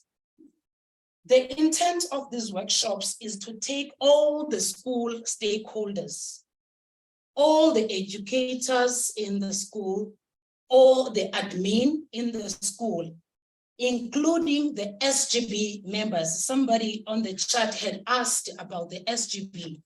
SGB is represented in these empowerment and transformation workshops. Learners are also represented. This is an authentic conversation amongst the stakeholders of the school. The intent is to reflect, the school itself reflects. We don't come and give or provide solutions. This is what we think you need to do.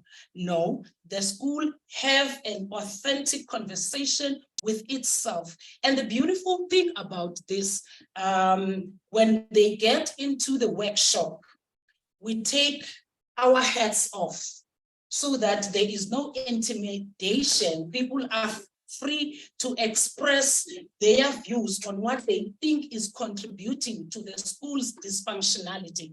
So this conversation is facilitated where the educators, the SGB members, and the learners are pointing out what is it that we believe makes us not to be effective, makes us not to produce the results that are expected of us.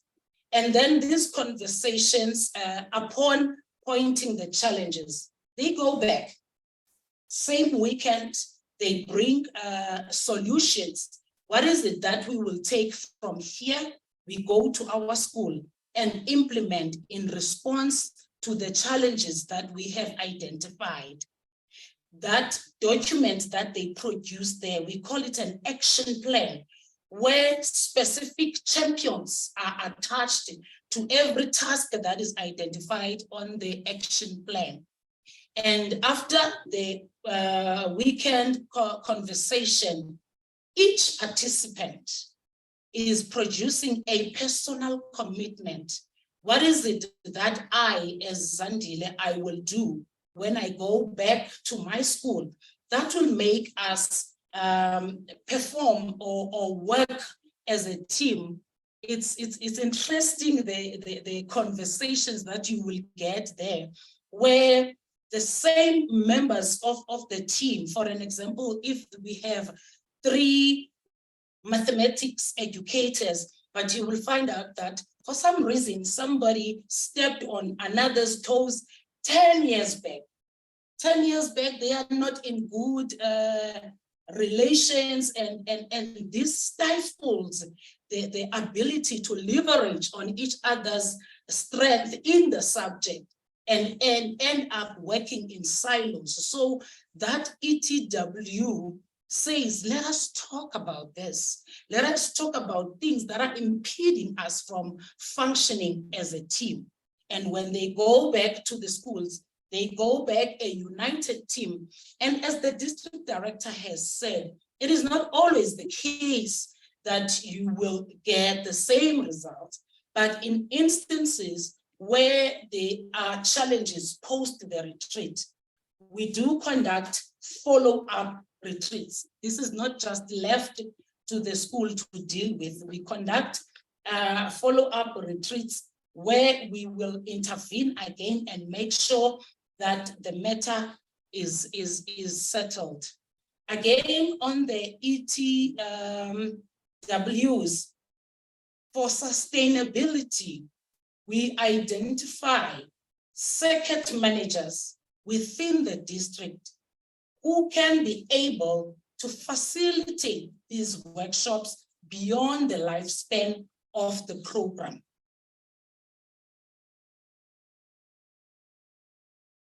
Sorry, my mouth gets dry. Beyond the lifespan of the program, that is critical for us Because as I said initially, that we are there for a specific time frame, and the gains of the intervention need to be sustained.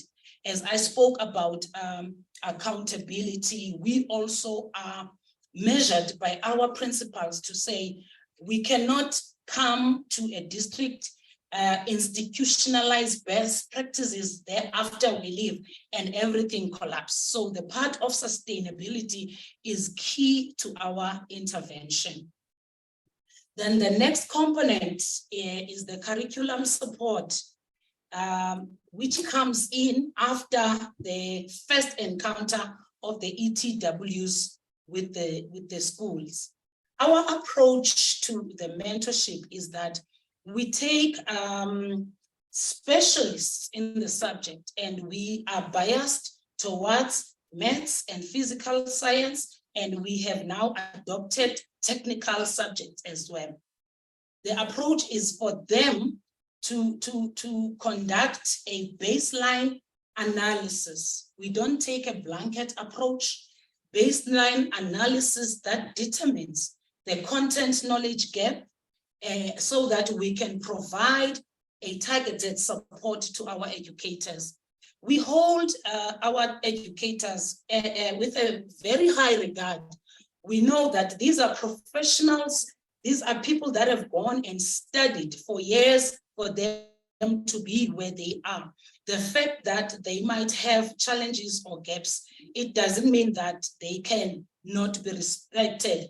We emphasize with our mentors that when they get to school, they have to uphold that relationship. The teachers should not see themselves as inadequate because there is a mentor. Instead, a mentor is supposed to unleash the potential that is within the educators. And another key component to curriculum support is the identification of lead teachers. This is also for sustainability.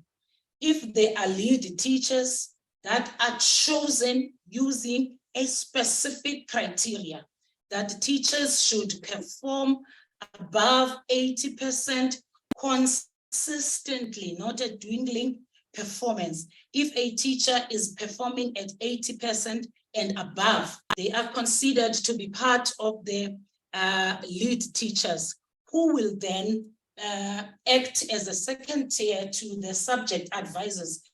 You will understand that we have limited subject advisors and many public schools that they need to support. So the lead teachers come in as a second tier to the subject advisors.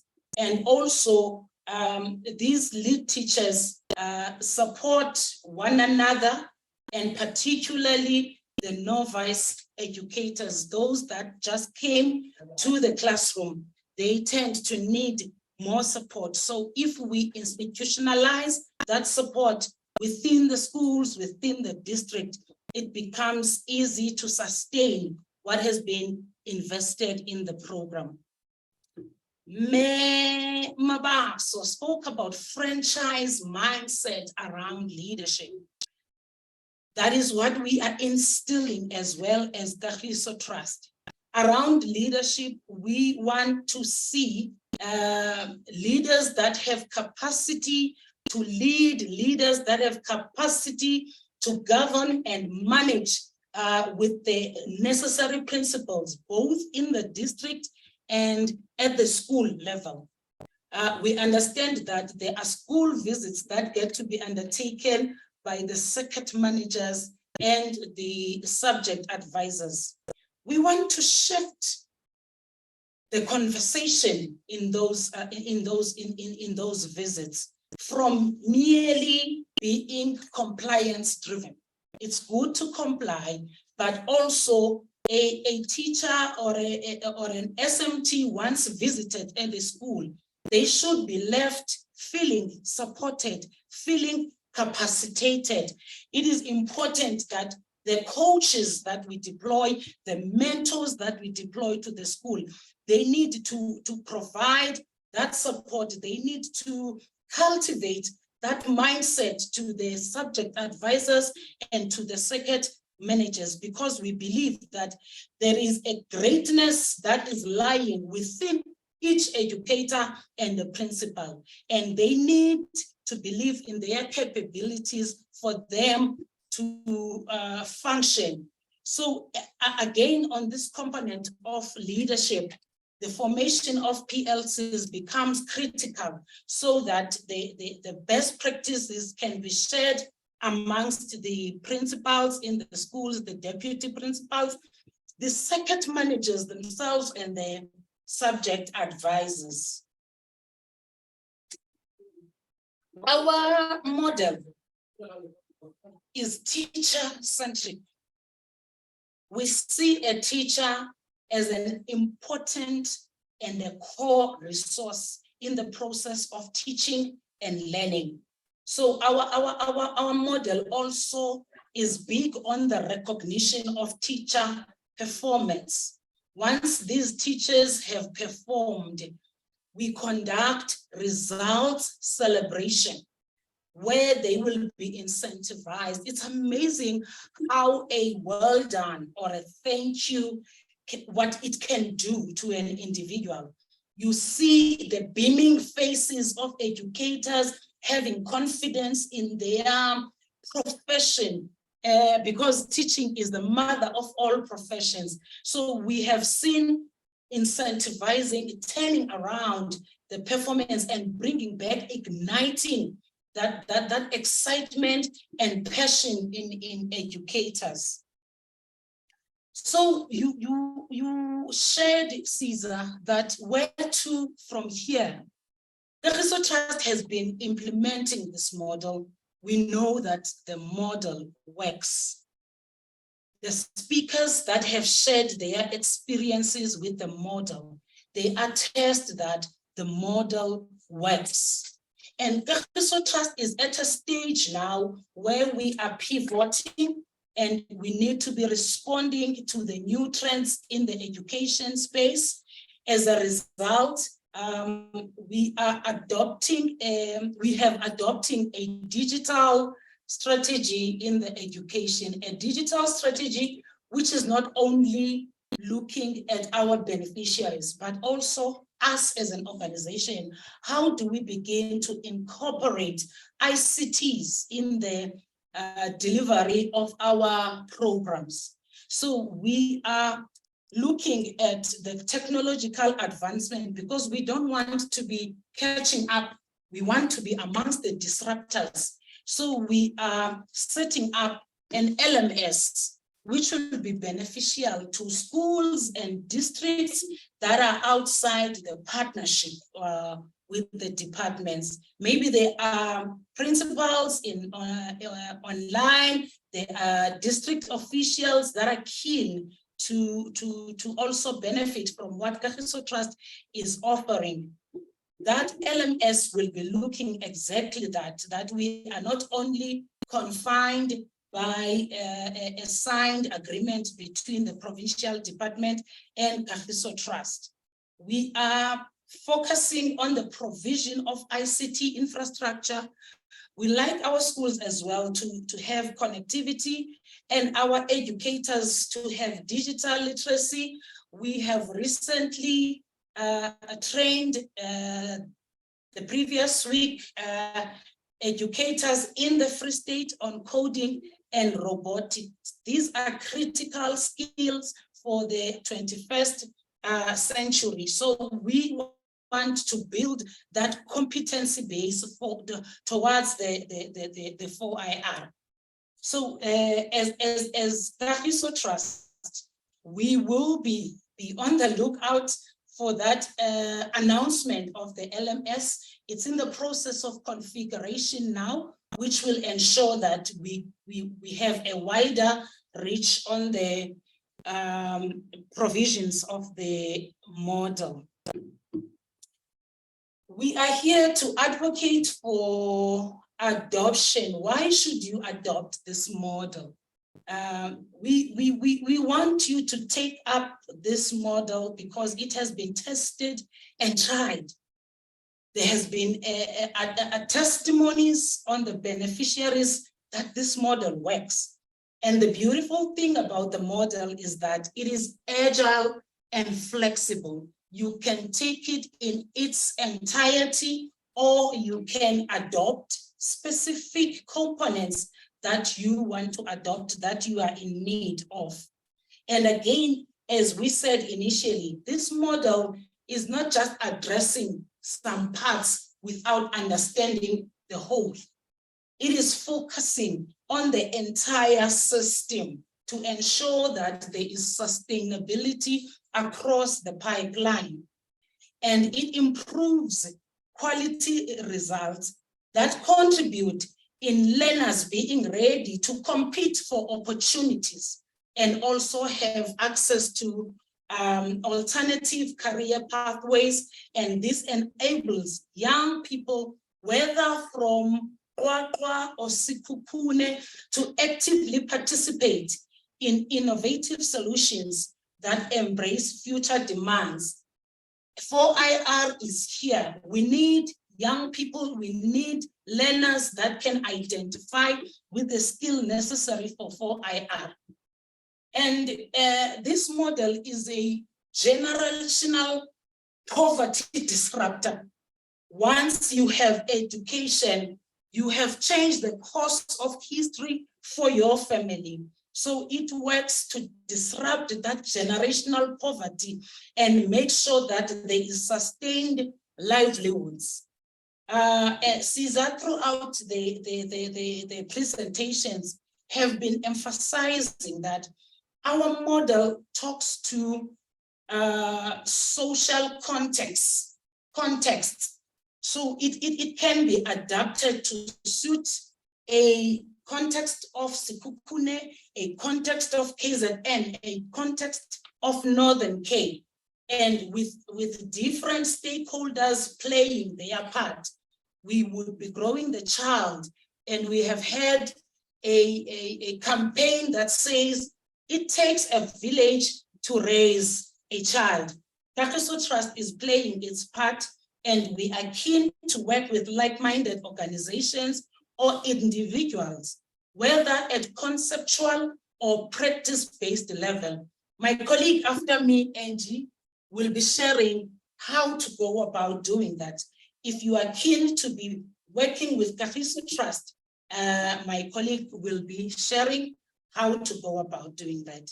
Thank you, Caesar. Thank you so much. Thank you so much, Zandi. And we'll have Angie. They say, save the best for last. And Angelina, the three of us sitting here, we are responsible for the education development, the design of the programs, the thinking behind the model that you see. We are responsible for it. And Angelina, she is Angelina Mazbego Mtagane, such a unique name. It's not every day that I've never had another Mazbego, by the way, Angie, except you. And Angelina, she is the program manager in KT, but she's also the head of programs in KST. She holds a BA honors, a postgraduate diploma in policy and development management. She also has a certificate from Women in Leadership from Gibbs, and she is,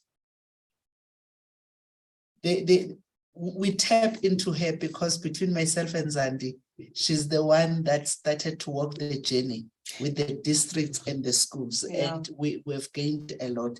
So Angeline, before you thank the audience and inviting people as to what is it that they can do to be part of the movement, I just want to summarize the entire deliberations or webinar to say that the purpose for us as Kagiso Trust, it is and it has always been to provide the district officials, SMTs, the teachers with the tools and training, including the best practices that they need to be able to drive education, to be able to bring about the curriculum changes in terms of curriculum coverage, making sure that it is evidence-based. And we cannot dispute that from the districts that has presented, you have seen for yourselves the numbers in terms of evidence. And over to you, Angie. Thank you, Caesar. I don't know if I'm good enough to know myself to be having a very soft voice. And already, we are by that's what graveyard shift, where we are all tired. We had a very long day, but my task is just simple, just to thank everyone who participated in this interdistrict webinar themed from planning to action.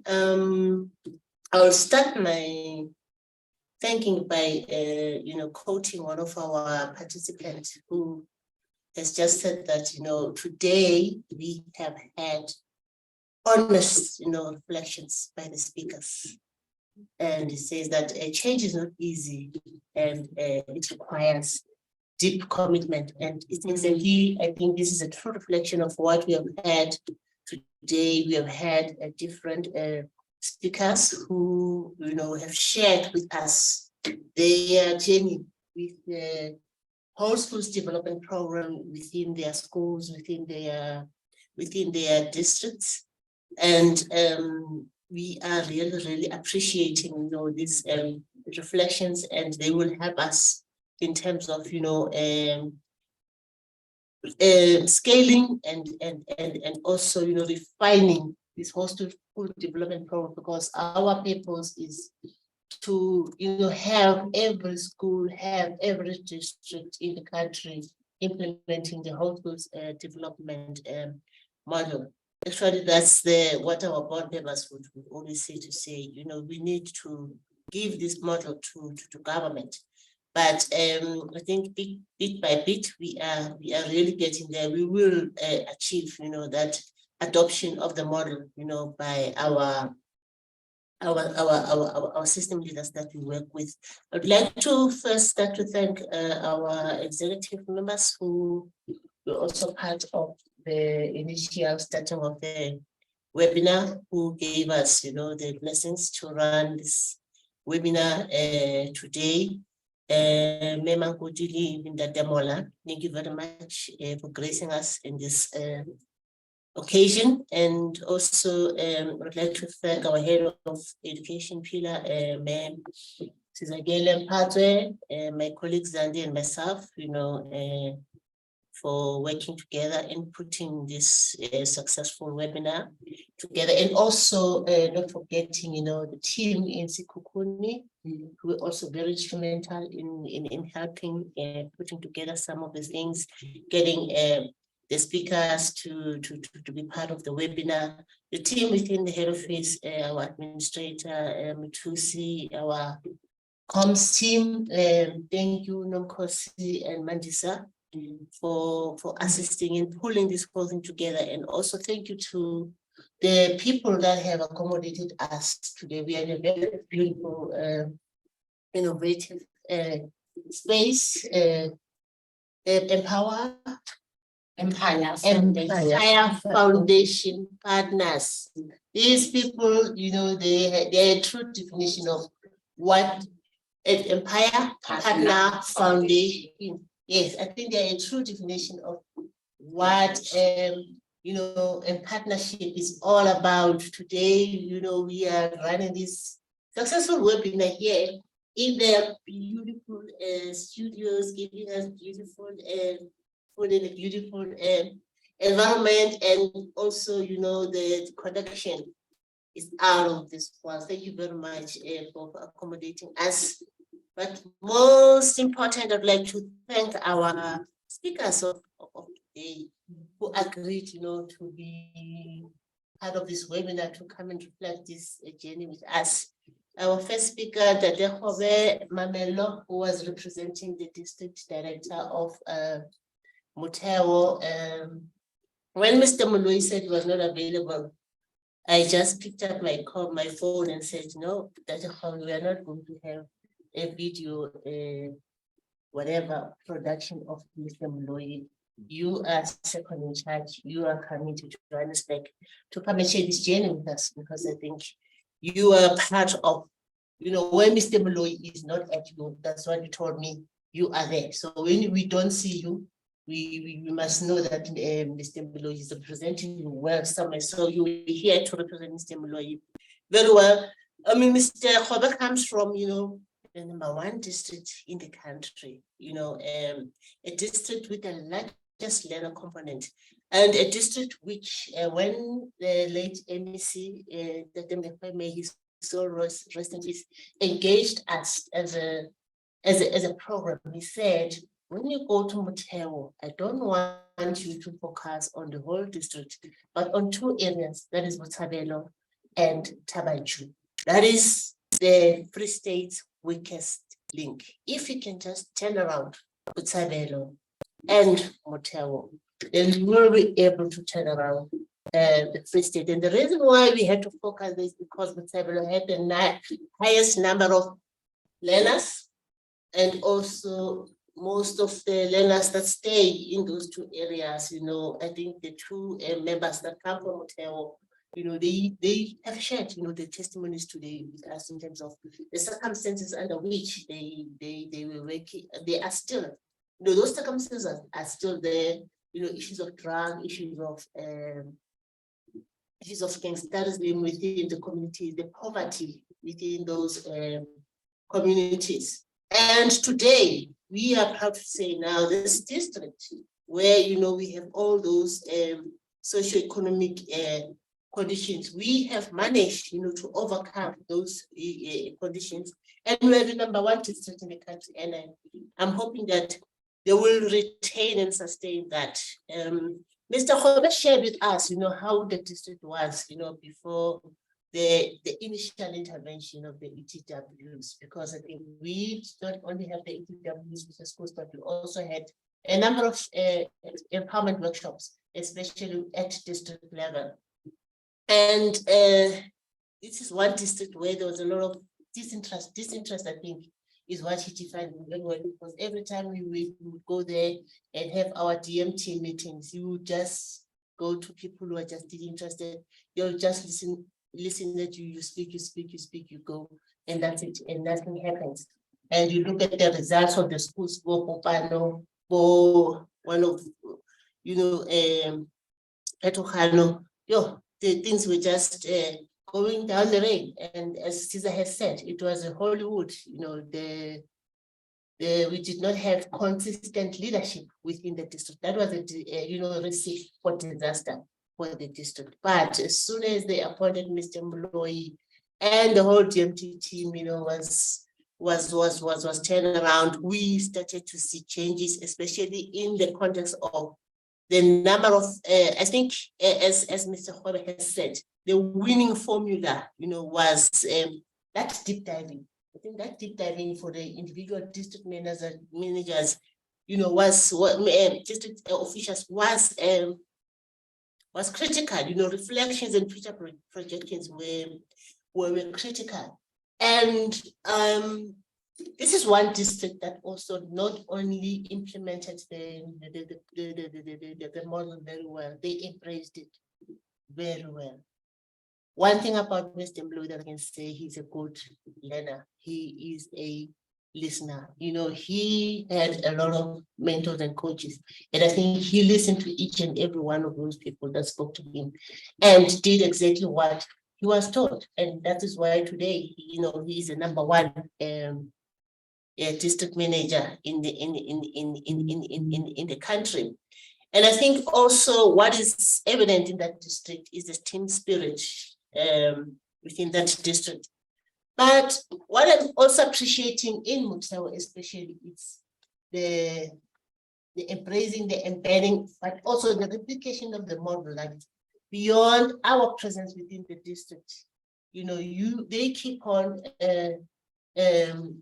implementing the elements of the model beyond, especially the empowerment workshops, which they are using now, you know, to induct new schools into the district so that, you know, those schools don't bring the district down. I would like also to extend my appreciation to Mr. Moholo, Leratong Secondary School in Motheo, who's also has shown a lot of passion in what he is doing, and also he's shared with us in terms of how they are using messaging, in ensuring consistency in schools and district performance. And I think what I liked about what he said is that accountability is everything, and it starts with them as leadership members. So thank you very much also for sharing with us the beautiful story of TMET.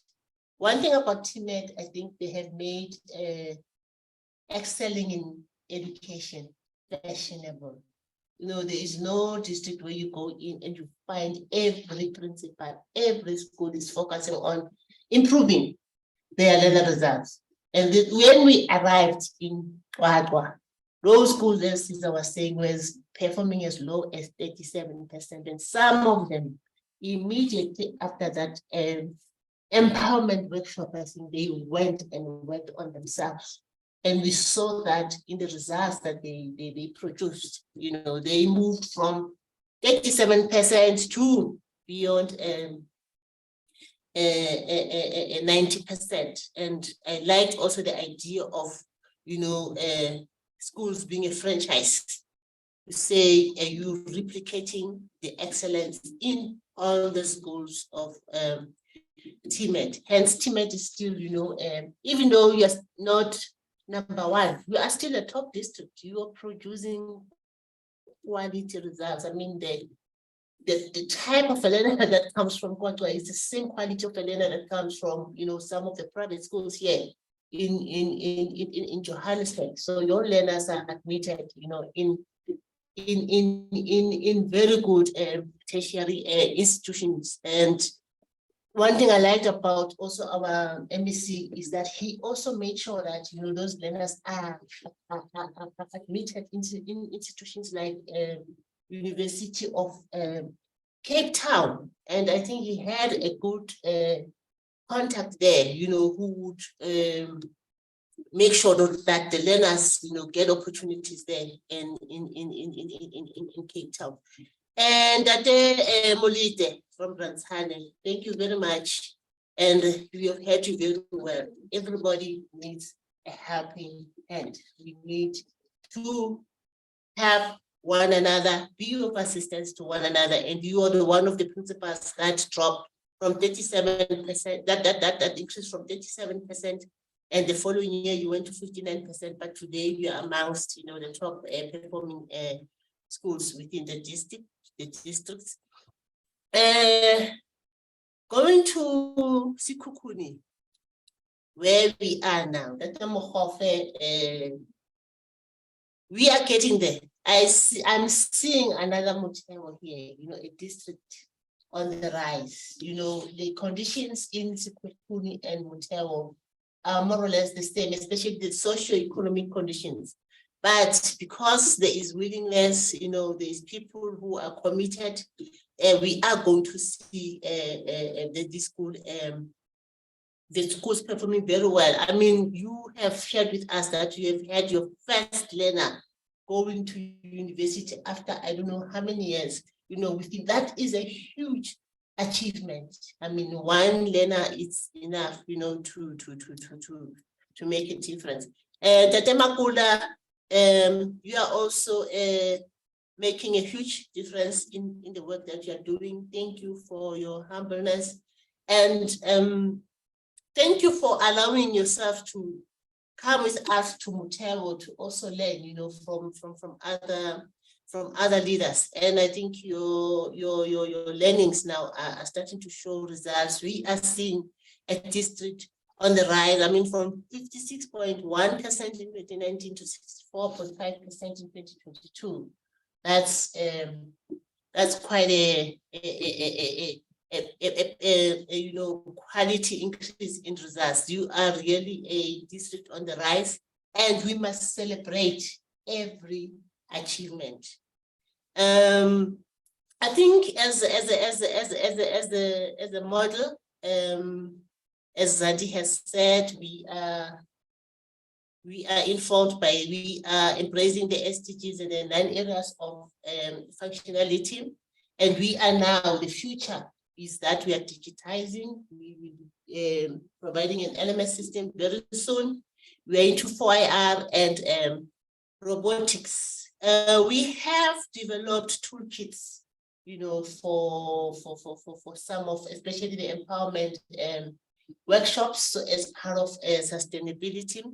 But as Zandi has said, if you want to be part of the program at district level, and also at provincial level or at school level, you can call our offices, or you can go onto our website where all the details are there.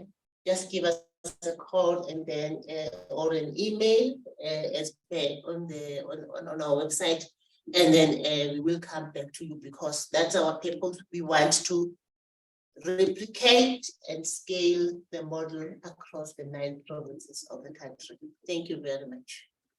Thank you so much, Angie. And my last thanks to the attendees, and just to invite those that are around Sikukune tomorrow and Wednesday. We're having a career day where we'll be bringing in different career pathways from the people that are offering them, especially to assist our grade 12s in choosing the different careers other than the university path. So there will be people from the technology side, people from the technical and vocational education side, and also people from the academic side. So if you are around Beggarsford, Sehlaku Secondary School, just do your favor, do yourselves a favor and pop in. We wish everyone, those that are driving to Kitchenville, to have a safe drive. Those that are driving to Bedroomville, to also have a safe drive, and those that are driving to different areas. Thank you so much. See you next time in our next installment of the webinar.